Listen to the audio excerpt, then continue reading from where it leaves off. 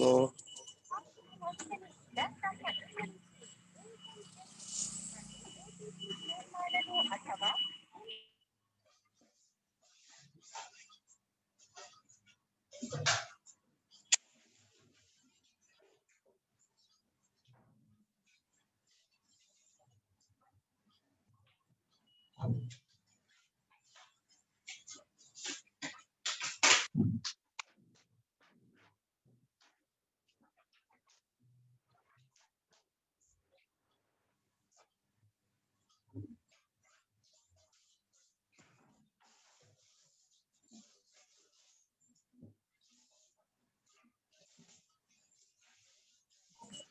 ಎಲ್ಲರಿಗೂ ನಮಸ್ಕಾರ. ನಾವು ಇವತ್ತು I just want everybody, Sakshi, can you make it my video visible, please, for some time? I request Sakshi Prem to. It is visible. It is visible. ಸ್ನೇಹಿತರೆ, ಇವತ್ತು ನಾವು ನನ್ನ ಕುವೆಂಪು ವಿಶ್ವಮಾನವ Kuvempu pyramid ಭವನ ಏನು ಹಿಡಿಘಟ್ಟ ಜಾಗದಲ್ಲಿ ನಡೀತಾ ಇದೆ. ಇವು ನಮ್ಮ ಸೋದರ ಮಾವನವರು ಬೇಲೂರು ವೆಂಕಟಕೃಷ್ಣ ಅವರು. ನಮಸ್ಕಾರ. ಅವರು ಇದರ ಗೌರವಾಧ್ಯಕ್ಷರು, ನಾನು ಇದರ ಕಾರ್ಯಾಧ್ಯಕ್ಷ. ಪತ್ರಿಜಿ ಅವರ ಒಂದು ಮಾರ್ಗದರ್ಶನದಲ್ಲಿ ಕುವೆಂಪು ಅವರ ಹೆಸರಿನಲ್ಲಿ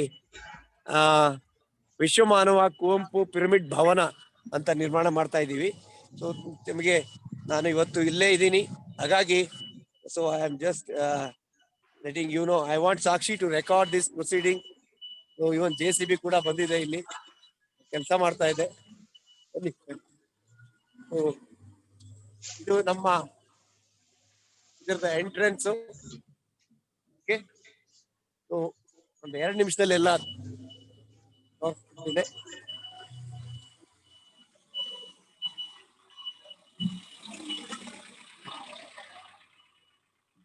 ವಿಶ್ವಮಾನವ ಕುವೆಂಪು ಪಿರಮಿಡ್ ಭವನ ಅಂತ 3 ಎಕರೆನಲ್ಲಿ 29ನೇ ತಾರೀಕು ಅದು ಪ್ರಾರಂಭೋತ್ಸವ ಇಟ್ಕೊಂಡಿದ್ದೀವಿ. ಕುವೆಂಪು ಅವರ ಹುಟ್ಟಿದ ಹಬ್ಬದ ದಿನದಂದು. ಡಾಕ್ಟ್ರೆ ಕಾಣಿಸ್ತಾ ಇದೆ? ಡಾಕ್ಟ್ರೆ, ಓಕೆ. ಇದು Kuvempu pyramid Bhavan. I can see Chetan. Can you able to see this? Sir, super, sir. You can see ಜನವರಿ ತಿಂಗಳಿನಲ್ಲಿ ನಾವು ಇದನ್ನ ಸ್ಟಾರ್ಟ್ ಮಾಡಿದ್ವಿ. ನಾವು we are coming to an end. ಪ್ರಾರಂಭೋತ್ಸವ 29/12/2020 ಮಂಗಳವಾರ 11 ಗಂಟೆಗೆ ಕವಿ ಸಿದ್ಲಿಂಗಯ್ಯ ಮತ್ತು ಮುಕುಂದರಾಜು, ಇನ್ನು ಇತರ ಹಿರಿಯ ಸಾಹಿತಿಗಳ ಸಮ್ಮುಖ. ಪತ್ರಿಜಿ ಅವರು ಬ್ಯುಸಿ ಇದ್ದಾರೆ, ಅವ್ರು ಬರಕ್ಕಾಗ್ತಿಲ್ಲ. ಸ್ನೇಹಿತರೆ, ಇನ್ನೊಂದು ಜಲಕ್ ತೋರಿಸ್ಬಿಡ್ತೀನಿ. ಇದು ಮೈನ್ ರೋಡ್ ಪಕ್ಕದ್ದು. ನಮ್ಮ ಮೈನ್ ರೋಡ್ ನ ನೀವು ನೋಡ್ಬೋದು.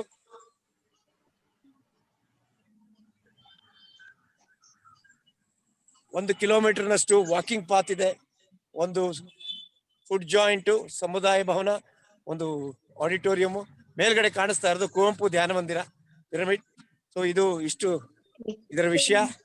ಇಂದಿನ ವಿಷಯ ಏನಪ್ಪಾ ಅಂದ್ರೆ, ನಾವು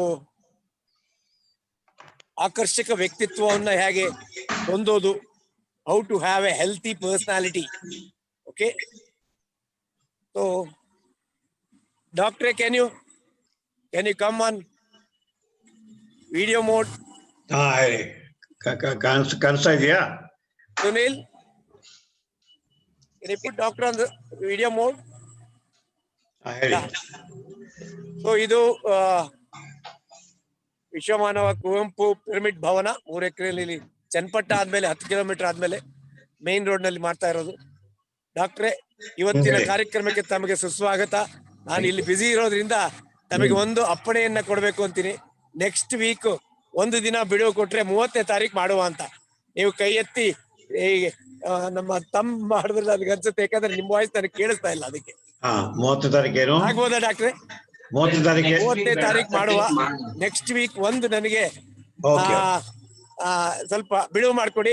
ತಾವು ದಯವಿಟ್ಟು ಮಂಗಳವಾರ 29/12/2020 ಕುವೆಂಪು ಅವರ ಜನ್ಮದಿನ ಅಂದು ತಾವೆಲ್ಲರೂ ಬರಬೇಕು. 11 ಗಂಟೆಗೆ ಇಲ್ಲಿ ಪ್ರಾರಂಭೋತ್ಸವ ಇರುತ್ತದೆ. ಸೊ ಇಷ್ಟು ಹೇಳಿ ಡಾಕ್ಟರ್ CR ಚಂದ್ರಶೇಖರ್ ಅವರು ಇವತ್ತಿನ ಕಾರ್ಯಕ್ರಮವಾದ ಆಕರ್ಷಕ ವ್ಯಕ್ತಿತ್ವವನ್ನ ಮುಂದುವರಿಸಬೇಕು ಅಂತ ನಿಮ್ಮೆಲ್ಲರ ಪರವಾಗಿ ನಾನು ಕೇಳ್ಕೊತೀನಿ.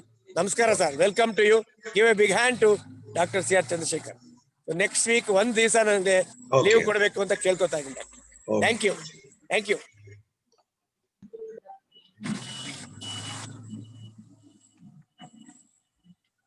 Sakshi, put him on the co-host. Yes. Yeah. Thank you, doctor. Over to you.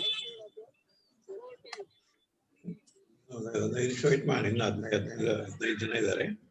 ಹೇಳಿ, ಮಾತಾಡಿ. ಇನ್ನೊಂದು 5 ನಿಮಿಷ ವೇಟ್ ಮಾಡೋಣ. Some more people may join. Can you hear me? Okay sir, ಹೇಳಿ ಸರ್, ಕೇಳಿಸಿದೆ ಸರ್. ವೈಟ್ ಮಾಡೋಣ ಸರ್ ಬೇಕಾದ್ರೆ. ಒಂದು 5 ನಿಮಿಷ, ಯಾಕೆಂದ್ರೆ 6 7 ಚೇತನ್ ಅವರೇ, ಒಂದ್ 5 ನಿಮಿಷ ಆದ್ಮೇಲೆ ನೀವೇ ಡಾಕ್ಟರ್ ರಿಮೈಂಡ್ ಮಾಡ್ಬಿಡಿ. ಹಾ sir, okay sir, sure. Okay.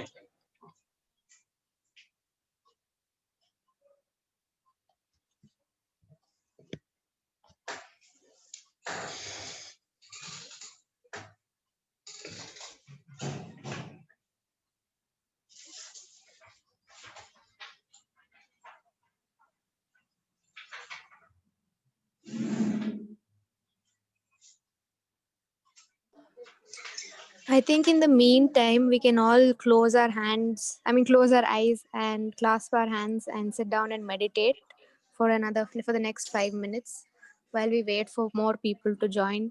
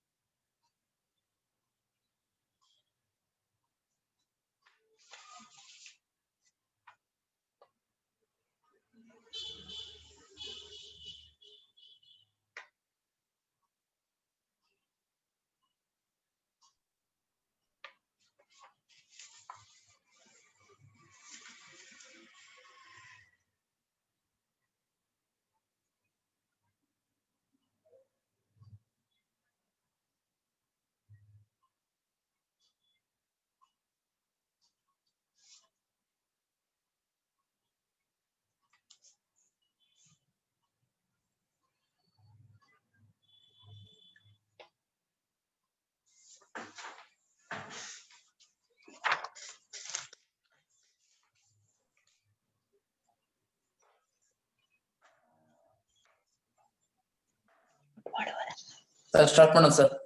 sure.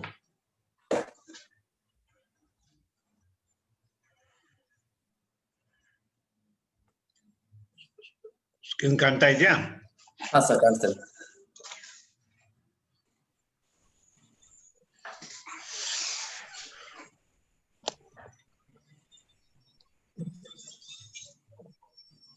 ಎಲ್ರಿಗೂ ನಮಸ್ಕಾರ. ನಮಸ್ತೆ. ಕೇಳಿಸ್ತಾ ಇದೆಯಾ? ಹಾ ಸರ್ ಕೇಳಿಸ್ತಾ ಉಂಟು. Okay.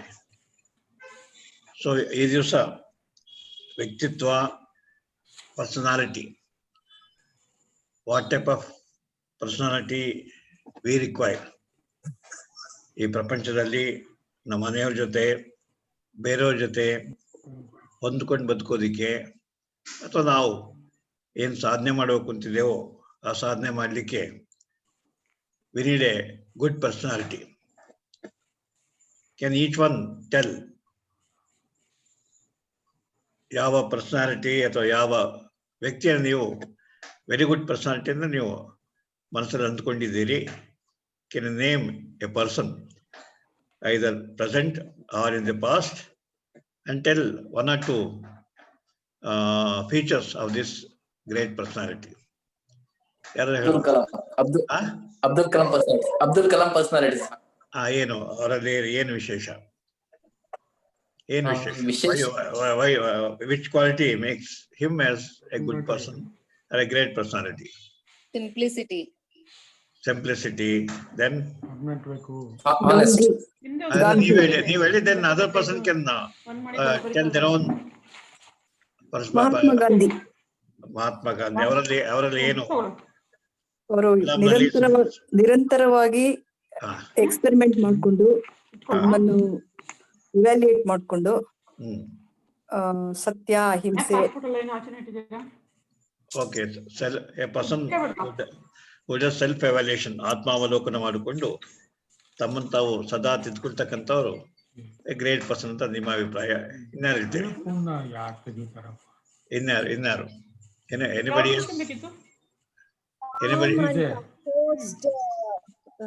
Calm and composed mindset ಯಾರು? and ಯಾರಿದ್ದಾರೆ? Sudha Hariharan. ನಿಮ್ ಪ್ರಕಾರ ಕಾಮನ್ ಕೋಯ್ಟ್ ಆಗಿರ್ತಕ್ಕಂಥ ಪರ್ಸನಾಲಿಟಿ ಯಾರು ನೋಡಿದಿರಿ? Sardar Vallabhbhai Patel. ಅವ್ರು ನೋಡಿದ್ ನಾವೆಲ್ಲ ನೋಡಿಲ್ಲ, ಓದಿದ್ದೇವೆ. ಓದಿರೋದು ಅವ್ರ ಬಗ್ಗೆ. ಓಕೆ. ಇನ್ಯಾರು? ಸರ್ ಸುಧಾಮೂರ್ತಿ ಮೇಡಮ್ ಅವರು ಸರ್. ಏನು ಅವರಲ್ಲಿ ಏನಿದೆ?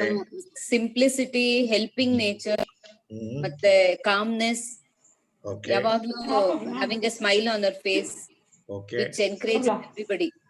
ಓಕೆ. Anybody else? Sir, ನಾನು I would prefer to say that my father was my role model, sir. Strong ಆಗಿ ಬಿಲ್ಡ್ ಮಾಡಿ ಯಾರಿದ್ದಾರೆ ಅಂತ. So we can easily imagine who is a good person, who is having a good personality. ನಮ್ಮ ಮುಂದೆ ಯಾರಿದ್ದಾರೆ? ಮಾದರಿಯಾಗಿ ಹೇಳಿದ್ದಾರೆ. ಈಗಾಗಲೇ ಕಲಾಂ ಹೇಳಿದ್ದಾರೆ, ಮಹಾತ್ಮ ಗಾಂಧಿ ಹೇಳಿದ್ದಾರೆ, ಸುಧಾಮೂರ್ತಿ ಹೇಳಿದ್ದಾರೆ, ಆಮೇಲೆ ಸರ್ದಾರ್ ವಲ್ಲಭಾಯ್ ಪಟೇಲ್ ಹೇಳಿದ್ದಾರೆ. 4 ಹೆಸರು ಬಂತು. ಇನ್ನ ಹೇಳಿದ್ದಾರೆ ವಿವೇಕಾನಂದ. ಆಮೇಲೆ ಅಲ್ಲ ಸರ್, ನಮಸ್ತೆ ಸರ್. ನಮಸ್ತೆ ಸರ್. ನಮಸ್ಕಾರ.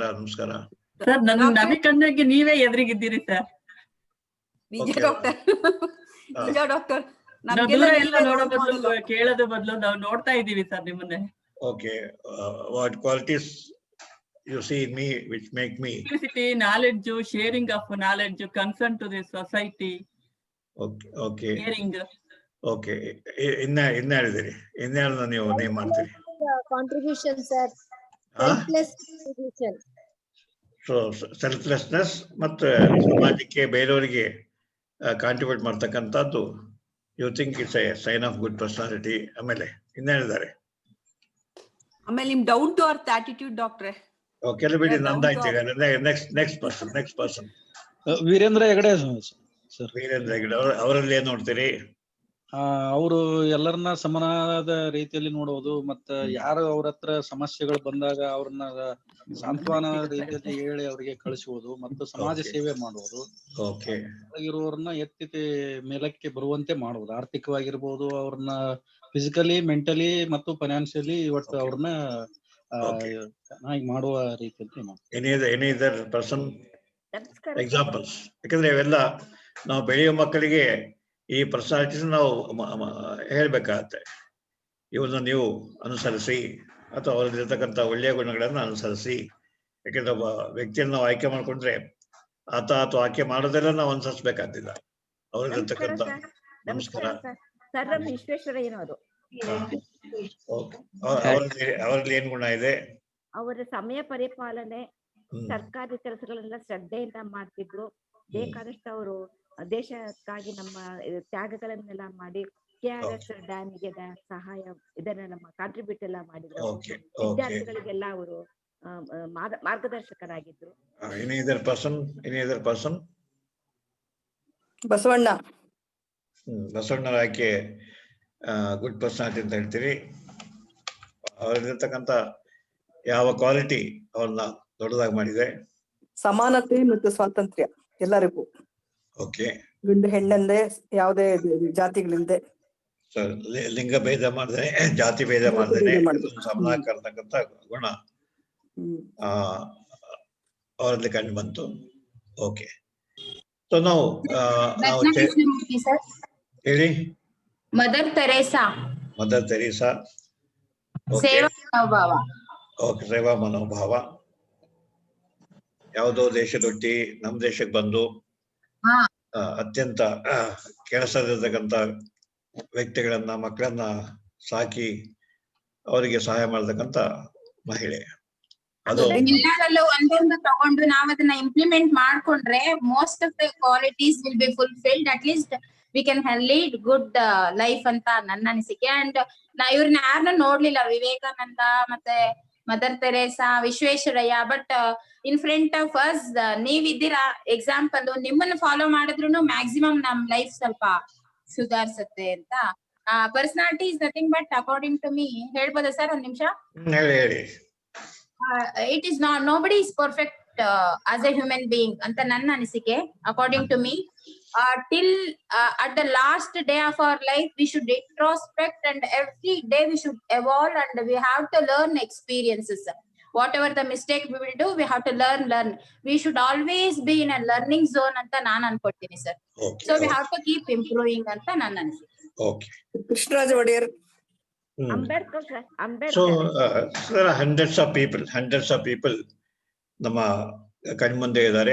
ನಮ್ಮ ಶಾಲೆ ಕಾಲೇಜುಗಳಲ್ಲಿ ಇದನ್ನ ವೆರಿ ಗುಡ್ ಪರ್ಸನಾಲಿಟೀಸ್ ಅಂತ ನಾವು ಅವ್ರ ಬಗ್ಗೆ ಪಾಠ ಓದ್ತೇವೆ. ಹಾಗೆ ಎಲ್ಲ ಕಡೆ ಪ್ರತಿಯೊಂದು ಊರಿನಲ್ಲಿ, ಪ್ರತಿಯೊಂದು ಕೇರಿನಲ್ಲಿ ಯಾವುದೋ ಪ್ರತಿಮೆ ಇರುತ್ತೆ.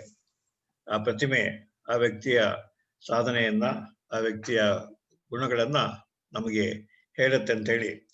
ಸೊ ಇಡೀ ದೇಶದ ನೀವೆಲ್ಲೇ ಹೋಗಿ ಯಾವುದೋ ಒಬ್ಬ ವ್ಯಕ್ತಿಯ ಪ್ರತಿಮೆ ಅಥವಾ ಚಿತ್ರ ಅಥವಾ ಅವ್ರ ಬಗ್ಗೆ ಮಾತಾಡ್ತಕ್ಕಂಥದ್ದು. Okay, so what is personality? Personality ಅಂತಂದ್ರೇನು, ವ್ಯಕ್ತಿತ್ವ ಅಂದ್ರೇನು? ಒಂದು the intellectual level and thinking. So ಬುದ್ಧಿವಂತಿಕೆ ಮತ್ತೆ ಅದಕ್ಕೆ ಸರಿ ಹೊಂದತಕ್ಕಂಥ ಆಲೋಚನಾ ಸಾಮರ್ಥ್ಯ. ಯಾಕಂದ್ರೆ unless we think and work, unless we plan and work, start a work. So ಒಂದು ಇಂಟೆಲಿಜೆನ್ಸು ಮತ್ತೆ ಥಿಂಕಿಂಗ್ ಎಷ್ಟು ಸಾಧ್ಯವೋ ಅಷ್ಟು ಉನ್ನತ ಮಟ್ಟದಲ್ಲಿರಬೇಕು. ಹಾಗೆ ಎರಡನೇದು emotional expressions and control. So ಭಾವನೆಗಳನ್ನ ಸರಿಯಾದ ಪ್ರಮಾಣದಲ್ಲಿ, ಸರಿಯಾದ ಸಮಯಕ್ಕೆ, ಸರಿಯಾದ ರೀತಿಯಲ್ಲಿ ಪ್ರಕಟ ಮಾಡ್ತಕ್ಕಂಥದ್ದು. ಯಾಕೆಂತಂದ್ರೆ ಭಾವನೆಗಳನ್ನ ನಾವು ಸರಿಯಾಗಿ ಪ್ರಕಟ ಮಾಡಲಿಲ್ಲ ಅಥವಾ ಅತಿಯಾಗಿ ಪ್ರಕಟ ಮಾಡಿದ್ವಿ, ಕಂಟ್ರೋಲ್ ಇಲ್ಲದೆ, ಹತೋಟಿ ಇಲ್ಲದೇನೆ ಪ್ರಕಟ ಮಾಡಿದ್ವಿ, then people do not like us. ಅದು ಸಂತೋಷ ಆಗ್ಬೋದು, ದುಃಖ ಆಗ್ಬೋದು, ಕೋಪ ಆಗ್ಬೋದು, ಅಥವಾ ಇನ್ಯಾವುದೇ ಭಾವನೆ ಆಗ್ಬೋದು. So emotional expression and control ಎರಡನೇ ಮುಖ್ಯವಾದಂಥ ಪರ್ಸನಾಲಿಟಿ ಲಕ್ಷಣ. ಹಾಗೆ ಮೂರನೇದು ಆಟಿಟ್ಯೂಡ್ ಅಂಡ್ ಬಿಹೇವಿಯರ್. ಆಟಿಟ್ಯೂಡ್ ಅಂತಂದ್ರೆ ಇದು ಮನಸ್ಸಿನ ಧೋರಣೆ, ನಮ್ಮ ಬಗ್ಗೆ ಧೋರಣೆ, ಬೇರೆಯವ್ರ ಬಗ್ಗೆ ಧೋರಣೆ, ಅಥವಾ ಉದ್ಯೋಗದ ಬಗ್ಗೆ ಧೋರಣೆ, ದೇವರ ಧರ್ಮದ ಬಗ್ಗೆ ಧೋರಣೆ. ಸೊ ಆಟಿಟ್ಯೂಡ್ ಅಥವಾ ಮಕ್ಕಳ ಬಗ್ಗೆ ಧೋರಣೆ. ಸೊ ಆಟಿಟ್ಯೂಡ್ ಅಂತಕ್ಕಂಥದ್ದು ಬಹಳ ಮುಖ್ಯವಾಗಿ a good attitude and positive attitude makes a person good. Bad attitude ಅಥವಾ ವೆರಿ ವೀಕ್ ಆಟಿಟ್ಯೂಡ್ ಅಥವಾ ಆಟಿಟ್ಯೂಡ್ ಬದಲಾವಣೆ, ನಿನ್ನೆ ಒಂದು ಆಟಿಟ್ಯೂಡ್ ಇರುತ್ತೆ, ಇವತ್ತೊಂದು ಇನ್ನೊಂದಾಗುತ್ತೆ. So unstable attitudes again go in favor of a bad personality. So sticking to our attitude, and attitude should be good to yourself and good to others. ನಮಗೂ ಅದರಿಂದ ಅನುಕೂಲ ಆಗಬೇಕು, ಹಾಗೆ ಬೇರೆಯವ್ರಿಗೂ ಅನುಕೂಲ ಆಗಬೇಕು. ಹಾಗೆ ನಮ್ಮ ಬಿಹೇವಿಯರ್, ನಡವಳಿಕೆ, ಪರ್ಸನಲ್ ಲೈಫ್ನಲ್ಲಿ, ಸೋಷಿಯಲ್ ಲೈಫ್ನಲ್ಲಿ, ಬೇರೆಯವ್ರ ಮುಂದೆ ಅಂತ ಯಾವ ಸನ್ನಿವೇಶದಲ್ಲಿ ನಾವು ಹೇಗೆ ನಡ್ಕೊಳ್ತೇವೆ. ಬಿಕಾಸ್ ಜನ ಅಸೆಂಬ್ಲಿ ನೋಡಿದ್ರಿ, ಅಸೆಂಬ್ಲಿನಲ್ಲಿ MLCಗಳು ಮತ್ತೆ ಜನನಾಯಕರು ಹೇಗೆ ಬಿಹೇವ್ ಮಾಡಿದ್ರು ಅಂತ. So naturally nobody would like such behaviour. ಅದು ಶ್ರೀಸಾಮಾನ್ಯ ಆಗಿರ್ಬೋದು, ಅಥವಾ VIP ಆಗಿರ್ಬೋದು, ಅಥವಾ ನಾಯಕರಾಗಿರ್ಬೋದು, ಅಥವಾ ಇನ್ಯಾರಾಗಿರ್ಬೋದು. ಹಾಗಾಗಿ ಮನುಷ್ಯನ ನಡವಳಿಕೆ ಬಹಳ ಮುಖ್ಯ ಆಗುತ್ತೆ. ಅದು ಅಪ್ರೋಪ್ರಿಯೇಟ್ ಆಗಿರ್ಬೇಕು. ಹಾಗೆ ಯಾರಿಗೂ ಹಿಂಸೆ ಅಥವಾ ಮುಜುಗರ ತರಬಾರ್ದು. So attitude behaviour is the third one. ಹಾಗೆ ನಾಲ್ಕನೇದು ಆಕ್ಷನ್ಸ್ ಅಂಡ್ ರಿಯಾಕ್ಷನ್ಸ್. ನಮ್ಮ ಕೆಲಸಗಳು, ಕ್ರಿಯೆಗಳು. ಹರ್ಷವಾದಾಗ ನಾವೇನು ಹೇಗೆ ಆಕ್ಟ್ ಮಾಡ್ತೇವೆ, ಅಥವಾ ಏನೋ ಒಂದು ಸಾಧನೆ ಮಾಡಬೇಕು ಆಗ ನಮ್ಮ ಆಕ್ಷನ್ ಹೇಗಿರುತ್ತೆ, ಹೇಗೆ ಶುರು ಮಾಡ್ತೇವೆ, ಹೇಗೆ ಅದನ್ನ ಮುಂದುವರಿಸ್ತೇವೆ. ಆತಂಕ ಬಂದಾಗ ಅದನ್ನ ಹೇಗೆ ನಿವಾರಿಸ್ಕೊಳ್ತೇವೆ.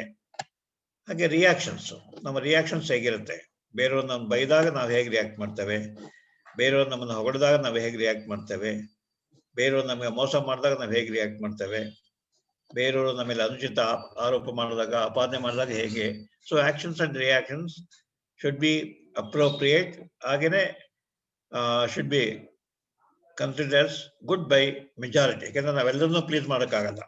ನಮ್ಮ ಆಕ್ಷನ್ ಇಂದ, ನಮ್ಮ ರಿಯಾಕ್ಷನ್ ಇಂದ ಎಲ್ಲರನ್ನ ಪ್ಲೀಸ್ ಮಾಡೋಕ್ಕಾಗಲ್ಲ. ಅಟ್ಲೀಸ್ಟ್ ಮೆಜಾರಿಟಿ 10 ಜನ ಇದ್ರೆ ಅಟ್ಲೀಸ್ಟ್ 8-9 ಜನಕ್ಕೆ ನಮ್ಮ ಆಕ್ಷನ್ಸ್ ರಿಯಾಕ್ಷನ್ ಸರಿಯಾಗಿದೆ ಅಂತಂದ್ರೆ ದೆನ್ ಯಾಕಂದ್ರೆ 10 ಜನನ ನಾವು ಮೆಚ್ಚಕ್ಕಾಗೋದಿಲ್ಲ. ಈಗ ರಾಮನ ಆಕ್ಷನ್ ಹಾಕಿದ್ರು ಮೆಚ್ಚರೆ, ಹಾಕಿದ್ರು ಮೆಚ್ಚೋದಿಲ್ಲ. ಕೃಷ್ಣನ ಆಕ್ಷನ್ಸ್ ಹಾಕಿದ್ರು ಮೆಚ್ಚರೆ, ಮೆಚ್ಚೋದಿಲ್ಲ. ಹಾಗೆ ರಾಮ ರಿಯಾಕ್ಟ್ ಮಾಡಿದ್ದು ಹೇಗೆ, ಕೃಷ್ಣ ರಿಯಾಕ್ಟ್ ಹೇಗೆ ಮಾಡ್ತಾರೆ, ಅಥವಾ ಬಸವಣ್ಣ ಹೇಗೆ ರಿಯಾಕ್ಟ್ ಮಾಡಿದ್ರು, ಅಥವಾ ವಿಶ್ವೇಶ್ವರನ ಹೇಗೆ ರಿಯಾಕ್ಟ್ ಮಾಡಿದ್ರು. ಅವ್ರು ದಿವಾನರಾಗಿದ್ದಾಗ ದಿವಾನರಾಗಬೇಕು ಅಂತ ನೆನಪು ಬಂದಾಗ ಎಲ್ಲರನ್ನ ಕರೆಸಿ ಹೇಳ್ತಾರೆ, ನೋಡಿ ನಾನು ದಿವಾನ ಆಗ್ತಿದ್ದೇನೆ, ನೀವುಗಳೆಲ್ಲ ನನ್ನ ಬಂಧುಗಳು, ಗೊತ್ತೈತೆ, ನೀವು ಫೇವರ್ಗೋಸ್ಕರ ನನ್ನ ಹತ್ರ ಬರಬಾರ್ದು. ಆತರ ಬರಲ್ಲ ಅಂತ ನೀವು ಮಾತು ಕೊಟ್ಟರೆ ನಾನು ದಿವಾನನಾಗಿ ನಾನು ಪದಗ್ರಹಣ ಮಾಡುತ್ತೇನೆ.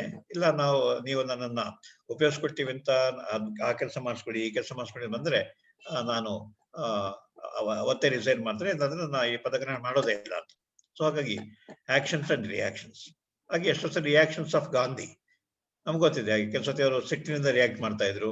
ಯಾಕಂದ್ರೆ ಕಸ್ತೂರ್ಬಾ ಒಂದ್ಸತಿ ಟಾಯ್ಲೆಟ್ ತೊಳೆಯಲ್ಲ ಅಂದಾಗ ಅವನ್ನ ಹೊರಗಡೆ ನೂಕಿ, ನಡರಾತ್ರಿಯಿಂದ ಹೊರಗಡೆ ನೂಕಿ, ನೀನ್ ಹೋಗು, ನನ್ನ ಜೊತೆ ಇರ್ಬೇಡ, ನೀನ್ ನನ್ನ ಜೊತೆ ಇರೋದಕ್ಕೆ ಆಶ್ರಮಕ್ಕೆ ನಾಲಾಯಕ್ ಅಂತೇಳಿ ರಿಯಾಕ್ಟ್ ಮಾಡ್ತಾರೆ. ಸೊ ರೀತಿ ಕೆಲಸತಿ ನಾವು ಅನೇಕರನ್ನ, ಯಾರು ಅತ್ಯಂತ ದೊಡ್ಡ ವ್ಯಕ್ತಿಗಳು, ಆದರ್ಶ ಪರ್ಸನಾಲಿಟಿ ಅಂತಕ್ಕಂಥವ್ರು, ಅವರು ಕೂಡ ಕೆಲಸತಿ ಅವರ ಆಕ್ಷನ್ಸು ರಿಯಾಕ್ಷನ್ಸು ಹಲವಾರು ದೃಷ್ಟಿಯಿಂದ ಸರಿಯ ಹೋಗೋದಿಲ್ಲ. ಹಾಗಾಗಿ ಹೆಚ್ಚಿನ ಸಮಯದಲ್ಲಿ, ಹೆಚ್ಚಿನ ಸಂದರ್ಭಗಳಲ್ಲಿ ನಾವು ನಮ್ಮ ಆಕ್ಷನ್ಸು ರಿಯಾಕ್ಷನ್ಸು ಚೆನ್ನಾಗಿರುವ ನೋಡ್ಕೊಂಡಾಗ ಆಗ ನಾವು ಒಳ್ಳೆಯ ಪರ್ಸನಾಲಿಟಿವರಾಗ್ತೇವೆ. ಹಾಗೆ ಎಥಿಕ್ಸ್ ಅಂಡ್ ವ್ಯಾಲ್ಯೂಸ್, ನೈತಿಕ ನಿಯಮಗಳು, ಹಾಗೆ ವ್ಯಾಲ್ಯೂಸ್, ಮೌಲ್ಯಗಳನ್ನ ಯಾರು ಫಾಲೋ ಮಾಡ್ತಾರೆ. ಈಗ ನೀವೆಲ್ಲ ಎಷ್ಟು ಹೇಳ್ತಾರಲ್ಲ ಎಥಿಕಲ್ ಮತ್ತೆ ವ್ಯಾಲ್ಯೂಸ್ ಫಾಲೋ ಮಾಡ್ತಕ್ಕಂಥವ್ರು. ಹಾಗೆ ಕ್ಯಾರೆಕ್ಟರ್, ತಮ್ಮ ಕ್ಯಾರೆಕ್ಟರ್ನ ಚೆನ್ನಾಗಿ ಇಟ್ಕೊಂಡಂತಕ್ಕಂಥವ್ರು. ಅಲ್ಲಿ ಕ್ಯಾರೆಕ್ಟರ್ ಹಾಳು ಮಾಡ್ಕೊಂಡಂತಕ್ಕಂಥವ್ರು ಯಾರು ಇಲ್ಲ. ಯಾಕಂದ್ರೆ ಕ್ಯಾರೆಕ್ಟರ್ ಹಾಳು ಮಾಡ್ಕೊಂಡಂಥವ್ರನ್ನ ನಾವು ಯಾವಾಗಲೂ ಗೌರವಿಸೋದಿಲ್ಲ, ಅವರು ನಮಗೆ ಮಾದರಿ ಆಗೋದೇ ಇಲ್ಲ. So ethics and values and character. ಹಾಗೆ social behaviour and harmony in society. ಯಾಕಂದ್ರೆ ಹೆಚ್ಚಿನ ಜನರನ್ನು ನಾವು ಆದರ್ಶ ವ್ಯಕ್ತಿ ಅಂತ ಯಾಕೆ ಆಯ್ಕೆ ಮಾಡ್ತೀವಿ ಅಂತಂದ್ರೆ ಅವರ ಸೋಷಿಯಲ್ ಬಿಹೇವಿಯರ್ ಮತ್ತೆ ಹಾರ್ಮೋನಿ ಇನ್ ದ ಸೊಸೈಟಿ. ತಾವು ಬೆಳೆಯೋದ್ರ ಜೊತೆಗೆ, ತಾವು ಸಂತೋಷದ ಜೊತೆಗೆ ತಮ್ಮ ಮನೆ, ತಮ್ಮ ಸುತ್ತಮುತ್ತ, ತಮ್ಮ ಊರು, ತಮ್ಮ ಕೇರಿ, ತಮ್ಮ ದೇಶ, ತಮ್ಮ ರಾಷ್ಟ್ರ, ಇಡೀ ಸಮುದಾಯಕ್ಕೆ ಅವರು ಸಹಾಯ ಮಾಡ್ತಾರೆ, ಅಥವಾ ತಮ್ಮ ಸುಖವನ್ನು ತ್ಯಾಗ ಮಾಡ್ತಾರೆ, ಅಥವಾ ತಾವು ಕಷ್ಟಪಟ್ಟು ಬೇರೆಯವರಿಗೆ, ಈಗ ದೊಡ್ಡ ಮರ ಇದ್ದ ಹಾಗೆ, ಮರ ಬಿಸಿಲು ನಿಲ್ಲುತ್ತೆ, ಮಳೆ ನಿಲ್ಲುತ್ತೆ, ತನ್ನ ಕೆಳಗಡೆ ಇರೋರಿಗೆ ಮಳೆಯಿಂದ ಆಶ್ರಯ ಕೊಡುತ್ತೆ, ಬಿಸಿಲಿಂದ ನೆರಳು ಕೊಡುತ್ತೆ. ಈ ರೀತಿ ಸೋಷಿಯಲ್ ಬಿಹೇವಿಯರ್ ಹಾರ್ಮೋನಿ ಇದು ಬಹಳ ಮುಖ್ಯ ಆಗುತ್ತೆ ವ್ಯಕ್ತಿ ಆದರ್ಶ ವ್ಯಕ್ತಿ ಆಗೋದಕ್ಕೆ. 7ನೇದು ಡಿಸಿಪ್ಲಿನ್, ಹಾಗೆ ಪ್ಲಾನಿಂಗ್ ಅಂಡ್ ಮ್ಯಾನೇಜ್ಮೆಂಟ್. ಯಾಕಂದ್ರೆ ವಿಶ್ವೇಶ್ವರ ಅಂದ ತಕ್ಷಣ ನಮಗೆ ಬರ್ತಕ್ಕಂಥದ್ದು ಡಿಸಿಪ್ಲಿನ್, ಹಾಗೆ ಕಲಾಂ ಅಂದ ತಕ್ಷಣ ಬರ್ತಕ್ಕಂಥದ್ದು ಅವರ ಡಿಸಿಪ್ಲಿನ್. ಹಾಗೆ ನಮ್ಮ ನಿಟ್ಟೂರು ಶ್ರೀನಿವಾಸರಾವ್ 10 ಗಂಟೆ ಕಾರ್ಯಕ್ರಮ, ಅವರು ವೇದಿಕೆ ಮೇಲಿಲ್ಲ, ಆಡಿಯನ್ಸ್ ಆಗಿ 9 ಗಂಟೆ 50 ನಿಮಿಷ ಬಂದು ಕೂತಿರ್ತಾ ಇದ್ರು. ಎಷ್ಟು ಕಾರ್ಯಕ್ರಮ ನಾನು ನೋಡಿದ್ದೇನೆ. 10 ಗಂಟೆ ಅಂದ್ರೆ 5 ನಿಮಿಷ ಮೊದಲು. ಹಾಗೆ ಎಚ್ ನರಸಿಂಹಯ್ಯ, ಯಾವುದೇ ಸಮಾರಂಭ ನೀವು ಕರೀರಿ, ನೀವ್ಯಾರು ಬರ್ಬೇಡ್ರಪ್ಪ, ನನಗೆ ಕಾಲಿದೆ ನಡ್ಕೊಂಡ್ ಬರ್ತೇನೆ, ಅಥವಾ ನಾನೇ ಆಟೋ ಮಾಡ್ಕೊಂಡ್ ಬರ್ತೇನೆ, ಎಷ್ಟು ಗಂಟೆಗೆ ಇರ್ಬೇಕು ಹೇಳಿ 10 ನಿಮಿಷ ಮೊದಲು ನಾನು ಇರ್ತೇನೆ. ಹಾಗೆ 1 ಗಂಟೆ ಮುಗಿಸಿ ನಾನು ಹೊರಡ್ಬಿಡ್ಬೇಕು. ನೀವು ಲೇಟ್ ಆಯ್ತು ಅಂತ ನನ್ನ ತಡಿಬೇಡಿ. ಈ ರೀತಿ ಡಿಸಿಪ್ಲಿನ್ ಪ್ರತಿ ಯಾವುದೇ ನಿತ್ಯ ಜೀವನದಲ್ಲಿ ಡಿಸಿಪ್ಲಿನ್. ಎಷ್ಟೊತ್ತಿಗೆ ಹೇಳಬೇಕು, ಎಷ್ಟೊತ್ತಿಗೆ ಮಲಗಬೇಕು, ಎಷ್ಟೊತ್ತಿಗೆ ಊಟ ಮಾಡಬೇಕು, ಎಷ್ಟೊತ್ತಿಗೆ ಹೇಗೆ ಉಡುಪು ತೊಡಬೇಕು, ಹಾಗೆ ಕೆಲಸವನ್ನ ಪ್ಲಾನಿಂಗ್ ಮಾಡಿ ಮಾಡ್ತಕ್ಕಂಥದ್ದು. ಹಾಗೆ ಮ್ಯಾನೇಜ್ಮೆಂಟ್, ಯಾವುದೇ ಸನ್ನಿವೇಶ, ಯಾವುದೇ ಸಮಸ್ಯೆ ನೀವು ಶಿಸ್ತಿನಿಂದ ಮ್ಯಾನೇಜ್ ಮಾಡ್ತಕ್ಕಂಥದ್ದು. ಹಾಗೆ 8ನೇದು ಕಮ್ಯುನಿಕೇಶನ್ ಪ್ಯಾಟರ್ನ್ಸ್, ಸಂವಹನ. ಕೆಲವು ನಾಯಕರಲ್ಲಿ ಸಂವಹನದ ಕೊರತೆ ಇರುತ್ತೆ, but they manage with other things. But ಯಾವ ವ್ಯಕ್ತಿ ಕಮ್ಯುನಿಕೇಟ್ ಮಾಡ್ತಾರೆ, ಒಳ್ಳೆಯ ಭಾಷೆ, ಒಳ್ಳೆಯ ಸೌಜನ್ಯಯುತ ಮಾತುಗಳು, ಹಾಗೆ ಆಕರ್ಷಣೀಯವಾಗಿ ಮಾತಾಡ್ತಕ್ಕಂಥದ್ದು. ಸೊ ಹಾಗೆ ತಮ್ಮ ಭಾವನೆಗಳನ್ನ ಹೇಗೆ ವ್ಯಕ್ತಪಡಿಸ್ತಾರೆ, ಹಾಗೆ ಬೇರೆಯವರ ಭಾವನೆಗಳನ್ನ ಅರ್ಥ ಮಾಡ್ಕೊಂಡು ಅದಕ್ಕೆ ರಿಯಾಕ್ಷನ್ ತೋರಿಸ್ತಾರೆ. ಸೊ ಕಮ್ಯುನಿಕೇಶನ್ ಪ್ಯಾಟರ್ನ್ಸ್ ಕೂಡ ಒಳ್ಳೆಯ ಪರ್ಸನಾಲಿಟಿ ಒಂದು ಭಾಗವಾಗುತ್ತೆ. ಹಾಗೆ taking care of duties and responsibilities. So ತಂದೆಯಾಗಿ, ಮಗನಾಗಿ, ಅಥವಾ ನಾಯಕನಾಗಿ, ಅಥವಾ ಅನುಯಾಯಿಯಾಗಿ, ಅಥವಾ ಜೊತೆ ಕೆಲಸಗಾರನಾಗಿ, ನೆರೆಹೊರೆಯಾಗಿ, ಪ್ರತಿಯೊಬ್ಬರಿಗೂ ಹಲವಾರು ಕರ್ತವ್ಯಗಳಿರುತ್ತೆ, ಹಾಗೆ ಜವಾಬ್ದಾರಿಗಳಿರುತ್ತೆ. ಸೊ ನಿಮ್ಮ ಕುಟುಂಬ ನಿಮ್ಮ ಮೇಲೆ ಕೆಲವು ಕರ್ತವ್ಯಗಳನ್ನು ವಿಧಿಸಬಹುದು. ಕೆಲಸ ಮಾಡೋ ಕಡೆ ನಿಮಗೆ ಡ್ಯೂಟೀಸ್ ಅಂಡ್ ರೆಸ್ಪಾನ್ಸಿಬಿಲಿಟೀಸ್ ಕೊಡ್ತಾರೆ. ಹಾಗೆ ಸಮಾಜದಲ್ಲಿ return as well as unreturn duties and responsibilities. So ಇದನ್ನು ಯಾರು ನಿಷ್ಠೆಯಿಂದ ಫಾಲೋ ಮಾಡ್ತಾರೆ, ಹಾಗೆ ಉದ್ದೇಶಪೂರ್ವಕವಾಗಿ ಕರ್ತವ್ಯವನ್ನ ಮಾಡದೇ ಇರ್ತಕ್ಕಂಥದ್ದು, ಅಥವಾ ಜವಾಬ್ದಾರಿಯನ್ನ ಕೈ ಬಿಡ್ತಕ್ಕಂಥದ್ದು, ಅದು ಒಳ್ಳೆಯ ಲಕ್ಷಣ ಆಗೋದಿಲ್ಲ. So taking care of and do your best. ನೀವು ಅದನ್ನ ಪರಿಪೂರ್ಣವಾಗಿ ಮಾಡ್ಲಿಕ್ಕೆ ಆಗದಿರ್ಬೋದು, ಆದರೆ ಡೂ ಯುವರ್ ಬೆಸ್ಟ್. ನಿಮ್ಮ ಕೈಲಾದಂತ ಮಟ್ಟಿಗೆ, ಹಾಗೆ ನಿಮ್ಮ ಯೋಗ್ಯತೆ ಮಟ್ಟಕ್ಕೆ ನಿಮ್ಮ ಡ್ಯೂಟಿಯನ್ನ ಮಾಡಿ ನಿಮ್ಮ ಜವಾಬ್ದಾರಿಯನ್ನ ನಿರ್ವಹಿಸಬೇಕಾದ. ಹಾಗೆ 10ನೇದು self respect, confidence and self presentation. Self respect ಬಹಳ ಮುಖ್ಯ ಆಗುತ್ತೆ. ನೀವೇ ನಿಮ್ಮನ್ನ ಗೌರವಿಸ್ಕೊಳ್ಬೇಕು ಅಂತಂದ್ರೆ ಬೇರೆಯವರು ನಿಮ್ಮನ್ನ ಗೌರವಿಸ್ಕೊಳ್ಬೇಕು ಅಂತ ಹೇಗೆ ನಿರೀಕ್ಷೆ ಮಾಡಿ? ಇಷ್ಟ ಬಿಡಿ ಸಹ, ನಾನೇನು ಪ್ರಯೋಜನ ಇಲ್ಲ, ನಾನೇ ಸಹ ಒಬ್ಬ ಸಾಮಾನ್ಯ ಮನುಷ್ಯ, ಪಾಪ ಅವರು ದೊಡ್ಡ ಕೆಲಸ ಮಾಡಿರ್ತಾರೆ, 10 ಜನ ಸಹ ನೀವು ದೊಡ್ಡವರು ಅಂತ ಹೇಳ್ತಾರೆ, ಅವರಿಗೆ ಅತಿ ವಿನಯ ತಮ್ಮ ಬಗ್ಗೆ ಒಂದು ರೀತಿ ಕೀಳರಿಮೆ. ಸೊ ಸೆಲ್ಫ್ ರೆಸ್ಪೆಕ್ಟ್ ಬಹಳ ಮುಖ್ಯ ಆಗುತ್ತೆ. ಹಾಗೆ ಕಾನ್ಫಿಡೆನ್ಸ್, ಯಾವುದೇ ಕ್ಲಿಷ್ಟಕರ ಸನ್ನಿವೇಶದಲ್ಲಿ, ಜವಾಬ್ದಾರಿಗಳು ಬಂದಾಗ, ಕರ್ತವ್ಯ ನಿರ್ವಹಣೆಯಲ್ಲಿ ನಾನು ಮಾಡಬಲ್ಲೆ, ನಾನು ಜಯ ಗಳಿಸಬಲ್ಲೆ, ನಾನು ಯಶಸ್ಸನ್ನ ಪಡೆಯಬಲ್ಲೆ ಅಂತಕ್ಕಂಥ, ಅಥವಾ ಈ ಕೆಲಸವನ್ನು ನಾನು ಮುಗಿಸಬಲ್ಲೆ, ನಾನು ಕೊಟ್ಟಿರ್ತಕ್ಕಂಥ ಟಾಸ್ಕನ್ನು ನಾನು ಮಾಡಬಲ್ಲೆ. ಹಾಗೆ ಸೆಲ್ಫ್ ಪ್ರೆಸೆಂಟೇಷನ್, ನೀವು ಹೊರಗಡೆ ಬಂದಾಗ ನೀವು ಹೇಗೆ ನಿಮ್ಮನ್ನು ನೀವು ಬೇರೆಯವ್ರ ಮುಂದೆ ಕಾಣಿಸಿಕೊಂಡಿರ್ತೀರಿ. ವಿಶೇಷರ ಬಗ್ಗೆನೂ ಒಂದಿದೆ. ಅವ್ರು ಯಾವತ್ತೂ ಮನೆ ಒಳಗಡೆ ಬಂತು ಅಂದ್ರೆ ಮನೆಯಲ್ಲಿ ಹೇಗಿದ್ರು ಯಾರು ನೋಡಿಲ್ಲ, ಆದ್ರೆ ಅವ್ರ ರೂಮಿಂದ ಹಜಾರಕ್ಕೆ ಬಂದಾಗ ಸೂಟು ಬೂಟು ಮತ್ತೆ ಬೇಟ ಇರ್ಲೇಬೇಕು. ಅದಿಲ್ಲೇ ಬರ್ತಾನೆ ಇರ್ಲಿಲ್ಲ. ಅವರು ಬಂದ ಅತಿಥಿ ಸಾಮಾನ್ಯ ವ್ಯಕ್ತಿ ಆಗಿರ್ಲಿ ಅಥವಾ ಇನ್ಯಾರೇ ಆಗಿರ್ಲಿ, ಅದು ಯಾವುದೇ ಸಭೆ ಸಮಾರಂಭ ನೋಡಿದ್ರಿ, ನೀವೆಲ್ಲಾ ಫೋಟೋ ನೋಡಿದ್ರಿ. ಅಲ್ಲಿ ಅವರು ಎಷ್ಟು ಶಿಸ್ತಿನಿಂದ ಉಡುಪು ದೋಸೆ ಪೇಟ ಇಟ್ಟುಕೊಂಡು ಶಿಸ್ತಾಗಿ ಕೂತ್ಕೊಳ್ತಾ ಇದ್ರು. ಇದು ಸೆಲ್ಫ್ ಪ್ರೆಸೆಂಟೇಶನ್.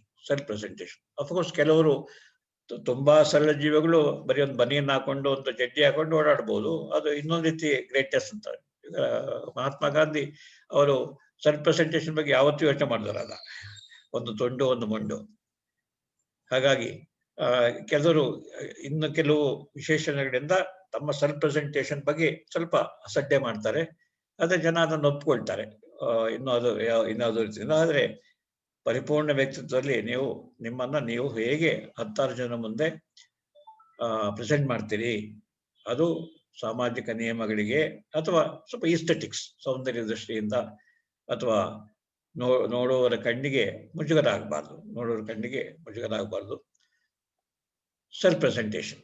ಹಾಗೆ ಹಾಬೀಸ್ ಅಂಡ್ ರಿಕ್ರಿಯೇಷನ್, ನಿಮ್ಮ ಹವ್ಯಾಸಗಳು. ಒಂದು, ನಾವೆಲ್ಲ ವೃತ್ತಿ ಮಾಡ್ತೇವೆ, ಹಾಗೆ ಸಂಪಾದನೆ ಮಾಡ್ತೇವೆ, ಹಾಗೆ ನಮ್ಮ ಜವಾಬ್ದಾರಿಯನ್ನು ನಿರ್ವಹಿಸ್ತೇವೆ. ಜೊತೆಗೆ ಹಾಬೀಸ್ ಅಂಡ್ ರಿಕ್ರಿಯೇಷನ್, ನೀವು ಯಾವ ಹವ್ಯಾಸಗಳನ್ನ ನೀವು ಇಟ್ಟುಕೊಳ್ಳುತ್ತೀರಿ. ಸೊ ಗುಡ್ ಪರ್ಸನಾಲಿಟಿ ಅಂತಂದ್ರೆ ನಿಮಗೊಂದು ಹವ್ಯಾಸ ಏನ್ ಬೇಕಾದ್ರೆ ಅವನು ಸಂಗೀತದ ಕಲಿಯೋ ಹವ್ಯಾಸ ಆಗ್ಬೋದು, ಸಂಗೀತ ಕೇಳೋ ಹವ್ಯಾಸ ಆಗ್ಬೋದು, ಪ್ರವಾಸ ಮಾಡೋ ಹವ್ಯಾಸ ಆಗ್ಬೋದು, ಬರೆಯೋ ಹವ್ಯಾಸ ಆಗ್ಬೋದು, ಗಿಡ ಮರ ಬೆಳೆಸೋ ಹವ್ಯಾಸ ಆಗ್ಬೋದು. ಹಾಗೆ ರಿಕ್ರಿಯೇಷನ್, ಯಾಕಂದ್ರೆ ಮನುಷ್ಯನಿಗೆ 24 ಗಂಟೆಲಿ 6-7 ಗಂಟೆ ನಿದ್ದೆಗೋಯ್ತು ಅಂತಂದ್ರೆ ಉಳಿದ ಸಮಯವನ್ನು ಅವನು ಅಷ್ಟು ಗಂಟೆಗಳ ಕಾಲ ಕೆಲಸ ಮಾಡ್ಲಿಕ್ಕೆ ಸಾಧ್ಯ ಇಲ್ಲ. ಮಧ್ಯದಲ್ಲಿ ನಿಮಗೆ ರಿಕ್ರಿಯೇಷನ್ ಬೇಕಾಗುತ್ತೆ, ಹಾಗೆ ಮನೋರಂಜನೆ ಬೇಕಾಗುತ್ತೆ. ಅದನ್ನು ಯಾವ ವಿಧಾನದಲ್ಲಿ ಪಡ್ಕೊಳ್ತೀರಿ ರಿಕ್ರಿಯೇಷನ್. ಹಾಗೆ ಗೋಲ್ಸ್ ಅಂಡ್ ಆಸ್ಪಿರೇಷನ್ಸ್, ನಿಮ್ಮ ಗೋಲ್ಸ್ ಏನು? ಒಂದು ಅಲ್ಪಾವಧಿ ಗೋಲ್, ಹಾಗೆ ಮಧ್ಯಮಾವಧಿ ಗೋಲ್, ಹಾಗೆ ದೀರ್ಘಾವಧಿ ಗೋಲ್. ಗುರಿ ಏನು? ನಿಮ್ಮ ಜೀವನದ ಗುರಿ ಏನು ಸಾಧನೆ ಮಾಡಬೇಕು ಅಂತ ಇಷ್ಟಪಡ್ತೀರಿ ಇನ್ನು 5 ವರ್ಷದಲ್ಲಿ, 10 ವರ್ಷದಲ್ಲಿ? ಹಾಗೆ ನಿಮ್ಮ ಆಸ್ಪಿರೇಷನ್ಸ್, ನಿಮ್ಮ ಆಕಾಂಕ್ಷೆಗಳು. ಸೊ ಹಾಗಾಗಿ ಈ ಗೋಲ್ಸು ಆಸ್ಪಿರೇಷನ್ಸು ಪರ್ಸನಲ್ ಆಗಿರ್ಬೋದು, ಇಲ್ಲ ಅಂತಂದ್ರೆ ಸಮುದಾಯ ದೃಷ್ಟಿಯಿಂದ ಆಗ್ಬೋದು. ಸೊ ಬಸವಣ್ಣರ goals and aspirations so high, ಯಾಕಂದ್ರೆ ಅವರು ಇಡೀ ಸಮಾಜದಲ್ಲಿ ಜಾತಿ ಮತ್ತೆ ಹೆಣ್ಣು ಗಂಡು ಅಂತಕ್ಕಂಥ ಭೇದ, ಅಥವಾ ಶ್ರೀಮಂತ ವರ್ಗ ಮತ್ತೆ ಬಡವರ್ಗ ಅಂತಕ್ಕಂಥ ಭೇದ, ಇವೆಲ್ಲ ಈ ಭೇದರಹಿತ ಸಮಾಜವನ್ನು ಕಟ್ಟಬೇಕು. ಹಾಗೆ ಸಾವಿರಾರು ದೇವರನ್ನ ಜನ ನಂಬ್ತಾರೆ, ಹಾಗೆ ಮೂಢನಂಬಿಕೆಗಳನ್ನ ಫಾಲೋ ಮಾಡ್ತಾರೆ. ಒಂದು ಕಲ್ಲು ತಗೊಳ್ತಾರೆ, ಮಣ್ಣು ತಗೊಳ್ತಾರೆ, ಮರ ತಗೊಳ್ತಾರೆ, ಅದನ್ನ ದೇವರಂತ ಪೂಜೆ ಮಾಡ್ತಾರೆ, ಕುರಿ ಬಲಿ ಕೊಡ್ತಾರೆ, ಪ್ರಾಣಿ ಬಲಿ ಕೊಡ್ತಾರೆ, ಮತ್ತೊಂದು ಕೊಡ್ತಾರೆ. ಸೊ ಇಡೀ ನನ್ನ ಸಮಾಜದ ಜನ ಅವರು ಈ ಹುಸಿ ನಂಬಿಕೆಗಳನ್ನು ಬಿಡಬೇಕು, ಹಾಗೆ ಆತ್ಮಸ್ಥೈರ್ಯದಿಂದ ಬದುಕಬೇಕು, ಹಾಗೆ ಕೆಲಸವನ್ನ ಅವರು ನಿಷ್ಠೆಯಿಂದ ಮಾಡಬೇಕು. ಇದು ನನ್ನ ಆಸ್ಪಿರೇಷನ್. ನಾವೊಂದು ಕಲ್ಯಾಣ ಕರ್ನಾಟಕವನ್ನು ಒಂದು ಕಟ್ಟಬೇಕು, ಜಾತಿ ರಹಿತ ಸಮಾಜವನ್ನು ಕಟ್ಟಬೇಕು ಅಂತಕ್ಕಂಥ ಆಸ್ಪಿರೇಷನ್ ಬಸವಣ್ಣವರು ಅಥವಾ ಸಮಕಾಲದವರು ಆಗ ಅವರು ಗ್ರೇಟ್ ಅಂತ ಅನ್ಸ್ಕೊಳ್ತಾರೆ. Goals and aspirations. ಅಫ್ಕೋರ್ಸ್ ಇಂದಿನ ಕಾಲ ಚರಿತ್ರೆಯಲ್ಲಿ ತನ್ನ ಸಾಮ್ರಾಜ್ಯವನ್ನ ವಿಸ್ತರಣೆ ಮಾಡ್ತಕ್ಕಂಥದ್ದೇ ಗ್ರೇಟ್. ಸಾಮ್ರಾಜ್ಯವನ್ನು ಇಡೀ ಭಾರತ ಭೂಮಿಯ ಚಕ್ರವರ್ತಿನ ಅಂತ ಹೇಳೋದೇ ಅವನ ಗ್ರೇಟ್ನೆಸ್ ಆಗೋದು. ಹಾಗಾಗಿ ಅಂತ ಯಾವ ರಾಜನ ನಾವು ಅಶೋಕನ ಮಾತ್ರ ನಾವು ಗ್ರೇಟ್ ಅಂತ, ಯಾಕೆಂದ್ರೆ ಯುದ್ಧ ಮಾಡಿ ಯುದ್ಧದಲ್ಲಿ ಲಕ್ಷಾಂತರ ಸೈನಿಕರ ಹರಣ ಆದಾಗ ಆತ ನನ್ನ ರಾಜ್ಯ ವಿಸ್ತರಣೆಗೆ ಇಷ್ಟೊಂದು ಲಕ್ಷ ಜನರ ಪ್ರಾಣತ್ಯಾಗ ಬೇಕೆ, ಎಷ್ಟು ಜನ ಹೆಂಗಸರು ವಿಧವೆಯರಾದ್ರು, ಎಷ್ಟು ಜನ ಮಕ್ಕಳು ಅನಾಥರಾದ್ರು, ಈ ವಿಜಯಕ್ಕೆ ಏನ್ ಬೆಲೆ ಅಂತೇಳಿ ನಾನಿಂದ ಯುದ್ಧ ಮಾಡುವುದಿಲ್ಲ, ಕಳಿಂಗದ ಮೇಲೆ ಯುದ್ಧ ಮಾಡಿ ದೊಡ್ಡ ಪಾಠ ಕಲಿತೆ. ಹಾಗಾಗಿ ಬೌದ್ಧ ಧರ್ಮವನ್ನು ಸ್ವೀಕಾರ ಮಾಡ್ತಾನೆ, ಅಹಿಂಸಾ ವ್ರತದ ಪಾಲನೆ ಮಾಡ್ತಾನೆ.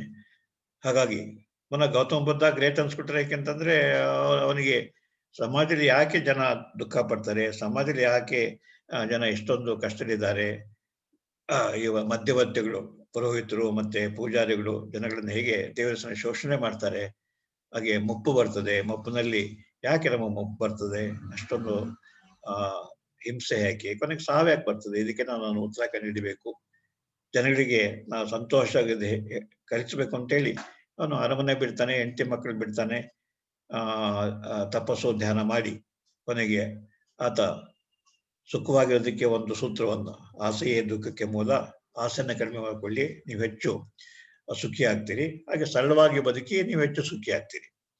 ಸೊ ಈ ರೀತಿ ಈ 12 ಅಂಶಗಳನ್ನ ಪುನಃ ರಿಪೀಟ್ ಮಾಡ್ತೇನೆ.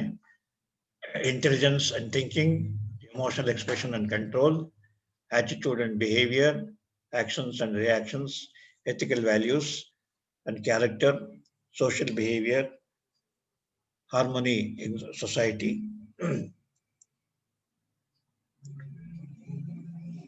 Discipline, planning and management, communication patterns, so taking care of duties and responsibilities. ಹಾಗೆ ಇವೆಲ್ಲ ಒಂದೇ ವ್ಯಕ್ತಿಲಿ ನೀವು ಕಾಣದೆ ಹೋಗ್ಬೋದು. ಯಾಕಂದ್ರೆ ನಾವು ಯಾರು ಹೇಳಿದಾಗೆ ಯಾವ ವ್ಯಕ್ತಿಯೂ ಪರಿಪೂರ್ಣನಲ್ಲ. ನಾವು ಗ್ರೇಟೆಸ್ಟ್ ಪರ್ಸನಾಲಿಟಿ ಅಂತ ಹೇಳೋ ವ್ಯಕ್ತಿನಲ್ಲೂ ಕೂಡ ಕೆಲವು ನ್ಯೂನತೆಗಳು ಕಾಣ್ತೇವೆ. ಸ್ಟಾರ್ಟಿಂಗ್ ಫ್ರಮ್ ಏನೇ ಬಳಿ ರಾಮ ತಗೊಳ್ಳಿ, ಕೃಷ್ಣ ತೆಗೆದುಕೊಳ್ಳಿ, ಅಥವಾ ಧರ್ಮರಾಯ ತೆಗೆದುಕೊಳ್ಳಿ, ಇಲ್ಲಂತಂದ್ರೆ ವಿವೇಕಾನಂದ ತೆಗೆದುಕೊಳ್ಳಿ, ಪರಮಹಂಸ ತೆಗೆದುಕೊಳ್ಳಿ, ಯಾರನ್ನೇ ತೆಗೆದುಕೊಳ್ಳಿ, ಎಲ್ಲಾ ವ್ಯಕ್ತಿಗಳಲ್ಲೂ ಕೆಲವು ಗ್ರೇಟ್ನೆಸ್ ಇತ್ತು, ಕೆಲವು ಹಾಗೆ ಅವರ ವೀಕ್ನೆಸ್ ಇರ್ತಾ ಇತ್ತು. ಹಾಗಾಗಿ ಈ 12 ಏರಿಯಾಗಳಲ್ಲಿ ನಾವು ಅದಕ್ಕೆ ಸಂಬಂಧಪಟ್ಟ ವ್ಯಕ್ತಿಗಳನ್ನ ಆಯ್ಕೆ ಮಾಡಿಕೊಂಡು ಅವರಾಗೆ ಅವರು ಮಾಡಿದ್ದಾರೆ, ನಾನು ಮಾಡಬಲ್ಲೆ ಅಂತಕ್ಕಂಥ ನಿರ್ಧಾರವನ್ನ ಮಾಡ್ತಕ್ಕಂಥ. ಎಷ್ಟು ಮಟ್ಟಿಗೆ ನಾವು ಇದರಲ್ಲಿ ಸಕ್ಸೀಡ್ ಆಗ್ತೀವಿ ಅನ್ನೋದು ನಮ್ಮ ಮೇಲೆ ಡಿಪೆಂಡ್ ಆಗುತ್ತೆ. ಬಟ್ ಇದು ಜೀವದ ಕೊನೆಯ ಉಸಿರಿರೋ ತನಕನೂ ನಾವು ನಮ್ಮ ಪರ್ಸನಾಲಿಟಿಯನ್ನ ಚೆನ್ನಾಗಿಟ್ಟುಕೊಳ್ಳಬೇಕು. ಇರ್ತಕ್ಕಂಥ ಅರೆಕೊರೆಗಳನ್ನ ತೆಗೆಯಬೇಕು, ದೌರ್ಬಲ್ಯಗಳನ್ನ ಕಮ್ಮಿ ಮಾಡ್ಕೊಳ್ಬೇಕು ಅಂತಕ್ಕಂಥ ಪ್ರಾಮಾಣಿಕ ಪ್ರಯತ್ನ ಮಾಡ್ತಾ ಹೋಗ್ಬೇಕಾಗತ್ತೆ. ನೀವು 50 ವರ್ಷದವರಾಗಿರಿ, 60 ವರ್ಷದವರಾಗಿರಿ, 20 ವರ್ಷದವರಾಗಿರಿ, ಯಾವುದೇ ವಯಸ್ಸಿನಲ್ಲಿ ನಿಮ್ಮ ಪರ್ಸನಾಲಿಟಿಯ ಸ್ವಾವಲೋಕನ ಮಾಡಿ ಸೆಲ್ಫ್ ಇಂಟ್ರಾಸ್ಪೆಕ್ಷನ್.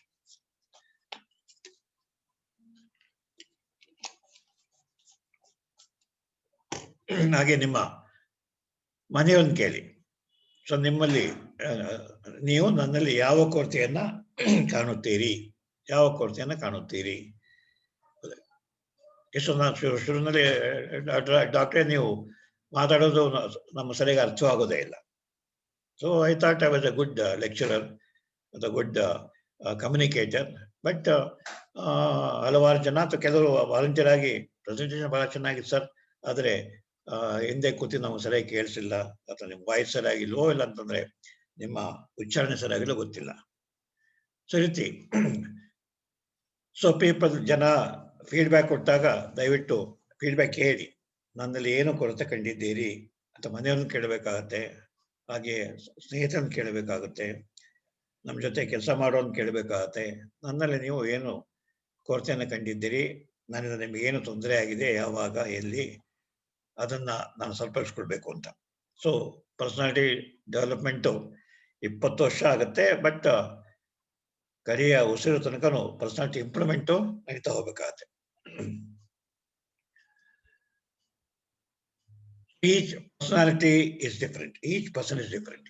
ಅದರ ನಮಗೆ ಗೊತ್ತಿದೆ. ನಮ್ಮ ಹೆಬ್ಬೆಟ್ಟಿನ ಗೆರೆಗಳು ಹೇಗೆ ನಮಗೆ ಯುನಿಕ್ಕೋ, ಹಾಗೆ ನಮ್ಮ ಸಿಗ್ನೇಚರ್ ನಮಗೆ ಏನೋಕ್ಕೋ, ಹಾಗೆ ನಮ್ಮ ವ್ಯಕ್ತಿತ್ವ ಕೂಡ ನಮಗೆ ವಿಶಿಷ್ಟ. 700 ಕೋಟಿ ಜನ ಇದ್ದಾರೆ ಇಡೀ ಪ್ರಪಂಚದಲ್ಲಿ. ಇಂಡಿಯಾದಲ್ಲಿ 130 ಕೋಟಿ ಜನ ಇದ್ದಾರೆ. ಪ್ರತಿಯೊಬ್ಬ ವ್ಯಕ್ತಿ ಇನ್ನೊಬ್ಬ ವ್ಯಕ್ತಿ ಹಾಗೆ ಇಲ್ಲ, ಎಲ್ಲೋ ಸ್ವಲ್ಪ ಹೋಲಿಕೆ ಕಾಣ್ಬೋದು. ಈಗ ಮೊನ್ನೆ ತಾನೇ ಅವರು ಬಂಜಾರ ಸ್ವಾಮೀಜಿ ನೋಡಿದ ತಕ್ಷಣ ಮೋದಿ ಅಂತ ಹೇಳ್ಬೋದು. ಚಿತ್ರ ನೋಡಿರೋ, ಸತ್ತಾಗ ಅವ್ರು ಚಿತ್ರ ಹಾಕಿದ್ರು, ಮೋದಿ ಇದ್ದ ಹಾಗೇನೆ. ಆದ್ರೆ ಸೂಕ್ಷ್ಮ ನೋಡಿದಾಗ ವ್ಯತ್ಯಾಸಗಳು ಕಾಣುತ್ತೆ. ಹಾಗೆ ಪ್ರಪಂಚದಲ್ಲಿ 7 ಜನ ಒಬ್ಬರಿದ್ದಾಗಿರ್ತಾರೆ ಅಂತ ಒಂದು ಸಾಮಾನ್ಯ ನಂಬಿಕೆ ಇದೆ. 7 ಜನ ನೋಡೋದಕ್ಕೆ ಮೂಗು ಕಣ್ಣು ಒಂದೇ ತರ ಇರ್ಬೋದು, ಅಥವಾ ಕೆಲವು ಸ್ವಭಾವಗಳು ಒಂದೇ ತರ ಇರ್ಬೋದು. ಆದ್ರೆ ಇಡೀ ಪರ್ಸನಾಲಿಟಿ ಇಬ್ಬರಲ್ಲಿ ಒಂದೇ ತರ ಇರೋದು ಇಲ್ಲವೇ ಇಲ್ಲ. ಅವಳಿ ಜವಳಿ ಕೂಡ ಇಲ್ವೇ ಇಲ್ಲ. ನೋಡೋಕೆ ಒಂದೇ ತರ ಇರ್ತಾರೆ. ಯಾರು ಲವ ಕುಶ, ಯಾರು ರಾಮ ಲಕ್ಷ್ಮಣ ಗೊತ್ತಾಗಲ್ಲ ಸರ್. ಆದ್ರೆ ಅವರ ಸ್ವಭಾವ, ಅವರ ಮಾತುಕತೆ ನೋಡಿದಾಗ ತಾಯಿಗೋ ಬೇರೆಯವರಿಗೋ ಗೊತ್ತಾಗ್ಬಿಡುತ್ತೆ ಯಾರು ರಾಮ, ಯಾರು ಲಕ್ಷ್ಮಣ ಅಂತ. So factors which influence the formation personality, ಒಂದು ಜೀನ್ಸ್ ಅಂಡ್ ಹೆರಿಡಿಟಿ. ನಮ್ಮ ಪ್ರತಿ ಜೀವಕೋಶ ಇರ್ತಕ್ಕಂಥ 20,000 ಜೀನುಗಳು ನಮ್ಮ ವ್ಯಕ್ತಿತ್ವವನ್ನ ರೂಪಿಸುತ್ತೆ. 20 ವರ್ಷಗಳ ಕಾಲ ನಮ್ಮ ಪರ್ಸನಾಲಿಟಿ ಫೌಂಡೇಶನ್ ಹಾಕಲಾಗತ್ತೆ. ಹಾಗೆ ಹೆರಿಡಿಟಿ, ನನ್ನ ತಂದೆಯ ಲಕ್ಷಣವನ್ನ ಅಥವಾ ತಂದೆಯ ಸ್ವರೂಪವನ್ನು ಪಡ್ಕೊಳ್ಬಹುದು. ಅಥವಾ ತಾತನಾಗೆ ನನ್ನ ಸ್ವಭಾವ ಬರ್ಬೋದು, ಅಜ್ಜಿಯಾಗೆ ಹಣದ ಖರ್ಚು ವಿಚಾರದಲ್ಲಿ ನನ್ನ ಜುಗ್ಗ ಆಗ್ಬೋದು. ಈ ರೀತಿ ವಂಶಿಕವಾಗಿ ತಂದೆಯಿಂದನೋ ತಾಯಿ ಕಡೆಯಿಂದನೋ ಅಥವಾ ಯಾರಿಂದನೋ ನಮಗೆ ಕೆಲವು ದಕ್ಷಿಣಗಳು ನಮಗೆ ಬಳುವಳಿಯಾಗಿ ಬರ್ತದೆ ಆಟೋಮೆಟಿಕ್ ಆಗಿ. ಆಮೇಲೆ ಅದನ್ನು ಬದಲಾವಣೆ ಮಾಡ್ಕೋಬಹುದು, ಪ್ರಯತ್ನ ಪಡ್ಬೇಕಷ್ಟೆ. ಸೊ ಮೊದಲನೇದು ಜೀನ್ಸ್ ಅಂಡ್ ಹೆರಿಡಿಟಿ. ಹಾಗಾಗಿ ನಾವು ಹೇಳ್ತೇವೆ ಬ್ರಿಟಿಷರ ಪರ್ಸನಾಲಿಟಿನೇ ಬೇರೆ, ಜಪಾನಿಯರ ಪರ್ಸನಾಲಿಟಿನೇ ಎನ್ ಮಾಸ್. ಇಡೀ ಒಂದು ರಾಷ್ಟ್ರದ ಇಡೀ ಸಮುದಾಯ, British English people have their own personality. ಹಾಗೆ Japanese have their own personality, Indians we have our own personality. ಹಾಗೇನೆ Russians are their own personality. So ಪ್ರತಿಯೊಂದು ರೇಸು, ಪ್ರತಿಯೊಂದು ದೇಶ ತನ್ನದೇ ಆದಂಥ ವ್ಯಕ್ತಿತ್ವವನ್ನ ರೂಪಿಸುತ್ತೆ. ಮತ್ತೆ ಹೆಚ್ಚಿನ ಜನ ಆ ಒಂದು ನ್ಯಾಷನಾಲಿಟಿ ಏನಿದೆ, ರಾಷ್ಟ್ರೀಯತೆ ಏನಿದೆ, ರಾಷ್ಟ್ರೀಯ ಲಕ್ಷಣ ಇದೆ. ಹಾಗೆ ನಮ್ಮ ಇಂಡಿಯಾದಲ್ಲಿ ಉತ್ತರ ಭಾರತೀಯರ ಪರ್ಸನಾಲಿಟಿ ಒಂದು ಟಿಪಿಕಲ್ ಆಗಿರುತ್ತೆ, ಹಾಗೆ ದಕ್ಷಿಣ ಭಾರತೀಯರ ಪರ್ಸನಾಲಿಟಿ ಒಂದು ಟಿಪಿಕಲ್. ಹಾಗೆ ನಮ್ಮ ಕೇರಳೈಟ್ಸ್ ಅವರ ಪರ್ಸನಾಲಿಟಿ ಒಂಥರ ಇರುತ್ತೆ, ತಮಿಳುನಾಡು ಅವರ ಪರ್ಸನಾಲಿಟಿ ಒಂಥರ ಇರುತ್ತೆ, ಆಂಧ್ರದವ್ರು ಒಂಥರ ಇರುತ್ತೆ, ಮಹಾರಾಷ್ಟ್ರದ. ಈ ರೀತಿ ಒಂದೊಂದು ರಾಜ್ಯ, ಒಂದೊಂದು ದೇಶ, ಒಂದೊಂದು ಖಂಡ, ಒಂದೊಂದು ರೇಸ್ ಪರ್ಸನಾಲಿಟಿ ಬೇರೆ ಬೇರೆ. ಯಾಕೆಂತಂದ್ರೆ ಅವರ ಜೀನ್ಗಳು, ಅವರು ಹುಟ್ಟಿ ಬಂದಂತ ಪರಿಸರ, ಜೊತೆಗೆ ಹೆರಿಟರಿ ಫ್ಯಾಕ್ಟರ್ಸ್. ಹಾಗೆ ಎರಡನೇದು ಪೇರೆಂಟಿಂಗ್. ನಾವು ಹುಟ್ಟಿಯಾದ ಮೇಲೆ ನಮ್ಮ ತಂದೆ ತಾಯಿಗಳು ನಮ್ಮನ್ನ ಹೇಗೆ ಬೆಳೆಸಿದ್ರು, ಎಷ್ಟು ಪ್ರೀತಿ ತೋರಿಸಿದ್ರು, ಎಷ್ಟು ಶಿಸ್ತನ್ನ ಕಲಿಸಿದ್ರು, ಹಾಗೆ ಯಾವ ಮಾದರಿಯನ್ನ ಹಾಕೊಟ್ರು. ಊಟ ಮಾಡೋದು ಹೇಗೆ ಅಂತ ಹೇಳ್ಕೊಟ್ರ, ಅಥವಾ ಡಿಸಿಪ್ಲಿನ್ ಹೇಳ್ಕೊಟ್ರ, ಹೇಗೆ ಅಲಂಕಾರ ಮಾಡ್ಕೊಳ್ಬೇಕು ಅಂತ ಹೇಳ್ಕೊಟ್ರ, ಅಥವಾ ಮನೆ ನೆಂಟು ಬಂದ ಜೊತೆ ಹೇಗೆ ವ್ಯವಹರಿಸ್ಬೇಕು ಅಂತ ಹೇಳ್ಕೊಟ್ರ, ತಪ್ಪು ಮಾಡಿದಾಗ ಏನ್ ಮಾಡಿದ್ರು, ಹಾಗೆ ನಾನು ಸರಿಯಾಗಿ ನಡ್ಕೊಂಡಾಗ ಹೇಗೆ ಅದನ್ನ ಪ್ರಶಂಸೆ ಮಾಡಿದ್ರು, ಇದು ಎಲ್ಲವೂ. ಸೊ ಪೇರೆಂಟಿಂಗ್ ಅಥವಾ ಎಂತ ಶಿಕ್ಷಣ ಕೊಟ್ರು. So parents play role in the moulding of personality. ಹಾಗೆ ಸ್ಕೂಲಿಂಗ್ ಅಂಡ್ ಎಜುಕೇಶನ್. ಸೊ ಶಾಲೆ ಮತ್ತು ವಿದ್ಯಾಭ್ಯಾಸ ನಮ್ಮ ವಿವೇಕಾನಂದ ಹೇಳಿದಾಗೆ ನಮ್ಮ ವ್ಯಕ್ತಿತ್ವ ಏನು ಅದಕ್ಕೆ ಕವರ್ ಆಗಿದೆ ಅದನ್ನ ತೆಗಿತಕ್ಕಂಥ ಕೆಲಸವನ್ನ ಶಿಕ್ಷಣ ಮಾಡುತ್ತೆ. ಅನ್ಕವರ್ ದಿ ಮಾಸ್ಕ್, ಅನ್ಕವರ್ ದಿ ಇಂಟ್ರೆಸ್ಟ್. ನನ್ನ ಸ್ವಾಭಾವಿಕ ವ್ಯಕ್ತಿತ್ವದ ವಿಕಾಸಕ್ಕೆ ಏನು ಅಡ್ಡಿ ಆತಂಕ ಆಗಿದೆ ಅಥವಾ ಏನು ಮಾದರಿಯನ್ನ ಕೊಡ್ಬೇಕು ಅಂತಕ್ಕಂಥದ್ದು ನಮ್ಮ ಶಾಲೆ ಮತ್ತೆ ಶಿಕ್ಷಣ ನಮಗೆ ಕೊಡ್ಬೇಕು. ಹಾಗೆ ರೋಲ್ ಮಾಡೆಲ್ಸ್. ನಾವು ಯಾರನ್ನ ರೋಲ್ ಮಾಡಲಿ, ಈಗ ನೀವು ಎಲ್ಲ ನಿಮ್ಮ ರೋಲ್ ಮಾಡೆಲ್ ಹೇಳಿದ್ರಿ. ಒಬ್ರು ಸುಧಾಮೂರ್ತಿನ ಆಯ್ಕೆ ಮಾಡ್ಕೊಂಡ್ರಿ, ಒಬ್ರು ವಿವೇಕಾನಂದ ಆಯ್ಕೆ ಮಾಡ್ಕೊಂಡ್ರಿ, ಒಬ್ರು ಮಹಾತ್ಮ ಗಾಂಧಿನ ಆಯ್ಕೆ ಮಾಡ್ಕೊಂಡ್ರಿ. ಹಾಗೆ ರೋಲ್ ಮಾಡೆಲ್ಸ್. ಸೊ ಈಗಿನ ಯುವಜನ ಯಾರನ್ನ ರೋಲ್ ಮಾಡೆಲ್ ಆಗಿ ಆಯ್ಕೆ ಮಾಡ್ಕೊಳ್ತಾರೆ? ಅವರು ಸ್ಪೋರ್ಟ್ಸ್ ಹೀರೋ ಕೊಹ್ಲಿನ ಆಯ್ಕೆ ಮಾಡ್ಕೊಳ್ತಾರ, ಇಲ್ಲ ಸಿನಿಮಾ ಹೀರೋ ಶಾರುಖ್ ಖಾನ್ನೋ, ಇಲ್ಲಂತಂದ್ರೆ ಪುನೀತ್ ರಾಜ್ಕುಮಾರ್ನ ಆಯ್ಕೆ ಮಾಡ್ಕೊಳ್ತಾರೋ? ಯಾಕಂದ್ರೆ ಅನೇಕ ಯುವಕರು ತಮ್ಮ ರೋಲ್ ಮಾಡೆಲ್ನ ಫಾಲೋ ಮಾಡ್ತಾರೆ, ಅಲಂಕಾರದಲ್ಲಿ, ವೇಷಭೂಷಣದಲ್ಲಿ, ನಡವಳಿಕೆಯಲ್ಲಿ, ಹಾಗೆ ಆಸ್ಪಿರೇಷನ್ಸ್ ನಲ್ಲಿ. So roll models. ಸೊ ಆಯಾ ಸಮಾಜದಲ್ಲಿ ಯಾರು ರೋಲ್ ಮಾಡೆಲ್ ಆಗಿದ್ದಾರೆ ಅನ್ನೋದ್ರ ಬಗ್ಗೆ ಯೋಚನೆ ಮಾಡಿದಾಗ ಅವ್ರನ್ನ ಫಾಲೋ ಮಾಡ್ತಕ್ಕಂಥ ವ್ಯಕ್ತಿಗಳ ಪರ್ಸನಾಲಿಟಿನ ನಾವು ಊಹಿಸ್ಬೋದು. ಹಾಗೆ ಎನ್ವಿರಾನ್ಮೆಂಟ್, ಪರಿಸರದಲ್ಲಿ ಇರ್ತಕ್ಕಂಥ ಜನ, ಪರಿಸರ ಇರ್ತಕ್ಕಂಥ ವಸ್ತುಗಳು, ಪರಿಸರ ಇರ್ತಕ್ಕಂಥ ಅಡ್ಡಿ ಆತಂಕಗಳು. So environment. ಹಾಗೆ ಗುಡ್ಡಗಾಡಿನ ಜನರ ಪರ್ಸನಾಲಿಟಿನೇ ಬೇರೆ ತರ ಇರುತ್ತೆ. ಮೆಟ್ರೋಪಾಲಿಟನ್ ಸಿಟಿ ಇರ್ತಕ್ಕಂಥ ಜನಗಳ ಸ್ವಭಾವನೆ ಬೇರೆ ತರ ಇರುತ್ತೆ. ಯಾಕಂದ್ರೆ ಅದೇ ವ್ಯಕ್ತಿ ಮೆಟ್ರೋಪಾಲಿಟನ್ ಸಿಟಿ ಬಂದಾಗ ಚೇಂಜ್ ಆಗ್ಬಿಡ್ತಾನೆ. ಅದೇ ವ್ಯಕ್ತಿ ಗುಡ್ಡಗಾಡಿಗೆ ಹೋಗಿ ಅವನ ಹಳ್ಳಿಗ, ನಮ್ಮ ತೇಜಸ್ವಿಯವರು ಮೈಸೂರಿನಲ್ಲಿ ಉಳ್ಕೊಂಡಿದ್ರು, ದೊಡ್ಡ ಮಹಾಕವಿಯ ಮಗನಾಗಿದ್ರು, ಅವರು PG ಮಾಡಿದ್ರು. ಆದ್ರೆ ಈ ಸೆಲೆಕ್ಟೆಡ್ ಮೂಡಿಗೆರೆ ಅಂತ ಸಣ್ಣ ಹಳ್ಳಿಗೆ ಹೋಗಿ then he developed his own personality style. ನನಗೆ ಮೈಸೂರು ಬೇಕಾಗಿಲ್ಲ, ಸಿಟಿ ಬೇಕಾಗಿಲ್ಲ, ನಾ ಯಾವ ಯೂನಿವರ್ಸಿಟಿ ಲೆಕ್ಚರ್ ಆಗೋದಿಲ್ಲ, ನಮ್ಮ ತಂದೆಗೆ ಪಾಠ ಮಾಡಕ್ ಹೋಗಲ್ಲ, ನಾನು ಕಾಡಿನ ಮಧ್ಯೆ ಇರಬೇಕು, ಇಷ್ಟವಾದಂತ ಕೆಲಸ ಮಾಡಬೇಕು, ಫೋಟೋಗ್ರಫಿ ಮಾಡಬೇಕು, ಅಥವಾ ಪ್ರಾಣಿ ಪಕ್ಷಿಗಳ ಬಗ್ಗೆ ಸಂಶೋಧನೆ ಮಾಡಬೇಕು, ಅದು ನನ್ನ ಆಸೆ ಅಂತ. So environment. ಸೊ ನೀವು ಕುವೆಂಪು ಇದ್ದ ಶೈಲಿ, ಕುವೆಂಪು ಎಷ್ಟು ಟಾಕೋಟಿಕ್ ಆಗಿ ಡ್ರೆಸ್ ಮಾಡ್ತಾ ಇದ್ರು, ಅದೇ ತೇಜಸ್ವಿ ಒಂದು ಟೀ ಶರ್ಟು, ಒಂದು ಕೆಲಸತಿ ನಿಕ್ಕರ್ ಅಷ್ಟೇ. ಸೊ ಎನ್ವೈರನ್ಮೆಂಟ್, ಹಾಗೆ ಎಕ್ಸ್ಪೀರಿಯನ್ಸಸ್, ಅನುಭವಗಳು. ಸೊ ನಿಮಗೆ ಜೀವನದಲ್ಲಿ ಪಾಸಿಟಿವ್ ಎಕ್ಸ್ಪೀರಿಯನ್ಸ್ ಆದಷ್ಟು ನಿಮ್ಮ ಪರ್ಸನಾಲಿಟಿನಲ್ಲಿ ಒಂದು ಪಾಸಿಟಿವ್ನೆಸ್ ಬರ್ತದೆ, ಆಶಾವಾದಿ ಆಗ್ತೀರಿ. ಹಾಗೆ ಎಕ್ಸ್ಪೀರಿಯನ್ಸಸ್ ನೆಗೆಟಿವ್ ಆದಷ್ಟು ನೀವು ನಿರಾಶಾವಾದಿ ಆಗ್ತೀರಿ, ಹಾಗೆ ಅವನತಿ ಸಿನಿಕ್ ಆಗ್ಬಿಡ್ತೀರಿ. ಏನೂ ಆಗೋದಿಲ್ಲ, ಯಾರು ಉದ್ಧಾರ ಆಗೋದಿಲ್ಲ. ಯಾಕಂದ್ರೆ ನಿಮ್ಮಲ್ಲಿ ಅನೇಕ ಕಹಿ ಅನುಭವಗಳು, ಸೋಲುಗಳಿಗೆ ನೀವು ಸಾಕ್ಷಿಯಾಗಿದ್ದೀರಿ. So experiences. ಅಥವಾ 10 ಜನ ಮೋಸ ಹೋಯ್ತು ಅಂತಂದ್ರೆ ನಿಮ್ಮ ಪರ್ಸನಾಲಿಟಿ ಬಂದು ಯಾರು ನಂಬಕ್ಕಾಗೋದಿಲ್ಲ ಅಂತ. ಅದೆಷ್ಟೋ ಜನ ಒಬ್ಬ ಹುಡುಗಿ ಅಥವಾ ಒಬ್ಬ ಹುಡುಗ ಕೈ ಕೊಟ್ಟಂತಂದ್ರೆ ಅಯ್ಯೋ ಗಂಡಸೆಲ್ಲ ಮೋಸಗಾರಸಲ್ಲ, ಹೆಂಗಸೆಲ್ಲ ಮೋಸಗಾರಸಲ್ಲ, ಯಾರು ನಮಗೆ ನಾವು ಮದುವೆ ಮಾಡ್ಬೇಕಾದಂತ ನಿರ್ಧಾರ ಮಾಡ್ತೀನಿ sir. And one bad experience. ಪ್ರೀತಿ ಮಾಡಿದ ಹುಡುಗನೋ ಪ್ರೀತಿ ಮಾಡಿದ ಹುಡುಗಿನೋ ಕೈ ಕೊಟ್ಟು ಹೋಯ್ತು ಅಂತಂದ್ರೆ it takes a decision and generalises. ಎಲ್ಲರೂ ಮೋಸಗಾರರೇ, ನಾನ್ಯಾರು ನಂಬೋದಿಲ್ಲ. ಅಥವಾ ಮದುವೆ ಆಯ್ತು ಅಂತಂದ್ರೆ ಹೆಂಡತಿನ ನಂಬೋದಿಲ್ಲ, ಗಂಡನ ನಂಬೋದಿಲ್ಲ, ಯಾವತ್ತಿನ ಮೋಸ ಮಾಡೋನೆ, ನಾನು ಬಿಟ್ಟು ಹೋಗೋನೆ ಅಂತ. The become paranoid. ಹಾಗೆ ಹೆಲ್ತ್ ಅಂಡ್ ಹೆಲ್ತ್, ನಿಮ್ಮ ಆರೋಗ್ಯ, ನಿಮ್ಮ sound body and sound mind ಅಂತೀವಿ. ಹಾಗೆ sound body sound mind lead to a healthy personality. So ನಿಮ್ಮ ಆರೋಗ್ಯ ಚೆನ್ನಾಗಿತ್ತು ಅಂತಂದ್ರೆ, ಹಾಗೆ ಅಥವಾ ಯಾವುದೇ ಕಾಯಿಲೆಗಳು, ಅನೇಕ ಜನ ದೀರ್ಘವಾದ ಕಾಯಿಲೆಗಳಿಂದ, ನೋವನ್ನು ಉಂಟು ಮಾಡುವ ಕಾಯಿಲೆಗಳಿಂದ ಜರ್ಜರಿತರಾಗ್ತಾರೆ, ಹಾಗೆ ನಿರಾಶಾವಾದಿಗಳಾಗ್ತಾರೆ.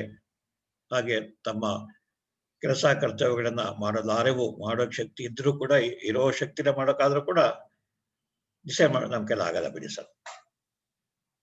ಹಾಗೆ 8ನೇದು ರಿವಾರ್ಡ್ಸ್ ಅಂಡ್ ಪನಿಷ್ಮೆಂಟ್. ಇದು ಇನ್ನೊಂದು ಮುಖ್ಯವಾದಂಥದ್ದು. ಮುಖ್ಯವಾಗಿ ಬೆಳೆಯೋ ಮಕ್ಕಳಿಗೆ ಹಾಗೆ ಸಮಾಜ ರಿವಾರ್ಡ್ ಕೊಡ್ತಾ ಹೋಗುತ್ತೆ, ಪನಿಷ್ಮೆಂಟ್ ಕೊಡ್ತಾ ಹೋಗುತ್ತೆ. ನೀವು ಎಥಿಕಲ್ ದೃಷ್ಟಿಯಿಂದ, ಮಾರಲ್ ದೃಷ್ಟಿಯಿಂದ ನೀವು ಒಳ್ಳೆ ಕೆಲಸ ಮಾಡಿ ನಿಮ್ಗೆ ರಿವಾರ್ಡ್ ಕೊಡ್ತೇವೆ, ಸಾಧಕರಾಗಿ ನಿಮ್ಗೆ ರಿವಾರ್ಡ್ ಕೊಡ್ತೇವೆ, ರಾಜ್ಯೋತ್ಸವ ಪ್ರಶಸ್ತಿ ಕೊಡ್ತೇವೆ, ಪದ್ಮಶ್ರೀ ಪ್ರಶಸ್ತಿ ಕೊಡ್ತೇವೆ ಅಂತ ಹೇಳ್ತಾರೆ. ಅಥವಾ ನೀವು ತಪ್ಪು ಹಾದಿ ಹಿಡಿದ್ರಿ, ಬೇರೆಯವ್ರಿಗೆ ಅನ್ಯಾಯ ಮಾಡಿದ್ರಿ, ಸಮಾಜ ಸೇವೆ ಮಾಡೋ ಬದಲು ಸಮಾಜ ಸೇವೆ ಹೆಸರಿನಲ್ಲಿ ಹಣ ನುಂಗ ಹಾಕಿದ್ರಿ, ಅಥವಾ ನಿಮ್ಮ ಪ್ರತಿಷ್ಠೆ ಬೆಳೆಸ್ಕೊಂಡ್ರಿ, ದೆನ್ ಸೊಸೈಟಿ ಪನಿಷಸ್ ಯು. ಹಾಗಾಗಿ ಪರ್ಸನಾಲಿಟಿ ಡೆವಲಪ್ಮೆಂಟ್ ಅಲ್ಲಿ ನಿಮಗೆ ಎಷ್ಟು ಯಾರಿಂದ ಸೂಕ್ತ ಕಾಲಕ್ಕೆ ರಿವಾರ್ಡ್ಸ್ ಬರುತ್ತಾ, ಸೂಕ್ತ ಕಾಲಕ್ಕೆ ರಿವಾರ್ಡ್ಸ್ ಬರ್ತದ. ಹಾಗೆ ಸಮಯಕ್ಕೆ ಸರಿಯಾಗಿ ಪನಿಷ್ಮೆಂಟ್ ಸಿಗುತ್ತಾ. ಈಗ ಅನೇಕರು ತಪ್ಪು ಮಾಡ್ತಾರೆ, ಜೈಲಿಗೆ ಹೋಗ್ತಾರೆ, ಬೇಲ್ ತಗೊಳ್ತಾರೆ, ಈಚೆ ಬರ್ತಾರೆ, ಆಮೇಲೆ they may repeat the same mistakes. ಯಾಕಂದ್ರೆ ಅವರಿಗೆ ಫೈನಲಿ ಅವರಿಗೆ ಪನಿಷ್ಮೆಂಟ್ ಆಗೋದೇ ಇಲ್ಲ. ಕೆಲವು ಸರಿ ಹಲವಾರು ವರ್ಷ ಹಿಡಿಯುತ್ತೆ ಪನಿಷ್ಮೆಂಟ್. ಈಗ ಗೌರಿ ಮೊಕದ್ದಮೆಯಲ್ಲಿ ಇನ್ನೂ ಕೋರ್ಟ್ ಬಂದೇ ಇಲ್ಲ ಕೇಸು. ಅವ್ರಿಗೆ ಯಾವಾಗ ಪನಿಷ್ಮೆಂಟ್ ಆಗುತ್ತೆ ಗೊತ್ತಿಲ್ಲ. ಅಥವಾ ಡ್ರಗ್ ಟ್ರಾಫಿಕಿಂಗ್ ನಲ್ಲಿ ಎಷ್ಟು ಜನ ಅರೆಸ್ಟ್ ಆಗಿ, ಅಥವಾ ಇಡಿನವರು ಇಲ್ಲ ಇನ್ಕಮ್ ಟ್ಯಾಕ್ಸ್ ನವರು ಎಷ್ಟು ಜನಕ್ಕೆ ರೈಡ್ ಮಾಡ್ತಾರೆ, ಆಮೇಲೆ ಏನಾಗುತ್ತೆ, ಯಾವಾಗ ಆಗುತ್ತೆ ಅವ್ರಿಗೆ ಪನಿಷ್ಮೆಂಟ್ ಗೊತ್ತಿಲ್ಲ. ಸೊ ಹಾಗಾಗಿ ಈ ರಿವಾರ್ಡ್ ನಿಧಾನ ಆದರೂ ನಿಮ್ಮ ಪರ್ಸನಾಲಿಟಿ ಹಾಳಾಗೋಗುತ್ತೆ. ಅಥವಾ ಪನಿಷ್ಮೆಂಟ್ ಇಲ್ಲ, ಅಥವಾ ಪನಿಷ್ಮೆಂಟ್ ಜಾಸ್ತಿ ಆದರೂ ಕೂಡ ಹೊರಟೋಗುತ್ತೆ. ಸೊ ಹಾಗಾಗಿ appropriate rewards and punishment again shape our personality. ಹಾಗೆ ಮೀಡಿಯಾ, ನಿಮಗೆಲ್ಲ ಗೊತ್ತಿರುವಾಗ ಈಗ ಮೀಡಿಯಾ ಮಾಧ್ಯಮಗಳು ನಮ್ಮ ನಡವಳಿಕೆಯನ್ನ, ನಮ್ಮ ವ್ಯಕ್ತಿತ್ವವನ್ನ, ನಮ್ಮ ಆಶಯಾಕಾಂಕ್ಷೆಗಳನ್ನ, ನಮ್ಮ ಆಕ್ಷನ್ಸ್ ರಿಯಾಕ್ಷನ್ಸ್ನ ಇವತ್ತು ನಿರ್ದೇಶನ ಮಾಡೋ ಮಟ್ಟಿಗೆ ಬಂದ್ಬಿಟ್ಟಿದೆ. ಹಾಗೆ ಮೀಡಿಯಾನ ಬಳಸ್ಕೊಳ್ತಾರೆ ಸಂಬಂಧಪಟ್ಟವರು. ನೀವೇನು ವಸ್ತು ಕೊಂಡ್ಕೊಳ್ಬೇಕು, ಎಂಥ ಕಾರ್ ಕೊಂಡ್ಕೊಳ್ಬೇಕು, ಎಂಥ ಬಿಲ್ಡಿಂಗ್ ಕಟ್ಟಬೇಕು, ಅಥವಾ ಎಂಥ ವಿಲಾಸಿ ಜೀವನ ಮಾಡಬೇಕು ಅನ್ನೋದನ್ನ ಮೀಡಿಯಾ ಬಳಸ್ಕೊಂಡು ನಿಮಗೆ ಟ್ವಿಟರ್ ಮಾಡ್ತಾರೆ, ಅಥವಾ ಆಸೆ ತೋರಿಸ್ತಾರೆ ಮೀಡಿಯಾ. ಹಾಗೆ ಸೊಸೈಟಿ ಅಂಡ್ ಕಲ್ಚರ್, ಇಡೀ ಒಂದು ಸಮುದಾಯ, ನೀವು ಯಾವ ಸೊಸೈಟಿಯಲ್ಲಿ ಬದುಕಿದ್ದೀರಿ, ಯಾವ ಸಮುದಾಯದಲ್ಲಿ ಬದುಕಿದ್ದೀರಿ. ಈಗ ನಮ್ಮ Indian society has broken into ಒಂದು ಧರ್ಮ, ಆಮೇಲೆ ಜಾತಿ, ಆಮೇಲೆ ಉಪಜಾತಿ, ಭಾಷೆ, ಪ್ರಾಂತ. ಸೊ ಈ ರೀತಿ ನಮ್ಮ ಸೊಸೈಟಿ ಅನೇಕ ರೀತಿಯಲ್ಲಿ ವಿಭಜನೆಗೊಂಡಿದೆ. ಹಾಗಾಗಿ ಆಯಾ ಕ್ಲಾಸ್ನವರು, ಈಗ ದಲಿತ ವರ್ಗ ಅವ್ರದ್ದೇ ಒಂದು ಪರ್ಸನಾಲಿಟಿ, ಬ್ರಾಹ್ಮಣ ವರ್ಗ ಅವ್ರದ್ದೇ ಒಂದು ಪರ್ಸನಾಲಿಟಿ, ವೈಶ್ಯ ಬಿಸ್ನೆಸ್ ಪೀಪಲ್ ಅವ್ರದ್ದೇ ಒಂದು ಪರ್ಸನಾಲಿಟಿ. ಅದನ್ನ ಅವರು ಮಕ್ಕಳಿಗೂ ಅದನ್ನೇ ಟ್ರಾನ್ಸ್ಫರ್ ಮಾಡ್ತಾರೆ. ಹಾಗೆ ಕಲ್ಚರ್, ಇವತ್ತು ಇಡೀ ಪ್ರಪಂಚದ ಎಲ್ಲಾ ಲೋಕಲ್ ಕಲ್ಚರ್ಗಳು ಶಿಥಿಲ ಸ್ಥಿತಿಲಿದೆ. ಈಗ ಲೋಕಲ್ ಕಲ್ಚರ್ಗೆ ಬೆಲೆ ಇಲ್ಲ. ಒಂದು ಯೂನಿಕ್ ಕಲ್ಚರ್. ಟಿವಿನಲ್ಲಿ ಏನು ಕಲ್ಚರ್ ತೋರಿಸ್ತಾರೋ, ಅಮೆರಿಕದಲ್ಲಿ ಏನಾಗುತ್ತೋ, ಅಥವಾ ನಮ್ಮ ಸೆಲೆಬ್ರಿಟಿಗಳು, ಅದು ಹಾಲಿವುಡ್ ಸೆಲೆಬ್ರೇಟ್ ಆಗ್ಬೋದು, ಬಾಲಿವುಡ್ ಸೆಲೆಬ್ರೇಟ್ ಆಗ್ಬೋದು, ಕಾಲಿವುಡ್ ಸೆಲೆಬ್ರೇಟ್ ಆಗ್ಬೋದು, ಅಥವಾ ಸ್ಪೋರ್ಟ್ಸ್ ಹೀರೋಗಳು ಹೆಂಗ್ ಬದುಕ್ತಾರೆ, they bulldoze the cultural values. So ಹಾಗಾಗಿ ಈ 10 ಫ್ಯಾಕ್ಟರ್ಸು ನಮ್ಮ ವ್ಯಕ್ತಿತ್ವವನ್ನ ಇದು ಹಾಳು ಮಾಡುತ್ತೆ, ವ್ಯಕ್ತಿತ್ವವನ್ನ ಸರಿದಾರಿಗೆ ತರೋದಕ್ಕೆ ಸಹಾಯ ಮಾಡುತ್ತೆ. ಆ ದೃಷ್ಟಿಯಿಂದ ಈ 10 ಫ್ಯಾಕ್ಟರ್ ನಾವು ಇಟ್ಕೋಬೇಕಾಗತ್ತೆ. ಜೀನ್ಸ್ಗಳು, ಹಾಗೆ ಹೆರಿಟರಿ ಫ್ಯಾಕ್ಟರ್ಸು, ನಮ್ಮ ಪೇರೆಂಟಿಂಗು, ಹಾಗೆ ಯಾವ ಶಾಲೆ, ಎಂಥ ವಿದ್ಯಾಭ್ಯಾಸ, ಹಾಗೆ ರೋಲ್ ಮಾಡೆಲ್ಸ್. ಈಗ schooling and education marks oriented. 100ಕ್ಕೆ 95 ತೆಗಿ, you are a great person. Fail ಆಗು, ಯು ಆರ್ ಎ ಯೂಸಸ್ ಫೆಲೋ. ಅನೇಕ ಯೂಸಸ್ ಫೆಲೋಗಳು ಮುಂದೆ ದೊಡ್ಡ ದೊಡ್ಡ ವ್ಯಕ್ತಿಗಳಾಗ್ತಾರೆ, ಸಾಧನೆ ಮಾಡ್ತಾರೆ. ಅದನ್ನ ಸಮಾಜ ಆ ಕ್ಷಣ ಗುರ್ಸೋದೇ ಇಲ್ಲ. ಸೋತವನ್ನ ನೀವೇನಕ್ಕೂ ಬಾರದು ನಿಷ್ಪ್ರಯೋಜಕರು ಅಂತ ಹೀನಾಯ ಮಾಡುತ್ತೆ, ಅವನ್ನ ತಿರಸ್ಕಾರದಿಂದ ನೋಡುತ್ತೆ.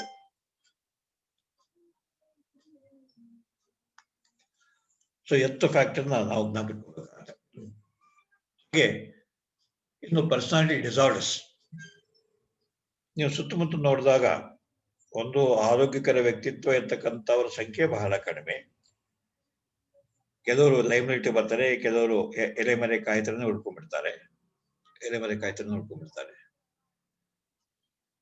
ಆದ್ರೆ ಪರ್ಸನಾಲಿಟಿ ಡಿಸಾರ್ಡರ್ಸ್ ಎಲ್ಲರ ಗಮನಕ್ಕೆ ಬರ್ತದೆ. ಯಾಕಂದ್ರೆ ಯಾರ ವ್ಯಕ್ತಿತ್ವ ವ್ಯತ್ಯಾಸ ಇದೆ, ಅವರಿಗೆ ಹಿಂಸೆ ಆಗ್ತಿದೆ ಅಥವಾ ಬೇರೆಯವ್ರಿಗೆ ಹಿಂಸೆ ಆಗ್ತಾ ಇದೆ, ಅವರು ತಮ್ಮ ಯೋಗ್ಯತೆ, ಶಕ್ತಿ ಸಾಮರ್ಥ್ಯಗಳನ್ನ ಸರಿಯಾಗಿ ಬಳಸ್ಕೊಳ್ತಾ ಇಲ್ಲ ಅಥವಾ ದುರುಪಯೋಗ ಮಾಡ್ಕೊಳ್ತಾರೆ, ಅದು ಎಲ್ಲರ ಕಣ್ಣೆ ಬಿಡುತ್ತೆ. ಹಾಗಾಗಿ ಹೆಲ್ತಿ ಪರ್ಸನಾಲಿಟಿಗಿಂತ ಅನ್ಹೆಲ್ತಿ ಪರ್ಸನಾಲಿಟಿ ಇರ್ತಕ್ಕಂಥವರೇ ಹೆಚ್ಚು ಕಾಣ್ತಾರೆ, ಕಣ್ಣಿಗೆ ಬೀಳ್ತಾರೆ. ಸೊ ಮೊದಲನೇ ಲಕ್ಷಣ ಏನು? Persistent thoughts, emotions, attitudes, actions, reactions, life style which markedly deviate from the others. ಉಳಿದ 10 ಜನಕ್ಕೆ ಹೋಲಿಕೆ ಮಾಡ್ತಂದ್ರೆ ಈ ವ್ಯಕ್ತಿಯ ಮಾತು, ಕತೆ, ಎಮೋಷನಲ್ ಎಕ್ಸ್ಪ್ರೆಷನ್ ಎಲ್ಲವೂ ಹೊಂದಿಕೊಳ್ಳುವುದಿಲ್ಲ. ತನ್ನದೇ ಆದ ರೀತಿಯಲ್ಲಿ ತಂದೆ ದಾರಿ ಹಿಡಿತಾನೆ.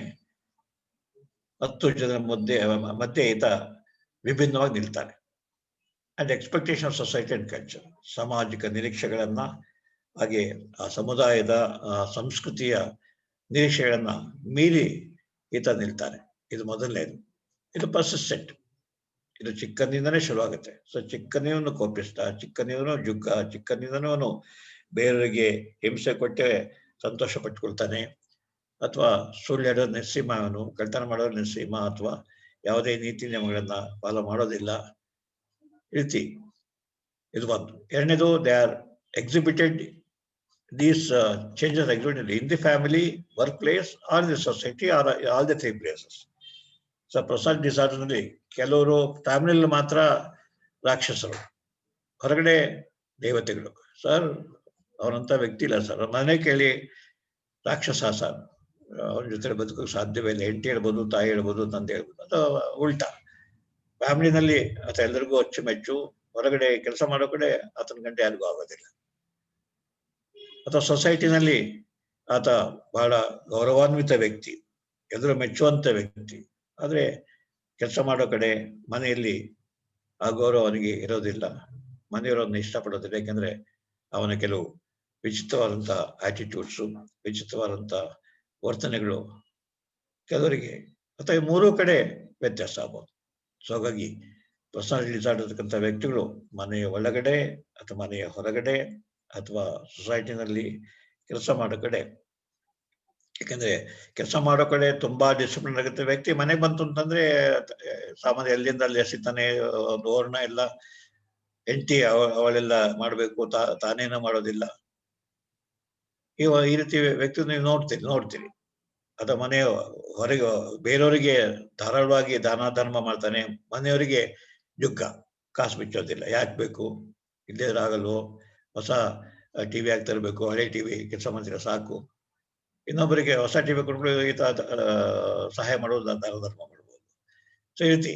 ಸೊ ಪೀಪಲ್ ಡಿಫರ್ ಇನ್ ಡಿಫರೆಂಟ್ ಸಿಚುವೇಶನ್ಸ್. ಹಾಗೆ ಪರ್ಸನಾಲಿಟಿ ಡಿಸಾರ್ಡರ್ಸ್ ಎಲ್ಲ ಸಾಮಾನ್ಯವಾಗಿ ಬಾಲ್ಯದಲ್ಲೇ ಕಾಣಿಸ್ಕೊಳ್ಳುತ್ತೆ, ಇಲ್ಲ ಅಂತಂದ್ರೆ ಖಂಡಿತ ಹರಿ ವಯಸ್ಸನ್ನು ಕಾಣಿಸ್ಕೊಳ್ಳುತ್ತೆ. ಸೊ ಪರ್ಸನಾಲಿಟಿ ಡಿಸಾರ್ಡರ್ಸ್ 20 ವರ್ಷ ಆದ್ಮೇಲೆ ಹೊಸದಾಗಿ ಕಾಣಿಸ್ಕೊಳ್ಳೋದಿಲ್ಲ. 20 ವರ್ಷ ಆದ್ಮೇಲೆ ಹೊಸದಾಗಿ ವ್ಯತ್ಯಾಸ ಕಂಡು ಅಂತಾನೆ ಅದು ಕಾಯಿಲೆಯಿಂದ ಬರುತ್ತೆ ಹೊರತು ಅದು ಪರ್ಸನಾಲಿಟಿ ಡಿಸಾರ್ಡರ್ನ ಒಂದು ಭಾಗ ಆಗೋದಿಲ್ಲ. ಸೊ ಪರ್ಸನಾಲಿಟಿ ಡಿಸಾರ್ಡರ್ ಯಾವಾಗ್ಲೂ ಬಾಲ್ಯದಲ್ಲೇ ಕಾಣಿಸ್ಕೊಳ್ಳುತ್ತೆ, ಅಟ್ಲೀಸ್ಟ್ ಅಡೋಸೆಂಟ್ ವಯಸ್ಸಲ್ಲಿ ಕಾಣಿಸ್ಕೊಳ್ಳುತ್ತೆ. ಹಾಗೆ impairment in social, occupational and personal life. So personality disorder ಇಂದಾಗಿ ಆತನ ಸಾಮಾಜಿಕ ಜೀವನ, ಹಾಗೆ ಔದ್ಯೋಗಿಕ ಜೀವನ, ನಂತರ ಆತನ ವೈಯಕ್ತಿಕ ಜೀವನದಲ್ಲಿ ವ್ಯತ್ಯಾಸಗಳು. ಸೊ ಒಂದಷ್ಟು ಪರ್ಸನಾಲಿಟಿ ಡಿಸಾರ್ಡರ್ಸ್ ಟೈಪ್ ನೋಡೋಣ. ಒಂದು most common one is paranoid personality disorder. ಇಲ್ಲಿ suspects others, they think they are harming me, they destroy me. ನನಗೆ ಜನ ಮೋಸ ಮಾಡುತ್ತಾರೆ, ನನಗೆ ಹಾನಿಯುಂಟು ಮಾಡುತ್ತಾರೆ, ಯಾರನ್ನೂ ನಂಬುವಾಗಿಲ್ಲ. ಹಾಗೆ ಡೌಟ್ಸ್ ಅಬೌಟ್ ಲಾಯಲ್ಟಿ. ನನ್ನ ಹೆಂಡತಿ ನನಗೆ ನಿಷ್ಠೆಯಿಂದಿರೋದಿಲ್ಲ, ನನ್ನ ಸಬಾರ್ಡಿನೇಟು ನನಗೆ ಬೆನ್ನ ಚೂರಿ ಹಾಕಬಹುದು, ನನ್ನ ಬಾಸು ನನಗೆ ಪ್ರಮೋಷನ್ ಕೊಡೋದಿಲ್ಲ. ಸೊ ಈ ರೀತಿ ಬೇರೆಯವರ ನಿಷ್ಠೆಯ ಬಗ್ಗೆ ಈತನಿಗೆ ಸದಾ ಅನುಮಾನ. ಹಾಗೆ ಯಾರನ್ನೂ ನಂಬಲ್ಲ, ನೋ ಟ್ರಸ್ಟ್ ನೋ ಶೇರ್. ಹಾಗೆ ತನ್ನ ವಿಚಾರವನ್ನ, ಅದು ವೈಯಕ್ತಿಕ ಇರ್ಬೋದು ಅಥವಾ ಸಾಧಾರಣ ವಿಚಾರಗಳನ್ನು ಕೂಡ ಇನ್ನೊಬ್ಬರ ಜೊತೆ ಹೇಳ್ಕೊಳ್ಳೋದಿಕ್ಕೆ, ಹಂಚ್ಕೊಳ್ಳೋದಿಕ್ಕೆ ಇಷ್ಟಪಡೋದಿಲ್ಲ. It becomes a close book. ಹಾಗೆ hidden meaning in talk and behaviour. ಬೇರೆಯವರ ಮಾತು ಕತೆ, ಅವ್ರ್ಯಾಕೆ ಅಂದ್ರು, ಅವ್ರ್ಯಾಕೆ ನನ್ನ ಬಗ್ಗೆ ಸ್ಮೈಲ್ ಮಾಡೋರು, ಅಥವಾ ನೋಡಿದಾಗ ನಾನು ನೋಡಿದ ತಕ್ಷಣ ಒಳಗಡೆ ಹೊಟ್ಟೋದ್ರು, ಅದ್ರ ಅರ್ಥ ಏನು. So they try to read in between lines. ಬೇರೆಯವರ ಮಾತು ವರ್ತನೆಯಲ್ಲಿ ಏನಾದ್ರೂ ತಪ್ಪನ್ನ ಕಂಡಿಡಿತಕ್ಕಂಥದ್ದು ಅಥವಾ ಗೂಢಾರ್ಥವನ್ನ ಕಂಡಿಡಿತಕ್ಕಂಥದ್ದು ಇರೋ ಸ್ವಭಾವ. ಹಾಗೆ ಗ್ರಡ್ಜ್, ದ್ವೇಷ ಸಾಧನೆ ಮಾಡ್ತಾರೆ. ಹಾಗೆ ದ್ವೇಷ ಸಾಧನೆ ಯಾವ ಮಟ್ಟಕ್ಕೆ ಬೇಕಾದ್ರೆ ಹೋಗ್ಬೋದು, ಕೊನೆಗೆ ಕೊಲೆ ಮಾಡ್ಲಿಕ್ಕೆ ಹೋಗ್ಬೋದು ಅಥವಾ ಅವನ್ನ ಹಾಳು ಮಾಡ್ಲಿಕ್ಕೆ. ಹಾಗೆ ಆಂಗರ್ ಅಂಡ್ ಅಗ್ರೆಷನ್ ಜಾಸ್ತಿ. ಇದು ಪ್ಯಾರನಾಯ್ಡ್ ಪರ್ಸನಾಲಿಟಿಯ ಮುಖ್ಯ ಲಕ್ಷಣಗಳು. ಇಂಥವನ್ನ ನೀವು ಗುರುತಿಸ್ಬೋದು, ಅಥವಾ ನೀವು ಕೌನ್ಸಿಲ್ ಆಗಿತ್ತು ಅಂತಂದ್ರೆ ನಿಮ್ಮ ಹತ್ರ ಬರ್ತಾರೆ. ಗಂಡನೋ ಹೆಂಡತಿಯೋ ಪ್ಯಾರನಾಯ್ಡ್ ಪರ್ಸನಾಲಿಟಿ ಇತ್ತು ಅಂತಂದ್ರೆ ಅವನ್ನ ನಮ್ಮ ಹತ್ರ ಕರ್ಕೊಂಡ್ ಬರ್ತಾರೆ. ಹಾಗೆ anti social and psychopathic personality. Anti social and psychopathic personality ಉದಾಹರಣೆಗೆ ಹೇಳ್ಬೋದು, ಯಾರು ವೀರಪ್ಪನ್ ಹೇಳ್ಬೋದು, ಇಲ್ಲ ರಾಮ್ ರಹೀಮ್ ಹೇಳ್ಬೋದು, ನಮ್ಮ ನಿತ್ಯಾನಂದ ಸ್ವಾಮಿನ ಹೇಳ್ಬೋದು. So anti social psychopaths, they do not follow norms and ethics. ಬೇರೆಯವ್ರಿಗೆ ಪ್ರೀಚ್ ಮಾಡ್ತಾರೆ, ಸತ್ಯವನ್ನೇ ಹೇಳಿ, ಸುಳ್ಳು ಹೇಳ್ಬೇಡಿ, ಆಧಾರ ಮಾಡಬೇಡಿ. Yes, sorry for disturbing you. ಹೇಳಿ. ಸ್ಕ್ರೀನ್ ಅಲ್ಲಿ ತುಂಬಾ ಲೈನ್ಸ್ ಗೊತ್ತಿಲ್ಲ, ಸರಿಯಾಗಿ ಕಾಣಿಸ್ತಾನೆ ಇಲ್ಲ. ಇದು ಸುನಿಲ್, ಈ ಲೈನ್ಸ್ ಗಳೇನು ಬರ್ತಿದೆ?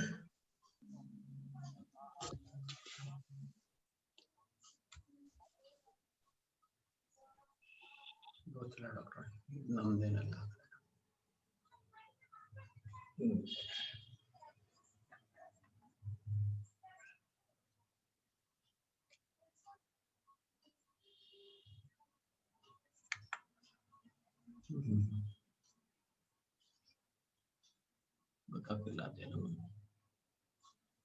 ಎಲ್ಲಿಂದ ಬರ್ತಿದೆ ಗೊತ್ತಾಗ್ತಿಲ್ಲಪ್ಪ.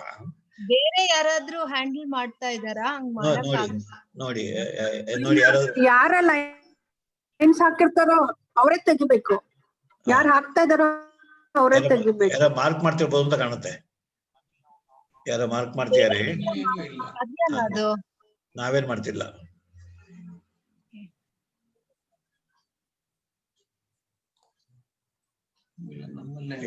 ಸರ್ ಸ್ಪೀಚ್ ಕಂಟಿನ್ಯೂ ಮಾಡಿ, ಲಾಸ್ಟ್ ಆಕ್ಟಿವಿಟಿ ಶೇರ್ ಮಾಡ್ಲಿಕ್ಕೆ ಆಗತ್ತೆ ಸರ್. ಓಕೆ ಓಕೆ, ಧ್ವನಿ ಕೆಲಸ ಇದೆಯಲ್ವಾ? ನಾನು ಓದ್ತೇನೆ, ನನಗೆ ಕಾಣ್ತಾ ಇದೆ. In spite of this lines I am reading. Okay, ನೀವು ಹಾಗೇನೆ. ಆಂಟಿ ಸೋಷಿಯಲ್ ಪರ್ಸನಾಲಿಟಿ, ಅವರು ಸುಳ್ಳು ಹೇಳ್ತಾರೆ, ಚೀಟ್ ಮಾಡ್ತಾರೆ, ಹಾಗೆ ತಮ್ಮ ವೈಯಕ್ತಿಕ ಲಾಭಕ್ಕೋಸ್ಕರ ಬೇರೆಯವ್ರ ಶೋಷಣೆ ಮಾಡ್ತಾರೆ.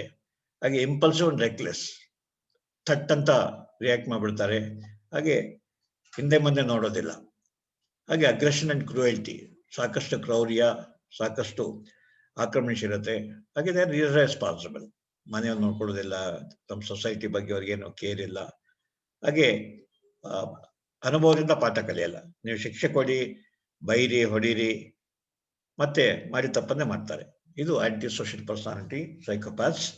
ಅಂಥವ್ರು ಸಾಕಷ್ಟು ಜನ ಇದ್ದಾರೆ ನಮ್ಮ ಸುತ್ತಮುತ್ತ.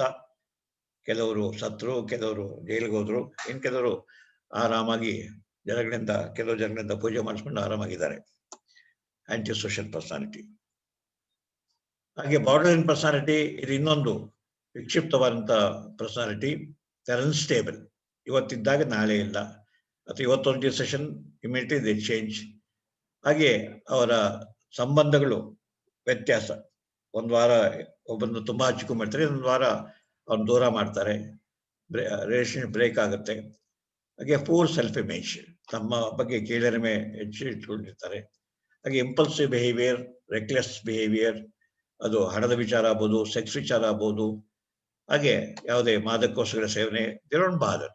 ಹಾಗೆ ಹೈ ಸ್ಪೀಡ್ನಲ್ಲಿ ಡ್ರೈವ್ ಮಾಡ್ತಕ್ಕಂಥದ್ದು, ಮತ್ತೆ ನನಗೆ ಗಾಯ ಆಗುತ್ತಾ ಏನಾಗುತ್ತೆ ನೋಡಿದ್ರೆ ಎಲ್ಲರ ಜೊತೆ ಫೈಟಿಂಗ್ ಮಾಡ್ತಕ್ಕಂಥದ್ದು. ಹಾಗೆ ರಿಪೀಟೆಡ್ ಸೂಸೈಡ್ ಅಟೆಂಪ್ಟ್ಸ್, ಅವರಿಗೆ ಒಂಟಿತನ ಕಾಡುತ್ತೆ, ಕೀಳರಿಮೆ ಕಾಡುತ್ತೆ. ಸಣ್ಣ ಪುಟ್ಟ ಕಾರಣಕ್ಕೆ ಸೂಸೈಡ್ ಮಾಡ್ಕೊಳ್ಳೋ ಪ್ರಯತ್ನ ಮಾಡ್ತಾರೆ ಅಥವಾ ಎದುರಿಸ್ತಾರೆ. ನೋಡಿ, ನಾನು ಸೂಸೈಡ್ ಮಾಡ್ಕೊಳ್ತೇನೆ, ನಿಮ್ಮ ಹೆಸರು ಬರೆದಿಟ್ಟು ಸತ್ತೋಗ್ತಾರೆ ಅಂತ. ಹಾಗೆ ಇಂಟೆನ್ಸ್ ಎಮೋಷನ್ಸ್, ಹಾಗೆ ಭಯ ಜಾಸ್ತಿ, ದುಃಖ ಜಾಸ್ತಿ, ಕೋಪ ಜಾಸ್ತಿ, ಹಾಗೆ ಅನುಮಾನ ಜಾಸ್ತಿ, ಹಾಗೆ ಒಂಟಿತನ, ಎಂಪ್ಟಿನೆಸ್. ಇದು ಬಾರ್ಡರ್ ಪರ್ಸನಾಲಿಟಿ. ಪ್ಯಾರನಲ್ ಸ್ವಲ್ಪ ಹೋಲಿಕೆ ಬರ್ತದೆ. ಪ್ಯಾರನಲ್ ಬರೀ ಅನುಮಾನವೇ ಮಹಾ ಪ್ರಧಾನ, ಇಲ್ಲಿ ಬೇರೆ ತೊಂದರೆಗಳು ಕಾಣಿಸ್ಕೊಡುತ್ತೆ ಬಾರ್ಡರ್ ಲೈನ್ನಲ್ಲಿ. Histrionic personality mainly in women, very emotional, attention seeking. ಇನ್ನೊಬ್ಬರ ಗಮನವನ್ನ ಯಾವುದೇ ಗುಂಪಿನಲ್ಲಿ ಬಹಳ ದೊಡ್ಡದಾಗಿ ಅಲಂಕಾರ ಮಾಡಿಕೊಂಡು, ಬಹಳ ಸೆಕ್ಸಿಯಾಗಿ ಕಾಣುವಾಗೆ ಅಲಂಕಾರ ಮಾಡಿಕೊಂಡು ನಡ್ಕೊಂಡು, ಏನೇ ಮಾಡ್ಲಿ 10 ಜನರ ಗಮನ ತಮ್ಮ ಕಡೆ ಸೆಟ್ಕೊಳ್ತಾರೆ. ಹಾಗೆ ಬೇರೆಯವರು ತಮ್ಮನ್ನ ಕೇರ್ ಮಾಡ್ಬೇಕು ಅಂತ ಇಷ್ಟಪಡ್ತಾರೆ, ಆದ್ರೆ ಬೇರೆಯವ್ರ ಬಗ್ಗೆ ಇವರಿಗೆ ಕೇರ್ ಇಲ್ಲ. ಹಾಗೆ ಸೆಕ್ಷುಲಿ ಪ್ರೊವೋಕೇಟಿವ್ ಆಗಿರ್ತಾರೆ. ಶಾಲೋ ಎಕ್ಸ್ಪ್ರೆಷನ್ಸ್, ಹಾಗೆ ಸಂಬಂಧಗಳಲ್ಲಿ ಅವರು ಆಳವಾದ ಸಂಬಂಧ ಇರೋದಿಲ್ಲ. ಅದು ಗಂಡನೇ ಆಗ್ಬೋದು, ಅಥವಾ ಸ್ನೇಹಿತನೇ ಆಗ್ಬೋದು, ಅಥವಾ ತಂದೆ ತಾಯಿ ಆಗ್ಬೋದು. ಅವರಿಗೆ ಸಂಬಂಧಗಳಲ್ಲಿ ಅಂತಹ ಒಲವಿರೋದಿಲ್ಲ. ಹಾಗೆ ಡ್ರಮ್ಯಾಟಿಕ್ ಬಿಹೇವ್, ನಾಟಕೀಯವಾಗಿ ಮಾತು, ನಾಟಕೀಯವಾಗಿ ವರ್ತನೆ ಮಾಡ್ತಾರೆ. ಹಾಗೆ ಗಟ್ಟಿಯಾಗಿ ನಗ್ತಕ್ಕಂಥದ್ದು, ಅಥವಾ ಹಾಗೇನೆ 10 ಜನ ಕೇಳುವಾಗಿ ಅಡ್ತಕ್ಕಂಥದ್ದು, ಅಥವಾ ತಮ್ಮ ಅಭಿಪ್ರಾಯವನ್ನ ದೊಡ್ಡ ದನಿನಲ್ಲಿ ವೇದಿಕೆ ಮೇಲೇರಿ ಹೇಳ್ತಕ್ಕಂಥದ್ದು. ಹಾಗೆ ಬೇರೆಯವರಿಂದ ಬಹಳ ಸುಲಭಕ್ಕೆ ಅವರು ಇನ್ಫ್ಲುಯೆನ್ಸ್ ಆಗ್ಬಿಡ್ತಾರೆ. ಇವ್ರನ್ನ ಇನ್ನೊಬ್ರು ಮೋಸ ಮಾಡೋದು ಬಹಳ ಸುಲಭ. ಹಾಗೆ ಅವ್ರಿಗೆ ಇನ್ಸ್ಟ್ರಕ್ಷನ್ ಕೊಟ್ರೆ ಏನು ಪೂರ್ವಾಪರ ಯೋಚನೆ ಮಾಡ್ದೇನೆ ಅದನ್ನ ಫಾಲೋ ಮಾಡ್ತಾರೆ. ಹಾಗೆ ಯಾರೇ ಅಡ್ವೈಸ್ ಕೊಡ್ಲಿ ಅದನ್ನ ಸರಿಯಾ ತಪ್ಪ ಅಂತ ನೋಡ್ದೇನೆ ಅಡ್ವೈಸ್ ಫಾಲೋ ಮಾಡ್ತಾರೆ. ಹಾಗೆ ಬ್ಲೇಮಿಂಗ್ ಅದರ್ಸ್, ಇವರಿಗೆ ಬೇರೆಯವ್ರನ್ನ ದೂಷಣೆ ಮಾಡೋದು ಅಂದ್ರೆ ಬಹಳ ಸಂತೋಷ. ತಮ್ಮ ಎಲ್ಲಾ ಕೊರತೆಗಳಿಗೆ, ತಮ್ಮ ಎಲ್ಲಾ ವೈಫಲ್ಯಗಳಿಗೆ ಅವರು ಬೇರೆಯವ್ರನ್ನ ದೂರ್ತಾರೆ. ಮನೆಯವ್ರನ್ನ, ಟೀಚರ್ಸ್ನ, ಕೊಲೀಗ್ಸ್ನ, ಸೊಸೈಟಿನ ದೂರ್ತಾರೆ. ಇದು ಹಿಸ್ಟ್ರಿಯಾನಿಕ್ ಪರ್ಸನಾಲಿಟಿ. ಹಾಗೆ ನಾರ್ಸಿಸ್ಟಿಕ್ ಪರ್ಸನಾಲಿಟಿ, ಇವರು thinks big and give self importance. ನಾನೇ ಮಹಾತ್ಮ, ನಾನೇ ಗ್ರೇಟು, ನಾನೇ ಅಲೆಕ್ಸಾಂಡರು, ನಾನೇ ಐನ್ಸ್ಟೈನು, ಈ ರೀತಿ ತಮ್ಮ ಬಗ್ಗೆ ಅತಿಯಾದ ಜಂಬ ಕಚ್ಕೊಳ್ತಾರೆ. ತಮ್ಮ ಶಕ್ತಿ ಸಾಮರ್ಥ್ಯದ ಬಗ್ಗೆ ಅತಿಯಾದಂಥ ಆತ್ಮವಿಶ್ವಾಸ, ಸುಪೀರಿಟಿ ಕಾಂಪ್ಲೆಕ್ಸ್. ಅಥವಾ ನಾನೇ ಜಗತ್ತಿನ ಅತ್ಯಂತ ಸುಂದರವಾದ ವ್ಯಕ್ತಿ, ನಾನೇ ಇಡೀ ದೇಶದ ಅತ್ಯಂತ ಸೂಪರ್ ಮ್ಯಾನ್, ಈ ರೀತಿ ತಮ್ಮ ಬಗ್ಗೆ ಅವರಿಗೆ ಅತಿಯಾದಂಥ ಮೋಹ, ಅಭಿಮಾನ. ಹಾಗೆ ಬಾಸ್ಟಿಂಗ್ ಅಬೌಟ್ ಸೆಲ್ಫ್, ನಾನು ಯುನೀಕು, ನಾನು ಬಿಟ್ಟಿಲ್ಲ, ನಾನೊಬ್ಬ ವಿಶಿಷ್ಟ ವ್ಯಕ್ತಿ, ನನಗೆ ತುಂಬಾ ಟ್ಯಾಲೆಂಟ್ ಇದೆ. ಹಾಗೆ ಫ್ಯಾಂಟಸಿ, ಕಲ್ಪನಾ ಲೋಕದಲ್ಲೇ ಅವರು ಇರ್ತಾರೆ. And wants to be admired and appreciate. ಎಲ್ಲರೂ ತಮ್ಮನ್ನು ಹೊಗಳಬೇಕು, ತಮ್ಮನ್ನು ಆರಾಧಿಸಬೇಕು, ತಮ್ಮನ್ನು ಮೆಚ್ಚುಗೆ ವ್ಯಕ್ತಪಡಿಸಬೇಕು, ತಮಗೆ ಇರೋ ಎಲ್ಲಾ ಪ್ರಶಸ್ತಿಗಳು ತಮಗೆ ಸಿಗಬೇಕು. ಹಾಗೆ ಬೇರೆಯವ್ರನ್ನ ತಮಗೆ ಬಳಸ್ಕೊಳ್ತಾರೆ. ಏನೂ ಸಂಕೋಚ ಇಲ್ದೇನೆ ಅವರು ಬೇರೆಯವ್ರನ್ನ ತಮ್ಮ ಸುಖಕ್ಕೋಸ್ಕರ, ತಮ್ಮ ಅನುಕೂಲಕ್ಕೋಸ್ಕರ ಬಳಸ್ಕೊಳ್ತಾರೆ. ಹಾಗೆ ನೋ ಎಂಪತಿ, ಇನ್ನೊಬ್ಬರ ಭಾವನೆಗಳನ್ನ ಅರ್ಥ ಮಾಡ್ಕೊಳ್ಳೋದಕ್ಕೆ ಅವರಿಗೆ ಆಗೋದಿಲ್ಲ. ಥಿಂಗ್ಸ್ ದಟ್ ಅದರ್ಸ್, ನಾನು ಇಷ್ಟು ದೊಡ್ಡ ವ್ಯಕ್ತಿ ಆದ್ರಿಂದ ಎದುರು ನನ್ನ ಬಗ್ಗೆ ಹೊಟ್ಟೆ ಕಿಚ್ಚಿಬಿಡ್ತಾರೆ, ನಾನು ಮುಂದ್ಬರೋದು ಅವ್ರಿಗೆ ಇಷ್ಟ ಇಲ್ಲ, ಆ ಥರದ ಮನೋ. ಹಾಗೆ ಆರೋಗ್ಯಂಟ್ ಬಿಹೇವಿಯರ್, ಆರೋಗ್ಯಂಟ್ ಆಟಿಟ್ಯೂಡ್. ಸೊ ಬೇರೆಯವ್ರನ್ನ ಧಿಕ್ಕರಿಸ್ತಾರೆ. ಹಾಗೆ ತಮಗಿಂತ ಚೆನ್ನಾಗಿರೋದ್ಕೊಂಡು ಕೂಡ ಅವ್ರಿಗೆ ಗೌರವ ಕೊಡೋದಿಲ್ಲ, ನಾನೇ ಗ್ರೇಟ್ ಅಂತ ಕೊಡ್ತಾರೆ. ಇದು ನಾರ್ಸಿಸ್ಟಿಕ್ ಪರ್ಸನಾಲಿಟಿ. ಈ ಅಬ್ಸೆಸಿವ್ ಪರ್ಸನಾಲಿಟಿ ನಿಮ್ಗೆ ಗೊತ್ತಿರುವ ಹಾಗೆ ಇವರು ಎಕ್ಸ್ಟ್ರೀಮ್ ಕನ್ಸರ್ನ್ ಅಬೌಟ್ ಕ್ಲೀನ್ಲಿನೆಸ್, ಅತ್ಯಂತ ಚೊಕ್ಕಟವಾಗಿರ್ಬೇಕು, ಕ್ಲೀನ್ ಆಗಿರ್ಬೇಕು. ಹಾಗೆ ಪ್ರತಿಯೊಂದೂ ಒಂದು ವ್ಯವಸ್ಥಿತವಾಗಿರ್ಬೇಕು. ಈ ಪುಸ್ತಕ ಇಲ್ಲೇ ಇರಲಿ, ಈ ಹ್ಯಾಂಗರ್ ಇಲ್ಲೇ ಇರಲಿ, ಈ ಬಟ್ಟೆ ಹೀಗೆ ಇರಬೇಕು, ಒಂದು ಚೂರು ಧೂಳಿರಬಾರ್ದು, ಅಡಿಗೆ ಮನೆಗೆ ಹೋಯ್ತು ಅಂದ್ರೆ ಪ್ರತಿಯೊಂದು ಪಾತ್ರೆ, ಪ್ರತಿಯೊಂದು ಡಬ್ಬ ಯಾವ ಸ್ಥಳ ಅಲ್ಲಲ್ಲೇ ಇರಬೇಕು. ಈ ರೀತಿ ತಮ್ಮ ಟೇಬಲ್ ಮೇಲೆ ಯಾವುದೇ ವಸ್ತು ಅದರ ಜಾಗದಲ್ಲಿ ಇರಬೇಕು, ಬೇರೆ ಜಾಗದಲ್ಲಿ ಇರಬಾರ್ದು. ಹಾಗೆ ಪರ್ಫೆಕ್ಷನಿಸ್ಟಿಕ್ ಎಥಿಕ್ಸ್ ಅಂಡ್ ವ್ಯಾಲ್ಯೂಸ್. ಸೊ ಯಾವುದೇ ನೀತಿ ನಿಯಮಗಳನ್ನ ಎಷ್ಟೇ ಕಷ್ಟ ಆದರೂ ಕೂಡ ಅವರು ಫಾಲೋ ಮಾಡಲಿಕ್ಕೆ ಇಷ್ಟಪಡ್ತಾರೆ. ಹಾಗೆ ವ್ಯಾಲ್ಯೂಸ್ ಬಗ್ಗೆ ಹೆಚ್ಚು ಗಮನ ಕೊಡ್ತಾರೆ. ಹಾಗೆ ಬೇರೆಯವರು ಹಾಗೆ ಮಾಡಬೇಕು ಅಂತ ನಿರೀಕ್ಷೆ ಮಾಡ್ತಾರೆ. ಹಾಗೆ ಫ್ಲೆಕ್ಸಿಬಲ್ ಇಲ್ಲ, ಬಗ್ಗೋದಿಲ್ಲ. ಅವ್ರು ಇಷ್ಟದಾಗೆ ಆಗಬೇಕು. ಅವರ ಜೀವನ ಶೈಲಿ ಅಂತ ಬೇರೆಯವರು ಇವ್ರಿಗೆ ಹೊಂದ್ಕೋಬೇಕಾಗತ್ತೆ, ಇವರು ಹೊಂದ್ಕೊಳ್ಳೋದಿಲ್ಲ. ಹಾಗೆ ಮುಕ್ತ ಮನಸ್ಸಿಲ್ಲ ಅವರಿಗೆ, ವೆರಿ ಕ್ಲೋಸ್ಡ್ ಮೈಂಡ್. ಹಾಗೆ preoccupation details and rules and time. ಪ್ರತಿಯೊಂದು ಸಣ್ಣ ಪುಟ್ಟ ವಿವರಗಳಿಗೂ ಅವರು ಗಮನ ಕೊಡ್ತಾರೆ. ಹಾಗೆ ರೂಲ್ಸ್ ಅನ್ನ ವೆರಿ ಸ್ಟ್ರಿಕ್ಟ್ಲಿ ಫಾಲೋ ಮಾಡ್ತಾರೆ. ಹಾಗೆ ಟೈಮ್ 10 ಗಂಟೆಗೆ ಅಂದ್ರೆ 10 ಗಂಟೆಗೆ ಇರ್ಬೇಕಿಲ್ಲ, 1 ನಿಮಿಷ ಕಮ್ಮಿ ಇಲ್ಲ, 1 ನಿಮಿಷ ಜಾಸ್ತಿ ಇಲ್ಲ. 1 ನಿಮಿಷ ಲೇಟಾಗಿ ಬಂದ, 1 ನಿಮಿಷ ಲೇಟಾಗಿ ಬಂದೆ, ಅಥವಾ 1 ನಿಮಿಷ ಲೇಟಾಗಿ ಬಂದ್ರು. ಬೇಗ ಬಂದ್ರೆ ಯಾಕೆ ಬೇಗ ಬಂದ್ರೆ ಅಂತ 1 ನಿಮಿಷ. Time perfectionist. Hard working, but advantage ಅಂದ್ರೆ ಹಾರ್ಡ್ ವರ್ಕಿಂಗ್ ಅಂಡ್ ಪ್ರೊಡಕ್ಟಿವಿಟಿ. ಬೇರೆ ಏನೂ ತಲೆ ಕೆಡಿಸ್ಕೊಳ್ತಾನೆ ಹಿಡಿದ ಕೆಲಸವನ್ನ ಅವರು ತುಂಬಾ ಕಷ್ಟಪಟ್ಟು ಮಾಡ್ತಾರೆ. ಹಾಗೆ ಪ್ರೊಡಕ್ಟಿವ್ ಆಗಿರ್ತಾರೆ. ಹಾಗೆ ನೋ ಲೀಜರ್, ಅವರಿಗೆ ಊಟನ ಬೇಕಾಗೋದಿಲ್ಲ, ನಿದ್ರೆ ಬೇಕಾಗೋದಿಲ್ಲ, ರೆಕ್ರೇಷನ್ ಬೇಕಾಗೋದಿಲ್ಲ. ಬೇಕಾದ್ರೆ 24 ಗಂಟೆ ಕೆಲಸ ಮಾಡೋಕ್ಕೂ ತಯಾರಾಗ್ತಾರೆ. ಹಾಗೆ cannot throw old and use. ಎಲ್ಲ ಹಳೆ 50 ವರ್ಷದಿಂದ ಕೊಂಡ್ಕೊಂಡಿದ್ದು ಒಂದು ಚೇರ್ ಕೂಡ ಅಲ್ಲೇ ಇರುತ್ತದೆ. ಅದು ಉಪಯೋಗ ಬರೋದು ಇಲ್ಲ, ಬೀಸಾಗೋದು ಅಲ್ಲಿರಲಿ, ಪರವಾಗಿಲ್ಲ. ಇಲ್ಲಿ 20 ವರ್ಷದಿಂದ ಉಪಯೋಗಿಸಿದ ಕುಕ್ಕರ್ ಕೂಡ ಹಾಗೆ ಇರುತ್ತೆ. So they don't want to throw old things. ಎಲ್ಲವನ್ನೂ ಇಟ್ಕೊಳ್ತಾರೆ. ಅಥವಾ ನಮ್ಮ ಅಜ್ಜಿ ಕೊಟ್ಟಿದ್ದು ಅಂತ ಅದು ಹಾಗೆ ಒಂದು ಮೂಲೆಯಲ್ಲಿ ಇರ್ತದೆ. ಹಾಗೆ ಇದು ಹೋರ್ಡಿಂಗ್ ಅಭ್ಯಾಸ, ಸಂಗ್ರಹಿಸುವ ಅಭ್ಯಾಸ.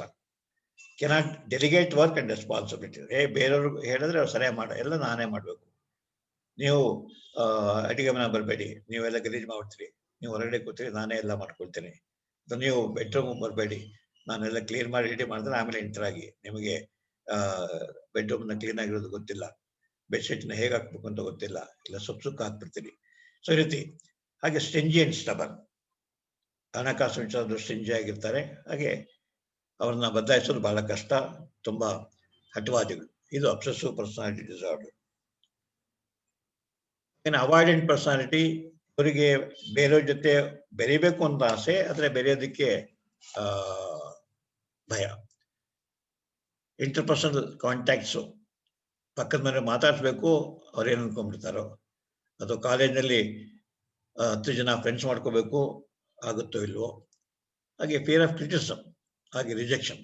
ಬೇರೆಯವರು ನನ್ನ ಟೀಕೆ ಮಾಡ್ತಾರೆ ಅಥವಾ ನನ್ನ ರಿಜೆಕ್ಟ್ ಮಾಡ್ತಾರೆ ಅಂತಕ್ಕಂಥದ್ದನ್ನ ಊಹಿಸ್ಕೊಂಡ್ಬಿಡ್ತಾರೆ. ಅವ್ರು ಯಾರು ರಿಜೆಕ್ಟ್ ಮಾಡ್ತಿರೋದಿಲ್ಲ, ಯಾರು ಕ್ರಿಟಿಸೈಸ್ ಮಾಡೋದಿಲ್ಲ. ಆದ್ರೆ ಅವರಿಗೆ ಕ್ರಿಟಿಸೈಸ್ ಮಾಡ್ಬೋದು, ನನ್ನನ್ನು ಅವ್ರು ದೂರ್ಬೋದು, ನನ್ನನ್ನು ಅಪಹಾಸ್ಯ ಮಾಡ್ಬೋದು. ಹಾಗಾಗಿ ಅವರಿಗೆ ಆತ್ಮೀಯ ಬಂಧುಗಳು, ಆತ್ಮೀಯ ಸ್ನೇಹಿತರು ಅಂತ ಇರೋದೇ ಇಲ್ಲ. ಯಾಕಂದ್ರೆ ಅವ್ರು ಯಾರನ್ನು ಹಚ್ಕೊಳ್ಳೋಕೆ ಇಷ್ಟ ಆಯ್ತು ಕೂಡ ಹಚ್ಕೊಳ್ಳಲ್ಲ. ಹಾಗೆ ಇನ್ಎಡಿಕ್ವೆಸಿ, ಲೋ ಸೆಲ್ಫ್ ಎಸ್ಟೀಮ್. ತನ್ನ ಶಕ್ತಿ ಸಾಮರ್ಥ್ಯದ ಬಗ್ಗೆ ಅವ್ರಿಗೆ ಯಾವಾಗಲೂ ಏನೋ ಕೊರತೆ ಕಾಣ್ತಾ ಇರುತ್ತೆ. ಹಾಗೆ ಇನ್ಫಿನಿಟಿ ಫೀಲಿಂಗ್ಸ್ ಜಾಸ್ತಿ ಇರುತ್ತೆ. Gets embarrassed in parties and gatherings. ಹಾಗಾಗಿ ಇವರು ಪಾರ್ಟಿಗೆ ಹೋಯ್ತು ಒಂದು ಮೂಲೆಯಲ್ಲಿ ಕೂತ್ಕೊಳ್ತಾರೆ. ಹೋಗಿ ಗ್ರೀಟ್ ಮಾಡೋಕ್ಕೆ ಇವರಿಗೆ ಸಂಕೋಚ. ಬೇರೆಯವ್ರು ಮಾತಾಡಿದ್ರು ಕೂಡ ಆದಷ್ಟು ಕಡಿಮೆ ಮಾತಾಡ್ತಾರೆ. ಹಾಗೆ ವೇದಿಕೆ ಮೇಲೆ ಹೋಗೋದಕ್ಕೆ ಅವ್ರಿಗೆ ಇಷ್ಟ ಆಗೋದಿಲ್ಲ. ಅಯ್ಯೋ, ವೇದಿಕೆ ಮೇಲೆ 100 ಜನ ನನ್ನೇ ನೋಡ್ತಿರ್ತಾರೆ, ನಾನು ಸರಿಯಾಗಿ ಟೈ ಕಟ್ಕೊಂಡಿನ ಇಲ್ವಾ, ನಾನು ಸರಿಯಾಗಿ ಸೀರೆ ಉಟ್ಕೊಂಡಿನ ಇಲ್ವಾ, ನಾನು ಸರಿಯಾಗಿ ಬೊಟ್ಟಿಟ್ಕೊಂಡಿನ ಇಲ್ವಾ, ಬೇಡಪ್ಪ ವೇದಿಕೆ ಬೇಡ ಸರ್, ಇಲ್ಲೇ ಇರ್ತೀನಿ sir. So gets embarrassed in parties and gatherings, ಅಥವಾ they never want to enter the stage. ಹಾಗೆ ಸ್ಕಿಜಾಯ್ಡ್ ಪರ್ಸನಾಲಿಟಿ ಇನ್ನೊಂದು totally closed book. No desire, they don't enjoy close relationship. Solitude, ಆದಷ್ಟು ಏಕಾಂತ ವಾಸಿಗಳು, ಒಂಟಿಯಾಗಿರಕ್ಕೆ ಇಷ್ಟಪಡ್ತಾರೆ. ಒಬ್ಬರು ಫ್ರೆಂಡ್ಸ್ ಅಷ್ಟೇ, ಅಥವಾ no friends. If you pleasurable recreation activities ಬಹಳ ಕಡಿಮೆ, ಅಥವಾ ಯಾವುದೋ ಒಂದು ಒಂದು ಗಿಟಾರ್ ಕಲ್ತ್ಕೊಂಡ್ಬಿಡ್ತಾರೆ, ಅದೊಂದೇ, ಇನ್ನೇನಿರಲ್ಲ. ಅದೊಂದು ಓದುವ ಹವ್ಯಾಸ ಅಷ್ಟೇ. Indifferent to praise and criticism. ಇವ್ರಿಗೆ ನೀವು ಹೊಗಳಿ ಅವ್ರಿಗೇನು ಅನ್ಸಲ್ಲ, ಬೈರಿ ಏನು ಅನ್ಸಲ್ಲ. ಸೊ ಒಂದು ರೀತಿ ಸ್ಥಿತಪ್ರಜ್ಞನ ಉಳ್ಕೊಂಡ್ಬಿಡ್ತಾರೆ. Emotionally cold and detach. So ಹೆಂಡತಿ ಆಗಲಿ ಮಕ್ಕಳಾಗಲಿ ಅವ್ರ ಜೊತೆ ಕ್ಲೋಸ್ ಆಗಿರೋಕ್ಕೆ ಇವ್ರಿಗೆ ಆಗೋದೇ ಇಲ್ಲ. ಆದಷ್ಟು ತಂಪಾಡ್ ತಾವಿರ್ತಾರೆ. ಎಷ್ಟು ಬೇಕೋ ಅಷ್ಟು ಮಾತು, ಯಾವುದೇ ರಿಲೇಶನ್ಶಿಪ್ ಇಲ್ಲ. ಒಂದೇ ಡಿಟ್ಯಾಚ್ಮೆಂಟ್, ಅಂಟಿಯೋ ಅಂಟದ ಹಾಗೆ ತಾವರೆ ಎಲೆ ಮೇಲೆ ನೀರಿನಾಗಿರ್ತಾರೆ. ಮದುವೆ ಮಾಡ್ಕೊಂಡು ಕೂಡ ಹೆಂಡತಿ ಜೊತೆಲಾಗಲಿ, ಗಂಡನ ಜೊತೆಲಾಗಲಿ, ಮಕ್ಕಳ ಜೊತೆಲಾಗಲಿ, ಫ್ರೆಂಡ್ ಜೊತೆಲಾಗಲಿ ಏನೂ ಅಟ್ಯಾಚ್ಮೆಂಟ್ ಇಲ್ಲ. And do not share feelings. ತಮ್ಮ ಯಾವುದೇ ಭಾವನೆಯನ್ನ, ಅದು ಒಳ್ಳೆಯ ಭಾವನೆ ಆಗ್ಬೋದು ಅಥವಾ ತೊಂದರೆ ಆಗ್ಬೋದು, ಅನುಭವಗಳನ್ನ ಅವರು ಹೇಳ್ಕೊಳಕ್ಕೆ ಇಷ್ಟಪಡೋದಿಲ್ಲ. ಕೇಳಿದ್ರು ಇಲ್ಲ ಏನಿಲ್ಲ ಡೋಂಟ್ ವರಿ, ಎಲ್ಲ ಸರೋಗುತ್ತೆ. ಸೊ 20 ವರ್ಷ 30 ವರ್ಷ ಇಂಥವ್ರ ಜೊತೆ ಸಂಸಾರ ಮಾಡೋದು ಕೂಡ ಗಂಡನಿಗೆ ಹೆಂಡತಿಗೆ ಗಂಡನ ಮನಸ್ಸಿನಲ್ಲಿ ಅಥವಾ ಹೆಂಡತಿ ಏನಿದೆ ಅಂತ ಗೊತ್ತಾಗೋದೇ ಇಲ್ಲ. ಹಾಗೆ ಇನ್ನೊಂದು ಡಿಪೆಂಡೆಂಟ್ ಪರ್ಸನಾಲಿಟಿ. ಇವರು submissive, clinging, cannot take decisions, expects others to guide and support. ಪ್ರತಿಯೊಂದಕ್ಕೂ ಬೇರೆಯವರು ನನಗೆ ಹೇಳಿ, ಬೇರೆಯವ್ರು ನನ್ಗೆ ಗೈಡ್ ಮಾಡಲಿ ಸರ್, ಏನ್ ಮಾಡಲಿ ಸರ್, ನಾನು ಮದುವೆ ಮಾಡ್ಕೋಬೇಕಂತ ಯಾರು ಮದುವೆ ಮಾಡ್ಕೊಳ್ಳಿ ಸರ್, ಈ ಕಾಂಟ್ ಡಿಸೈಡ್. ಅಥವಾ ಪ್ರಮೋಷನ್ ಕೊಡೋಲ್ಲ ಅಂತ ಏನ್ ಮಾಡ್ಬೇಕು sir. So they can't decide, they want guidance from others. ಹಾಗೆ no self confidence. They try to please others and obey them. ಯಾರೇ ಆಗಲಿ ಅವ್ರನ್ನ ಓಲೈಸೋದಕ್ಕೆ, ಹಾಗೆ ಅವ್ರನ್ನ ಮೆಚ್ಚುಗೆ ಪಡೆಯೋದಕ್ಕೆ ಏನ್ ಬೇಕು ತಗ್ಗಿ ಬಗ್ಗಿ ಕಾಲಿಗೂ ಬಿಡಕ್ಕೆ ತಯಾರಿರ್ತಾರೆ. ಅಂಡ್ ಬೇರೆ ಹೇಳ್ದಂಗೆ ಕೇಳ್ತಾರೆ. Seek reassurance. ನಾನು ಮಾಡಿ ಸರೋಯ್ತಾ, ನಾನು ಸರಿಯಾಗಿ ಹೇಳಿದ್ನ, ನನ್ನ ಕೆಲಸ ಚೆನ್ನಾಗಿ ಮಾಡ್ತೀನ ಅಂತ they want reassurance from people. ಹಾಗೆ ಆಂಕ್ಷಿಯಸ್ ವೆನ್ ಅಲೋನ್. ಒಂಟಿಯಾಗಿದ್ದಾಗ ತುಂಬಾ ಆತಂಕಗೊಳಗಾಗ್ತಾರೆ.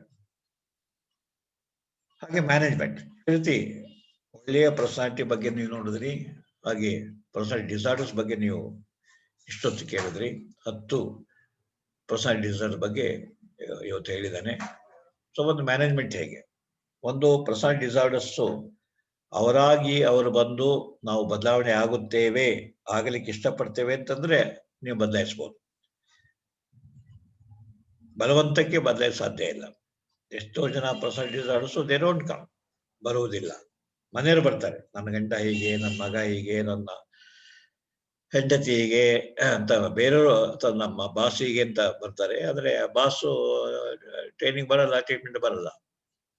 ಸೊ ಹಾಗಾಗಿ ಒಂದು ಅಗ್ರೆಷನ್ನು, ಇಲ್ಲ ಅಂತಂದ್ರೆ ಕೋಪ ತಾಪ, ಆ ಥರದ ಭಾವೋದ್ವೇಗ ಒಳಗಾಗುವಂತ ಸನ್ನಿವೇಶಗಳಲ್ಲಿ ಅವರಿಗೆ ಮೆಡಿಸಿನ್ಸ್ ಕೊಡ್ಬೋದು. ಸೊ ಮೆಡಿಸಿನ್ಸ್ ಉಪಯೋಗ ಬಹಳ ಕಡಿಮೆ. ಒಂದಿನ ಪ್ಯಾರನಾಯ್ಡ್ ಪರ್ಸನಾಲಿಟಿನಲ್ಲಿ ಸ್ವಲ್ಪ ಮೆಡಿಸಿನ್ಸ್ ಕೊಡ್ಬೋದು, ಬಾರ್ಡರ್ಲೈನ್ ಪರ್ಸನಾಲಿಟಿ ಡಿಸಾರ್ಡರ್ ಮೆಡಿಸಿನ್ಸ್ ಕೊಡ್ಬೋದು, ಬೇರೆದಲ್ಲಿ ಮೆಡಿಸಿನ್ಸ್ ಇಲ್ಲ. ಅಥವಾ ಆಂಕ್ಷಿಯಸ್ ಪರ್ಸನಾಲಿಟಿನಲ್ಲಿ ಮೆಡಿಸಿನ್ಸ್ ಕೊಡ್ಬೋದು. ಒಂದು ಟ್ರೈನಿಂಗ್ ಅಂಡ್ ಕೌನ್ಸಿಲಿಂಗ್. ನಾನು ಹೇಳಿದಾಗ ಮೊದಲನೇದಾಗಿ PD ಇರ್ತಕ್ಕಂಥ ವ್ಯಕ್ತಿಗೆ ನಾನು ನನ್ನ ವ್ಯಕ್ತಿತ್ವದಲ್ಲಿ ಸುಧಾರಣೆ ಮಾಡಿಕೊಳ್ಬೇಕು ಅಂತಕ್ಕಂಥ ಅರಿವು ಬರಬೇಕು. ಅರಿವನ್ನ ಮೂಡಿಸ್ತಕ್ಕಂಥದ್ದು. ಯಾಕಂದ್ರೆ ಹೆಂಡತಿ ಮಕ್ಕಳು ಹೇಳೋದೇ ಕೇಳೋದಿಲ್ಲ, ಕೊಲೀಗ್ಸ್ ಹೇಳೋದೇ ಕೇಳೋದಿಲ್ಲ. ಸೊ ಯಾವುದೋ ಕಾರಣಕ್ಕೋಸ್ಕರ ಕೌನ್ಸಿಲರ್ ಹತ್ರ ಬೇರೆಯವರು ಬಂದಾಗ ನಿಮ್ಮ ಯಜಮಾನ ಕರ್ಕೊಂಬನ್ನಿ ಅಥವಾ ನಿಮ್ಮ ಮಗನ ಕರ್ಕೊಂಬನ್ನಿ ಮಾತಾಡ್ಬೇಕು ಅಂತ ಹೇಳಿ ನಾವು ಕೌನ್ಸಿಲರ್ಸ್ ಅವರಿಗೆ ನಿಮ್ಮ ವ್ಯಕ್ತಿತ್ವದಲ್ಲಿ ಏನೋ ದೋಷ ಇದೆ ನಿಮಗನ್ಸಿದ್ಯಾ ಅಥವಾ ಬೇರೆಯವ್ರ ವ್ಯಕ್ತಿತ್ವದಲ್ಲಿ ದೋಷ ಇದೆ ಅಂತ ಅನ್ಸುತ್ತಾ, ಅವ್ರ ಮಾತುಗಳೇರಿ. ಅವಾಗ ಅವರಿಗೆ ತಮ್ಮ ವ್ಯಕ್ತಿತ್ವದಲ್ಲಿ ದೋಷ ಅಂತ ಕಂಡು ಬಂದರೆ ಅದನ್ನೇ ಬದಲಾವಣೆ ಆಗ್ಬೋದಲ್ಲ, ವೈ ಕಾಂಟ್ ಟು ಟ್ರೈ. ಅಥವಾ ನಿಮ್ಮ ಹೆಂಡತಿ ಆಕೆಯ ವ್ಯಕ್ತಿತ್ವ ಬದಲಾವಣೆ ಆಗಬೇಕು ಅಂತ ನೀವು ಇಷ್ಟಪಡ್ತೀರಿ, ನಿಮ್ಮಲ್ಲೂ ಕೆಲವು ದೋಷಗಳಿದ್ದಾವೆ, ಇಬ್ರು ಬದಲಾವಣೆಗೆ ಒಪ್ಪಿ ಬನ್ನಿ ಅಂತ ಕೋಕ್ಸ್. ಹಾಗೆ ಕೌನ್ಸಿಲಿಂಗ್. ಹಾಗೆ ಬಿಹೇವಿಯರ್ ಥೆರಪಿ. ಅವರ ಆಕ್ಷನ್ಸು ರಿಯಾಕ್ಷನ್ಸು ಹೇಗಿರಬೇಕು, ಹೇಗಿರಬಾರದು, ಹಾಗೆ ಆಟಿಟ್ಯೂಡು ಏನಿದೆ ಅದು ಸರಿಯೇ ಅಥವಾ ತೆಗೆಯಬೇಕೆ. ಅಬ್ಸೆಸಿವ್ ಪರ್ಸನಾಲಿಟಿ, ಹೌದು ಇಷ್ಟೊಂದು ಅಚ್ಚುಕಟ್ಟತನ ಬಹಳ ಹಿಂಸೆ ಆಗ್ತಿರ್ಬೇಕು, ನಿಮಗೆ ಸ್ವಲ್ಪ ಅಡ್ಡಾದಿಡ್ಡಾಗಿರಲಿ, ಸ್ವಲ್ಪ ಪರ್ಫೆಕ್ಷನ್ 100% ಬೇಡ, ಒಂದು 70% ಪರ್ಫೆಕ್ಷನ್ ಬಂದ್ರೆ ಸಾಕಲ್ವಾ.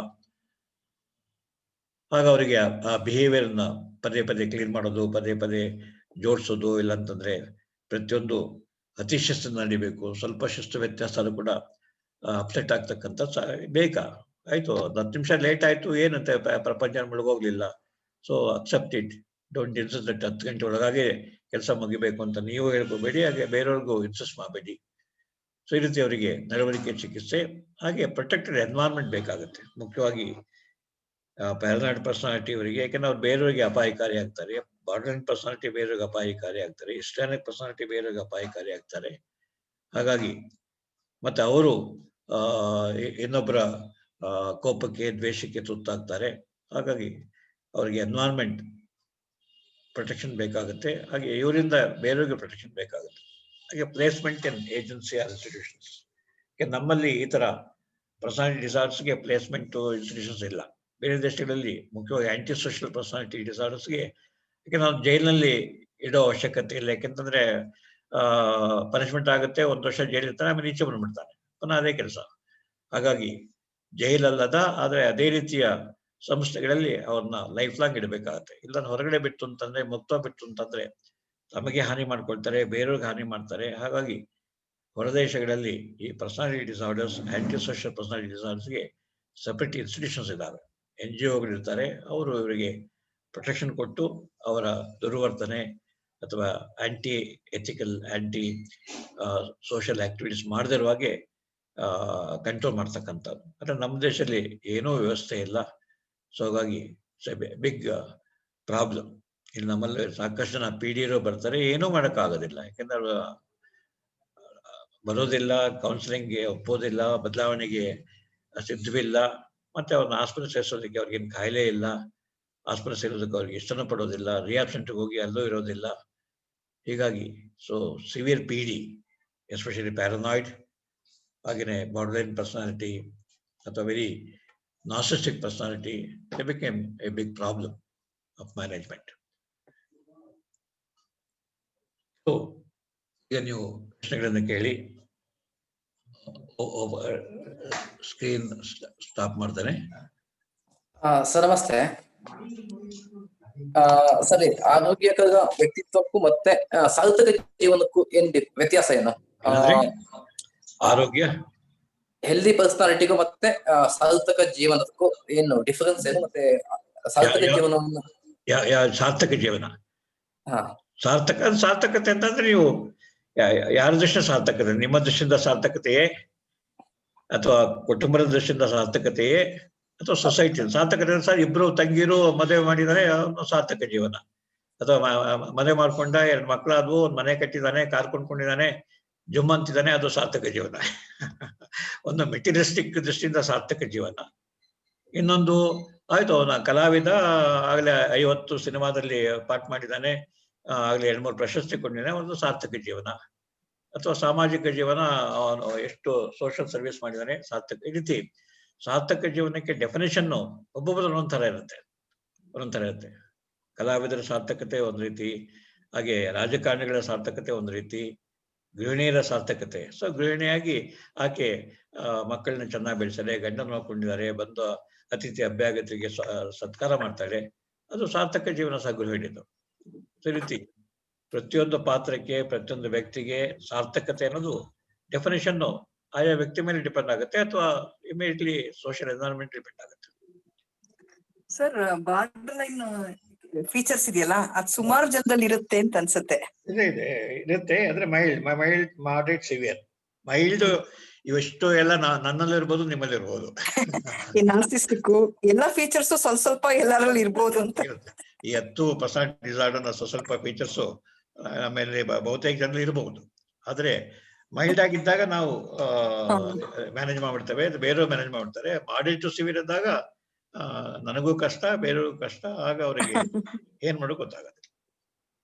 ಸೊ ಹಾಗಾಗಿ ಪರ್ಸನಾಲಿಟಿ ಡಿಸಾರ್ಡರ್ ಕ್ಲಾಸಿಫಿಕೇಶನ್ ಅಲ್ಲಿ very difficult to pigeonhole. ಕೆಲವ್ರನ್ನ ಯಾವ್ದು 2-3 ಪರ್ಸನಾಲಿಟಿ ಡಿಸಾರ್ಡರ್ ಇದ್ದಂಗೆ ಕಾಣುತ್ತೆ. ಹೌದು, ಕಾಂಬಿನೇಷನ್. ಹಾಗೆ ಪರ್ಸನಾಲಿಟಿ ಡಿಸಾರ್ಡರ್ ಅಸೆಸ್ಮೆಂಟ್ ಗೆ ಟೂಲ್ಸ್ ಗಳು ಇದಾವೆ. ಅದು ಮಾಡಿದಾಗ್ಲೂ ಅಷ್ಟೇ it scores high both in obsessive personality disorder as well as scores high in narcissistic personality disorder ಬರ್ತದೆ. ಸೊ ಹಾಗಾಗಿ ಒಂದು ಪರ್ಸನಾಲಿಟಿ ಡಿಸಾರ್ಡರ್ ಪಿಜನ್ ಹೋಲ್ ಮಾಡೋದು ಬಹಳ ಕಷ್ಟ. 2-3 ಅಥವಾ ಮಿಕ್ಸ್ಚರ್ ಇರುತ್ತೆ, ಅದು ಇದು ಸ್ವಲ್ಪ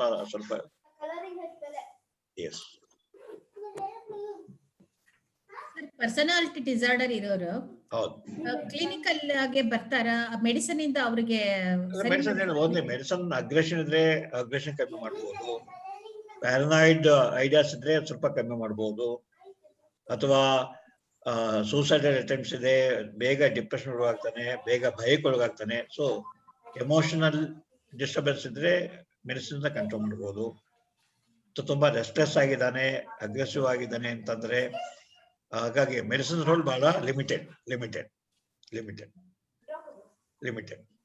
ಕೆಲಸ ಇಂಡೈರೆಕ್ಟ್ ಆಗಿ ಕೊಡ್ಬೇಕು. ಅದಕ್ಕಂದ್ರೆ ಅಗ್ರೆಷನ್ ಅವೆಲ್ಲ ಹೆಂಡತಿ ಮೇಲೋ ಮಕ್ಕಳ ಮೇಲೋ ಬೇರೆಯವ್ರ ಮೇಲೋ ಕೊಲೀಗ್ಸ್ ಮೇಲೋ ಸಿಕ್ಕಾಬಿಟ್ಟೆ ಅಗ್ರೆಷನ್ ತೋರಿಸ್ತಾ ಇರ್ತಾನೆ, ಫೈಟಿಂಗ್ ಶುರು ಮಾಡಿರ್ತಾನೆ, ಅಥವಾ ತಾನು ಮಾಡಿ ತಪ್ಪನ್ನು ಒಪ್ಕೊಳ್ಳೋದೇ ಇಲ್ಲ. ಹಾಗಾಗಿ ಟ್ರ್ಯಾಂಕ್ಯುಲೈಸರ್ಸ್, ಶಮನಕಾರಿ ಔಷಧಿಗಳನ್ನ ಕೊಡ್ಬೇಕು. ಎಷ್ಟೋ ಜನ ಅವ್ರು ಒಪ್ಕೊಳ್ಳೋದು, ನನಗೆ ಯಾಕೆ ಸರ್ ಔಷಧಿ, ನಾನೇನು ಹುಚ್ಚ, ನನಗೆ ನನ್ನ ತಲೆ ಕೆಟ್ಟಿದ್ಯಾ, ನನಗೆ ಆಗ್ಬೇಕು ಅಂತಾರೆ. ಹಾಗೆ ಇಂಡೈರೆಕ್ಟ್ ಮೆಡಿಕೇಶನ್ ಮನೆಯವರು ಅವ್ರಿಗೆ ಇಂಡೈರೆಕ್ಟ್ ಆಗಿ ಮೆಡಿಕೇಶನ್ ಕೊಡ್ಬೇಕಾಗತ್ತೆ. ಇಲ್ಲಾಂದ್ರೆ ಮನೆಯವರೇ ಅಡ್ಜಸ್ಟ್ ಆಗ್ಬೇಕಾದ್ರೆ ಏನು ಮಾಡಕ್ಕಾಗಲ್ಲ.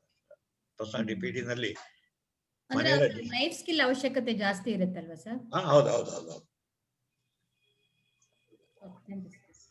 ಆ ನೆಪದಲ್ಲಿ ಅವರಿಗೆ ನಾವು ಇಂಟರ್ವೆನ್ಷನ್, ನಿಮ್ಮ ಜೀವನ ಕೌಶಲ, ನೀವು ನಿಮ್ಮ ಕುಟುಂಬದಲ್ಲಿ ನೀವು ಕೆಲಸ ಮಾಡೋ ಕಡೆ ನೀವು ಚೆನ್ನಾಗಿರ್ಬೇಕು, ಬೇರೆಯವರು ನಿಮ್ಮನ್ನ ಒಪ್ಕೊಳ್ಬೇಕು. ಆ ರೀತಿ ನಿಮ್ಮ ಲೈಫ್ ಸ್ಕಿಲ್ಸ್, ನಿಮ್ಮ ಜೀವನ ಕೌಶಲ ಇಂಪ್ರೂವ್ ಮಾಡ್ಕೊಳ್ಳಿ. ನಾವು ಹೇಳ್ಕೊಡ್ತೀವಿ ಬನ್ನಿ ಅಂತ ಪುಸ್ತಕ ಕರಿಬೇಕು. ಒಪ್ಕೊಂಬಂದ್ರೆ ಸುಟ್ರು ಹೋಗಲ್ಲ ಅಂತ ಅಲ್ಲ, ಅದ ಅರ್ಥ ಅಂತಾರೆ ಕಷ್ಟ ಅಂತ. ಅದ ಅರ್ಥ ಏನು, ಲಿಟರಲ್ ತಗೋಬೇಡಿ, ಅಕ್ಷರ ತಗೋಬೇಡಿ. ಹುಟ್ಟು ಕೂಡ ಸುಟ್ಟರೂ ಹೋಗೋದಿಲ್ಲ ಅಂತಂದ್ರೆ ಕನೆತಕ ಇರುತ್ತೆ ಅಂತ. ಸುಡೋದು ಅಂತಂದ್ರೆ ಸತ್ತು ನಿಮ್ಮನ್ನು ಸುಟ್ಟರು ಅಲ್ಲಿ ತನಕನು ನಿಮ್ಮ ಪರ್ಸನಾಲಿಟಿ ಡಿಸೈರ್ ಇರುತ್ತೆ ಅಂತ ಹಿಂದಿನವರು ಅನುಭವಿಸಿದ್ರು. ಈಗ ವೀರಪ್ಪನ್ನು ಕೊಲೆ ಆಗೋ ತನಕನೂ ಅವ್ನು ಕೊಲ್ಲೋ ತನಕನೂ ಅವ್ನು ಹಾಗೇ ಇದ್ದ, ಹಾಗೆ ಅವತ್ತಾನೆ. ಸೊ ಅಂತ ನೋಡಿದಾಗ ಅಥವಾ ಜುಗ್ಗ ಇಡೀ ಜೀವನದಲ್ಲಿ 1 ಪೈಸೆ ದಾನ ಮಾಡೋದಿಲ್ಲ, 1 ಪೈಸೆ ತನ್ನ ಖರ್ಚು ಮಾಡ್ಕೊಳ್ಳೋದಿಲ್ಲ, ಎಲ್ಲವನ್ನು ಸಂಗ್ರಹ ಮಾಡಿ ಖುಷಿ ಪಡ್ತಿರ್ತಾನೆ. ಅವ್ನು ಬದಲಾವಣೆ ಮಾಡಕ್ಕೆ ಜನ ಟ್ರೈ ಮಾಡಿ ಫೇಲ್ ಆಗ್ಬಿಡ್ತಾರೆ. ಅವಾಗ ಹುಟ್ಟು ಗುಣ ಸತ್ತರು ಹೋಗು ಅಥವಾ ಮುಂಗೋಪ, ಇವೆಲ್ಲ ಹಿಂದಿನ ಕಾಲದಲ್ಲಿ ಪಾಪ ಜನಗಳಿಗೆ ಇದು ಬಂತು ಅಂತಂದ್ರೆ ಪರ್ಸನಾಲಿಟಿ ಡಿಸಾರ್ಡರ್ ಕೊನೆ ತನಕ ಇರುತ್ತೆ ಅನ್ನೋ ದೃಷ್ಟಿಯಿಂದ ಆ ಒಂದು ಗಾದೆ ಮಾಡಿದ್ರು. ಹುಟ್ಟು ಗುಣ ಸುಟ್ಟರು ಹೋಗುವುದಿಲ್ಲ. ಆದ್ರೆ ಈಗ ಸ್ವಲ್ಪ ಬದಲಾವಣೆ ಮಾಡ್ಕೊಂಡು ಹೋಗುತ್ತೆ. ಕಷ್ಟಪಡ್ಬೇಕಷ್ಟೇ. ಯಾರು ಕಷ್ಟಪಡಬೇಕು? ವ್ಯಕ್ತಿ ಶ್ರಮ ಪಡ್ಬೇಕು, ವ್ಯಕ್ತಿಯ ಮನೆಯವರು ಶ್ರಮ ಪಟ್ಟರೆ ಸ್ವಲ್ಪ ಬದಲಾವಣೆ ಆಗುತ್ತೆ. ಈಗ ಉದಾಹರಣೆ ಪುರಂದರದಾಸರು, ಅವರು ಹುಟ್ಟ ಜುಗ್ಗ, ನವಕೋಟಿ ನಾರಾಯಣ. ಅವನಿಗೆ ಸಂಗ್ರಹ ಮಾಡೋದ್ರಲ್ಲಿ ಒಂದೊಂದು ಕಿರು ಕಾಸನ್ನು ಯಾರಿಗೂ ಕೊಡ್ದೇನೆ ಸಂಗ್ರಹ ಮಾಡಿ ನವಕೋಟಿ ನಾರಾಯಣ. ಆದ್ರೆ ಒಂದು ಇನ್ಸಿಡೆನ್ಸ್ ಆದಾಗ ಅವ್ರು ಕಣ್ತೆರೆದು ಇಡೀ ತಮ್ಮ ನವಕೋಟಿ ಆಸ್ತಿಯನ್ನ ದಾನ ಧರ್ಮ ಮಾಡಿ ಭಿಕ್ಷೆ ಬೇಡಿ ಬದುಕಿದ್ರು. ಸೊ ಆ ರೀತಿ ಕೆಲವು ಇನ್ಸಿಡೆನ್ಸು ಜನಗಳನ್ನ ಬದಲಾವಣೆ ಮಾಡ್ಬಿಡುತ್ತೆ. ಅದೇ ಅಪರೂಪ ಅಷ್ಟೇ. ಸೊ ಪರ್ಸನಾಲಿಟಿ ಚೇಂಜ್ ಆಗ್ತಕ್ಕಂಥದ್ದು ಒಂದು ಇನ್ಸಿಡೆನ್ಸ್ ಇಂದ ಅದು ಕೂಡ ಬಹಳ ಜನ ನೋಡಿದ್ದೇವೆ. ಯಾಕಂದ್ರೆ ಕ್ರೈಸಿಸ್ ಬಂದಾಗ ಎಷ್ಟೋ ಜನ ತಮ್ಮ ವ್ಯಕ್ತಿತ್ವ ದೋಷವನ್ನ ಬಿಟ್ಟೋರಿದ್ದಾರೆ, ಕೋಪವನ್ನು ಬಿಟ್ಟೋರಿದ್ದಾರೆ, ಅಥವಾ ಅಪರಾಧ ಪ್ರವೃತ್ತಿಯನ್ನು ಬಿಟ್ಟೋರಿದ್ದಾರೆ. ಈಗ ಜಯಪ್ರಕಾಶ್ ನಾರಾಯಣ ಆಗ್ಲಿ, ವಿನೋಬಾಬು ಆಗ್ಲಿ, ಎಷ್ಟು ಜನ ಪೂಲನ್ ದೇವಿ ಆಗ್ಲಿ, ಅವರೆಲ್ಲ ಹುಟ್ಟು ಅಪರಾಧಿ ಕೃತ್ಯ ಮಾಡ್ಕೊಂಡೇ ಬದುಕಿದವರು, ದರೋಡೆ ಮಾಡ್ಕೊಂಡೇ ಬದುಕಿದವರು 100 ಜನ. ಆದ್ರೆ ಜಯಪ್ರಕಾಶ್ ನಾರಾಯಣ ಆಗ್ಲಿ ಮತ್ತೆ ವಿನೋಬಾಬು ಆಗ್ಲಿ ಹೋಗಿ ಅವ್ರ ಜೊತೆ ಮಾತಾಡಿ ಈ ತರ ಬದುಕಬೇಡಿ, ಇದರಿಂದ ನಿಮ್ಗೂ ಒಂದನೇ ನೀವು ಸಾಯ್ತೀರಿ, ನಿಮ್ಮನ್ನ ಹಿಡಿದು ಗಲ್ಗಾಗ್ತಾರೆ, 100 ಜನ ನೋವು ಪಡ್ತಾರೆ ಅಂತ ಹೇಳಿ ಕನ್ವಿನ್ಸ್ ಮಾಡಿ ಅವ್ರನ್ನೆಲ್ಲ ಸಾತ್ವಿಕರನ್ನ ಮಾಡಿದ್ರಲ್ಲ. ಹಾಗಾಗಿ any day great person like Vinoba Bhave ಅಥವಾ ಜಯಪ್ರಕಾಶ್ ನಾರಾಯಣ್ ಅಂತವರು ಬಂದಾಗ ಇವನ್ನ ದರೋಡೆಕಾರರು ಅಥವಾ ಅತ್ಯಂತ ಕ್ರೂರವಾದ ಅಪರಾಧ ಮಾಡ್ತಕ್ಕಂಥವ್ರು ಅವರು ಬದಲಾವಣೆ ಆಗ್ತಾರೆ, ಬಿಡ್ತಾರೆ, ಚೇಂಜಸ್ ಆಗತ್ತೆ. ಆದ್ರೆ ಇವೆಲ್ಲ ಎಕ್ಸೆಪ್ಷನ್ಸು. ಅದು ಪ್ರಯತ್ನ ಪಟ್ಟರೆ ಆಗತ್ತೆ ಅನ್ನೋದಕ್ಕೆ ಒಂದು ಎಕ್ಸಾಂಪಲ್ ಅಷ್ಟೇ. ಸರ್ ನಾನೊಂದು ಕೇಳ್ಬೋದು, ಕ್ವಶನ್ ಕೇಳ್ಬೋದಾ ಸರ್? ಕೇಳಿ. ಸರ್ ಅದು ಕೆಲವರು ಡಬಲ್ ಸ್ಟ್ಯಾಂಡರ್ಡ್ ಯೂಸ್ ಮಾಡ್ತಾರಲ್ಲ, ಅಂದ್ರೆ ತಮ್ಗೆ ಒಂದು ನೀತಿ ಇನ್ನೊಬ್ರಿಗೆ ಒಂದು ರೀತಿ ಅಂತ, ಅದು ಒಂದು ಪರ್ಸನಾಲಿಟಿ ಹೌದು. ಯಾಕಂದ್ರೆ ಸ್ವಾರ್ಥ, ನನಗೆ ಒಂದು ಕಾನೂನು, ನಾನು ಕಾನೂನು ಭಂಗ ಮಾಡಬಹುದು, ಆದ್ರೆ ಬೇರೆಯವರು ಕಾನೂನು ಭಂಗ ಮಾಡಬಹುದು. ಹೌದು ಹೌದು. ನಾನು ಆಧಾರ ಮಾಡಬಹುದು, ನನ್ನ ಹೆಂಡತಿ ಆಧಾರ ಮಾಡುವಾಗಿಲ್ಲ. ಸೊ ಅಥವಾ ಬೇರೆಯವರು ಯಾರು ಆ ರೀತಿ ವ್ಯಭಿಚಾರ ಮಾಡಬಾರ್ದು. ಮಾಡಿದ್ರೆ ಒಂದು ಕ್ರೂರವಾಗಿ ಶಿಕ್ಷೆ ಮಾಡ್ತಾರೆ. ಇಂದಿನ ರಾಜ್ಯಗಳು ಹಾಗೆ ತಾನೆ, ತನಗೆ 100 ಜನ ಹೆಂಡತಿರ್ಬೇಕು, ತನ್ನ ಮಂತ್ರಿ ಆಗಲಿ ಇನ್ನರಾಗಲಿ ಎಣ್ಣೆ ಇಟ್ಕೊಟ್ಟು ಅಂದ್ರೆ ಶಿಕ್ಷೆ ಕೊಡೋರು. ಸೊ ರೀತಿ ಅಥವಾ ತಮ್ಮ ಮಕ್ಕಳಿಗೆ ಒಂದು ಕಾನೂನು, ತಮ್ಮ ಮಗ ಏನೇ ತಪ್ಪು ಮಾಡಿದ್ರು ಕ್ಷಮಿಸೋದು, ಇನ್ನೊಬ್ಬರು ಶ್ರೀಸಾಮಾನ್ಯನ ಮಗ ತಪ್ಪು ಮಾಡಿದ್ರೆ ಗೆಲ್ಗೆ ಹಾಕೋದು. ಈ ರೀತಿ ಅನೇಕರು ತಮಗೊಂದು ಕಾನೂನು, ಹಾಗೆ ಬೇರೆಯವ್ರಿಗೊಂದು ಕಾನೂನು. ಅಂತ ಜನ ಬೇಕಾದಷ್ಟು ಜನ ಸಿಗ್ತಾರೆ. Thank you sir. ಸೊ ಇದು ಡಬಲ್ ಸ್ಟ್ಯಾಂಡರ್ಡ್ ಇರ್ತಕ್ಕಂಥವ್ರು ಈಗ ಎಲ್ಲ ಕಡೆ ಇದ್ದಾರೆ. ಸರ್ ಮಾತಾಡ್ಬೋದು ಸರ್? ಮಾತಾಡಿ ಸರ್. ಸರ್ ಕೆಲವರಿಗೆ ಈಗ ನೋಡಿ, ಈಗ ನಿಮ್ಮ ವೆಬಿನಾರ್ ಅಲ್ಲಿ ಗೆರೆ ಹೇಳಿದ್ರು, ಅವ್ರಿಗೆ ಏನೋ ಒಂದು ಒಳ್ಳೇದಾಗ್ತಾ ಇದೆ ಅಂದ್ರೆ ಅವ್ರಿಗೆ ಅದು ಕೆಡಿಸ್ಬೇಕು. ಒಂದು ಒಳ್ಳೆ ಕಾರ್ ನಿಂತಿದೆ ಅಂದ್ರೆ ಒಂದು ಗೆರೆ ಎಳಿಬೇಕು, ಒಂದು ಗ್ಲಾಸ್ ಕಂಟು ಅಂದ್ರೆ ಹೊಡಿಬೇಕು. ಸೀಟ್ ಇವಾಗ ಡಿಸ್ಟ್ರಕ್ಟಿವ್ನೆಸ್ ಇಲ್ಲ ಅಂತಂದ್ರೆ ಅಡ್ಡಿ ಉಂಟು ಮಾಡಿ ವಿಘ್ನ ಸಂತೋಷಗಳು ಅಂತಾರೆ ಕನ್ನಡದಲ್ಲಿ. ವಿಘ್ನ ಸಂತೋಷಗಳು ಇದೊಂದು ರೀತಿ ವಿಕೃತ ಮನೋಭಾವ. ಚೆನ್ನಾಗಿರೋದು ನೋಡಿ, ಈಗ ಒಂದು ಒಳ್ಳೆ ಪೇಂಟಿಂಗ್ ನೋಡ್ತಾಗ ಅದಕ್ಕೆ ಮಸಿ ಕೆಸರು ಹಾಕೋದು, ಅದಕ್ಕೆ ಬೆಂಕಿ ಹಚ್ಬಿಡೋದು. ಅಥವಾ ಇನ್ನೇನಾದ್ರು ಒಳ್ಳೆ ಕೆಲಸ ಮಾಡಿ ಪ್ರವರ್ಧಮಾನ ಬರ್ತಿದ್ರೆ ಅವನ ಬಗ್ಗೆ ಅಪಪ್ರಚಾರ ಮಾಡಿ ಅವನ ಹೆಸರು ಕೆಡ್ಸೋದು. ಇವೆಲ್ಲ ವಿಘ್ನ ಸಂತೋಷಗಳು. ಅವರಿಗೆ ಇನ್ನೊಬ್ಬರಿಗೆ ತೊಂದರೆ ಕೊಡಿ, ಇವೆಲ್ಲ ಆಂಟಿ ಸೋಷಿಯಲ್ ಪರ್ಸನಾಲಿಟಿ ಬರ್ತದೆ. Aunty social personality the border personality. ಅದರಲ್ಲಿ ಅವರಿಗೆ ತಮ್ಮ ಸಂತೋಷಕ್ಕೋಸ್ಕರ ಬೇರೆಯವರಿಗೆ ಹಿಂಸೆ ಕೊಡ್ತಕ್ಕಂಥದ್ದು, ಅಥವಾ ಏನೋ ಒಳ್ಳೆ ಕೆಲಸ ನಡೀತಾ ಇರುತ್ತೆ ಅದಕ್ಕೆ ಅಡ್ಡಗಾಲ ಹಾಕೋದು, throw a spanner into system ಅಂತ ಹೇಳ್ತಾರಲ್ಲ. ಹಾಗಾಗಿ ಯಾವುದೋ ಒಂದು ಒಳ್ಳೆ ಸಂಸ್ಥೆ ಕೆಲಸ ಮಾಡ್ತೀವಿ ಅಂತಂದ್ರೆ ಅಲ್ಲಿ ಹೋಗಿ ಎಲ್ಲ ಹದಗೆಟ್ಸ್ ಈಚು ಮಾಡೋದು. ಸರ್ ಇನ್ನೊಂದು ಪ್ರಶ್ನೆ ಸರ್. ಹೌದು, ಕೆಲವರು ತುಂಬಾನೇ ಕೆಲಸ ಮಾಡ್ತಿರ್ತಾರೆ, ಕೆಲವರು ಏನೂ ಮಾಡೋದಿಲ್ಲ, ಕೆಲವರು ಬರೇ ಬಟ್ಟೆ ಹಾಕೊಂಡು ಓಡಾಡ್ತಾ ಇರ್ತಾರೆ, ಕೆಲವರು ಬರೇ ತಿಂತಾ ಇರ್ತಾರೆ, ಕೆಲವರು ಬರೇ ಟೂರ್ ಮಾಡ್ತಾ ಇರ್ತಾರೆ, ಕೆಲವರು ಬರೇ ಬೇರೆ ತಗೊಳ್ತಾ ಇರ್ತಾರೆ, ಕೆಲವರು ದಾನ ಧರ್ಮ ಮಾಡ್ತಿರ್ತಾರೆ, ಕೆಲವರು ಪೂಜೆ ಪುರಸ್ಕಾರ ಮಾಡ್ತಿರ್ತಾರೆ, ಕೆಲವರು ಪ್ರೀತಿ ಅನ್ಸ್ತಾರೆ, ಕೆಲವರು ಕಂಬಳಿ ಅನ್ಸ್ತಾರೆ, ಕೆಲವರು ನೀರ್ ಅನ್ಸ್ತಾರೆ, ಕೆಲವರು ಮೆಡಿಸನ್ ಅಂತಾರೆ, ಕೆಲವರು ಊಟ ಕೊಡ್ತಾರೆ. ಬಹಳ ವಿಚಿತ್ರವಾದ ವರ್ತನೆ ಇರ್ತಕ್ಕಂಥ ಪ್ರತಿಯೊಬ್ಬರ ಆಟಿಟ್ಯೂಡ್ ಮತ್ತೆ ಏನು ಮಾಡಿದ್ರೆ ಒಳ್ಳೇದು ಅಂತ ಅವ್ರಿಗನ್ಸುತ್ತೋ ಅದ್ ಮಾಡ್ತಾ ಹೋಗ್ತಾರೆ. ನಿಜವಾಗಿ 10 ಜನರ ದೃಷ್ಟಿಯಿಂದ ಒಳ್ಳೇದಂತ ಯೋಚನೆ ಮಾಡಬೇಕು. ಇದು ನನಗೆ ಇಷ್ಟ ಮಾಡ್ತೇನೆ. ಸೊ ಇದು ಒಳ್ಳೆ ಕೆಲಸ ಆಗ್ಬೋದು, ಒಂದು ಕೆಟ್ಟ ಕೆಲಸ ಆಗ್ಬೋದು. ಸೊ ಪ್ರತಿಯೊಬ್ಬರು ಕೂಡ ಅದಕ್ಕೆ each personality is unique.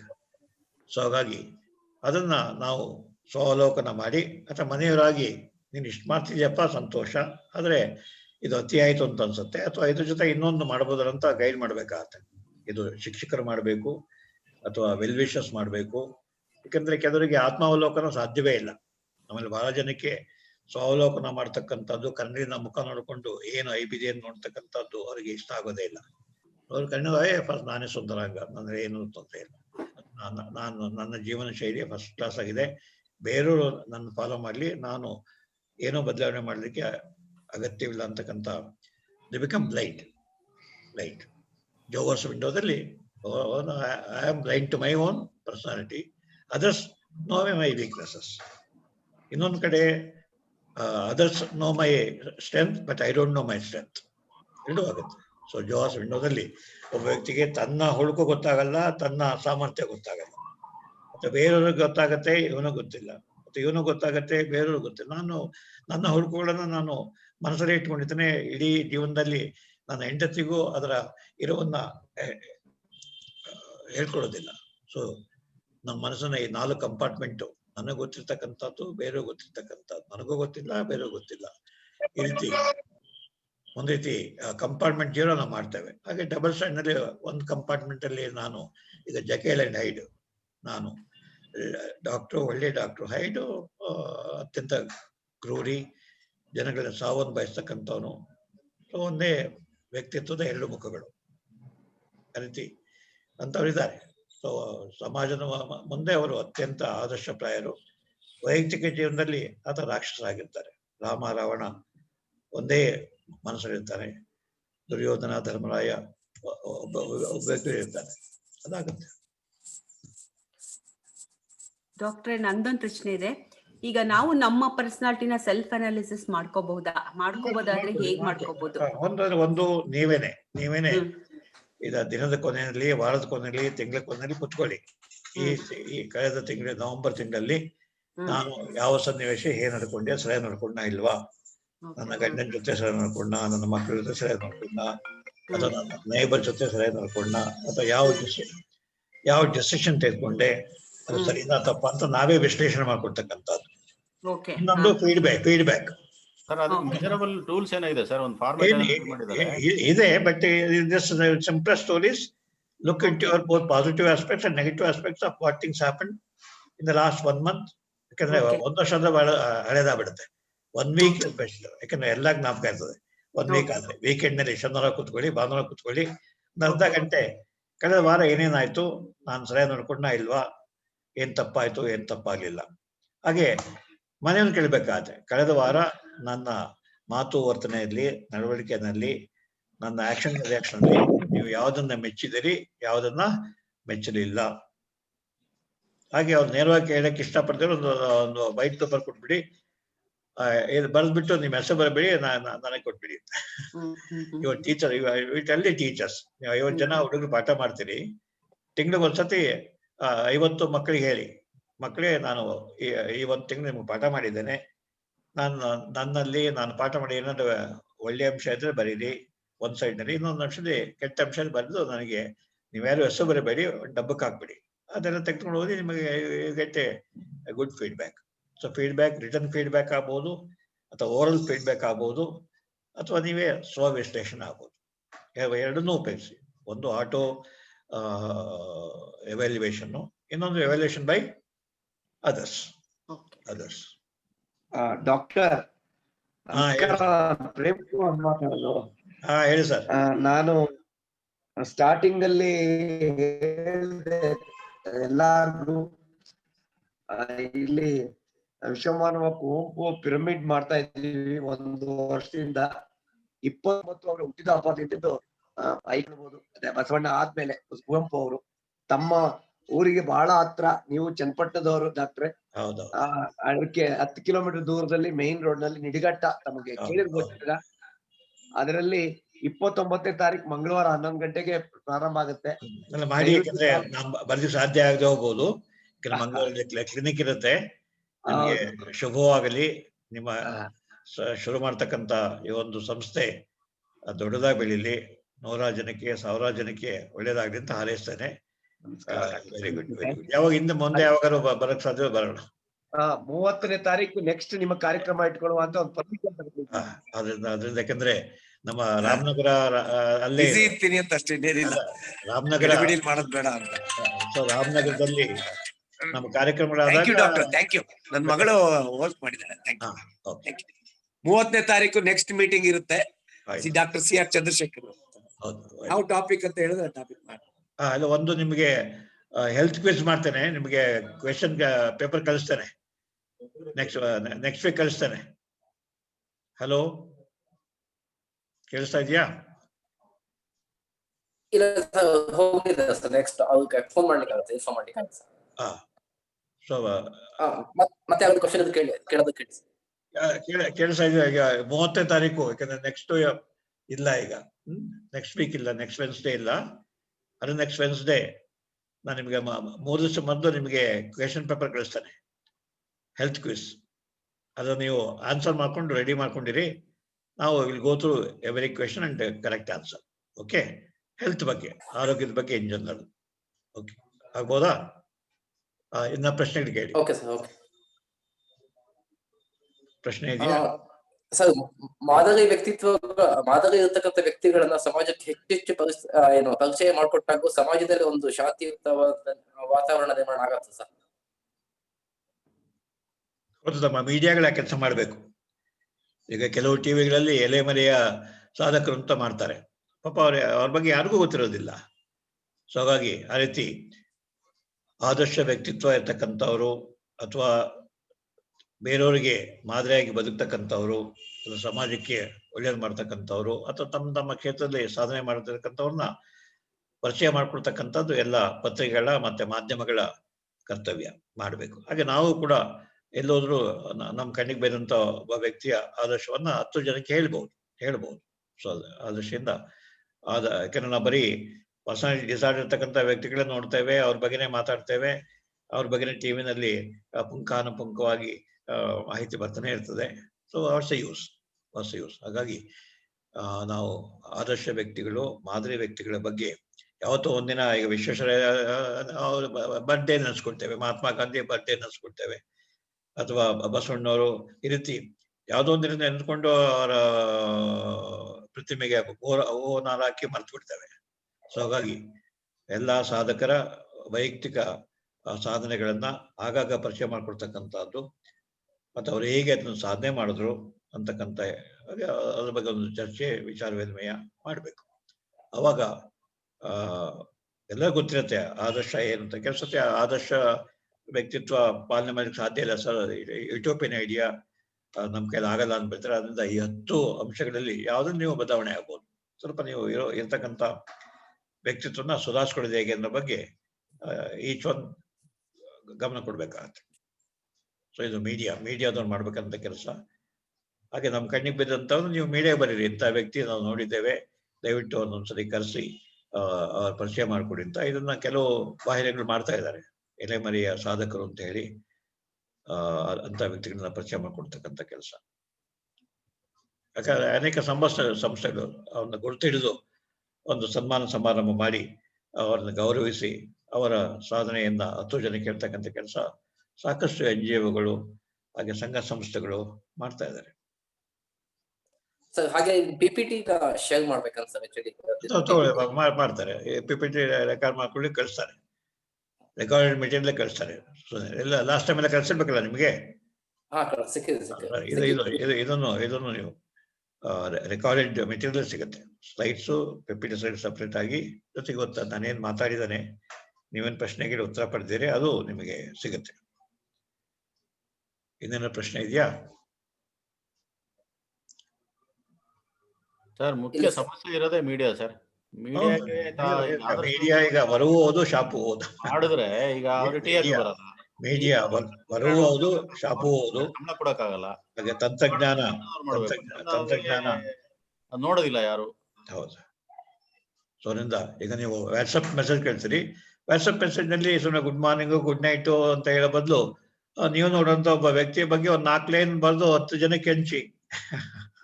Same media ಸಮಾಜದಲ್ಲಿ ವಾಟ್ಸಪ್ ನಲ್ಲಾಗ್ಲಿ ಇಲ್ಲ ಫೇಸ್ಬುಕ್ ನಲ್ಲಾಗ್ಲಿ ಹೇಳುವಂತದ್ದು ವ್ಯವಸ್ಥೆ ಇಲ್ಲದಾಗಿದೆ ಸರ್. ಬರ್ರಿ ನಾವು ಮಾಡೋಣ. ಇಲ್ಲ ಅನ್ಕೊಂಡ ಬದಲು ನಾವು ಮಾಡೋಣ, ಅಷ್ಟೇ ನಾವು ಮಾಡೋಣ. ನೀವು ಈಗ ಯೂಟ್ಯೂಬ್ ನಲ್ಲಿ ಹಾಕ್ಬೋದು, ನೀವು ವಾಟ್ಸಪ್ ನಲ್ಲಿ ಕಳಿಸ್ಬೋದು. ನಿಮಗೆ ಯಾವ ವ್ಯಕ್ತಿ ಆದರ್ಶ ಅಂತ ಅನ್ಸುತ್ತೆ, ಯಾವ ಗುಣ ಒಳ್ಳೇದು ನೋಡಿ, ಇಂಥ ವ್ಯಕ್ತಿನ ಇವತ್ತು ಭೇಟಿ ಮಾಡಿದೆ, ಇಂಥ ಒಳ್ಳೆ ಕೆಲಸ ಮಾಡಿದ್ದಾರೆ ಅಂತ ಒಂದು ಫೋಟೋ ಹಾಕಿ ಮೆಸೇಜ್ ಕೊಡಿ. ಅಂದ್ರೆ ಅಟ್ಲೀಸ್ಟ್ ಒಂದು 20 ಜನಕ್ಕೆ ಅದು ಮುಟ್ಟುತ್ತೆ. ಅವ್ರ 20 ಜನ ಫಾಲೋ ಮಾಡೋದು ಇನ್ನ 40 ಜನಕ್ಕೆ ಬಿಟ್ಟುತ್ತೆ. ಇದು ನಾವು ಪ್ರತಿಯೊಬ್ಬರು ಮಾಡ್ಬೇಕಾಗತ್ತೆ. Thank you sir. Okay, shall we close then? ಹಾ ಸರ್, ಓಕೆ. ಮತ್ತೇನು ಮತ್ತೊಂದು ಕ್ವೆಶ್ಚನ್ ಒಂದು ಕೇಳಿಸಿ, ವಾಟ್ಸಪ್ ಕೇಳಿ, ಆಮೇಲೆ ಇಲ್ಲದ್ರೆ ನೆಕ್ಸ್ಟ್ ಮೀಟಿಂಗ್ ಕೇಳೋಣ. So next meeting health quiz ಪ್ರಶ್ನೆಗಳು ನಿಮ್ಗೆ ಮೊದಲೇ ಕಳಿಸ್ಬಿಡ್ತೇವೆ. ಆಮೇಲೆ ನೀವೆಲ್ಲ ಆನ್ಸರ್ ಬರೆದು ಬುಕ್ಸ್ ರೆಫರ್ ಮಾಡಿ ಅಥವಾ ಇನ್ನೊಬ್ಬನ್ ಕೇಳಿ, ಡಾಕ್ಟರ್ನ ಕೇಳ್ಕೊಂಡು ಆಮೇಲೆ ಅವತ್ತು ಕರೆಕ್ಟ್ ಆನ್ಸರ್ ಹೇಳ್ತಾನೆ, ಯಾರಿಗೆ ಹೆಚ್ಚು ಮಾರ್ಕ್ಸ್ ಬರ್ತದೆ ನೋಡೋಣ. ಜೊತೆಗೆ it becomes a learning exercise. 30ನೇ ತಾರೀಕು ಅಲ್ವಾ ಡಾಕ್ಟ್ರೆ? 30ನೇ ತಾರೀಕು. ನೆಕ್ಸ್ಟ್ ವೀಕ್ ಇಲ್ಲ, 30ನೇ ತಾರೀಕು ಅಲ್ವಾ? ನೆಕ್ಸ್ಟ್ ವೀಕ್ ಇಲ್ಲ, ಅದಕ್ಕೂ ನೆಕ್ಸ್ಟ್ ವೀಕ್. ಬಹಳ ಸಂತೋಷ, ನಮಗೆ ಬಿಡುವು ಮಾಡಿಕೊಟ್ಟಿದ್ದೀರಾ. Thank you very much, so kind of you. Okay sir. Okay Kiran Kumar ಸರ್ಗೂ ಧನ್ಯವಾದಗಳು sir. Thank you Dadaji, thank you ಎಲ್ಲರಿಗೂ ಧನ್ಯವಾದಗಳು. ಶರಣಾರ್ಥಿ, ನಮಸ್ಕಾರ. ಕ್ರಾಂತಿಕಾರಿ. Thank you, all the best sir. ನಮಸ್ಕಾರ ಎಲ್ರಿಗೂ. ಥ್ಯಾಂಕ್ ಯು ಎಲ್ರಿಗೂ, ಧನ್ಯವಾದಗಳು. ಶರಣಾರ್ಥಿ. ಡಿಸ್ಕನೆಕ್ಟ್ ಮಾಡುವ. ನಮಸ್ಕಾರ. ಬಾಯ್.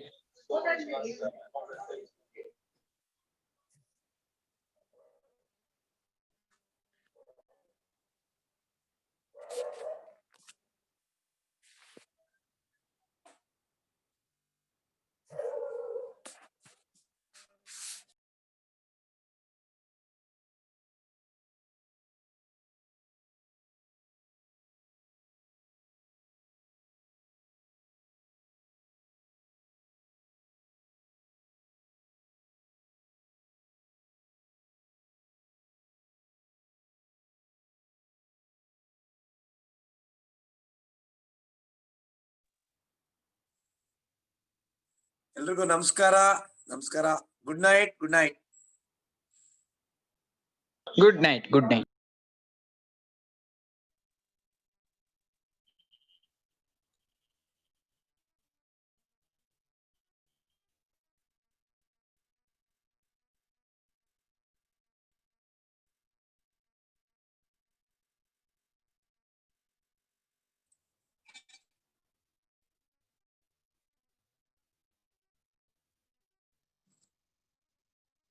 ನಮಸ್ಕಾರ.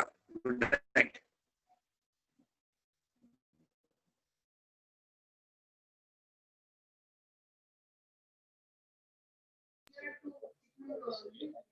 Meeting ಮುಗೀತು.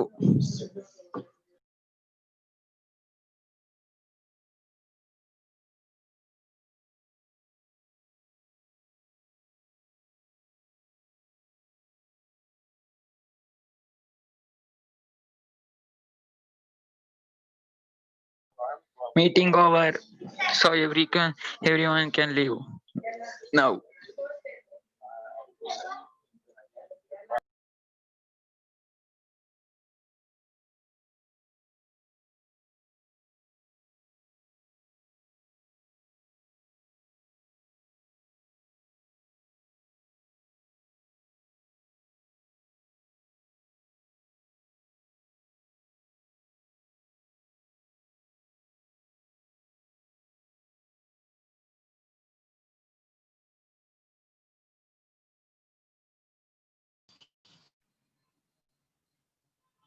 Hello.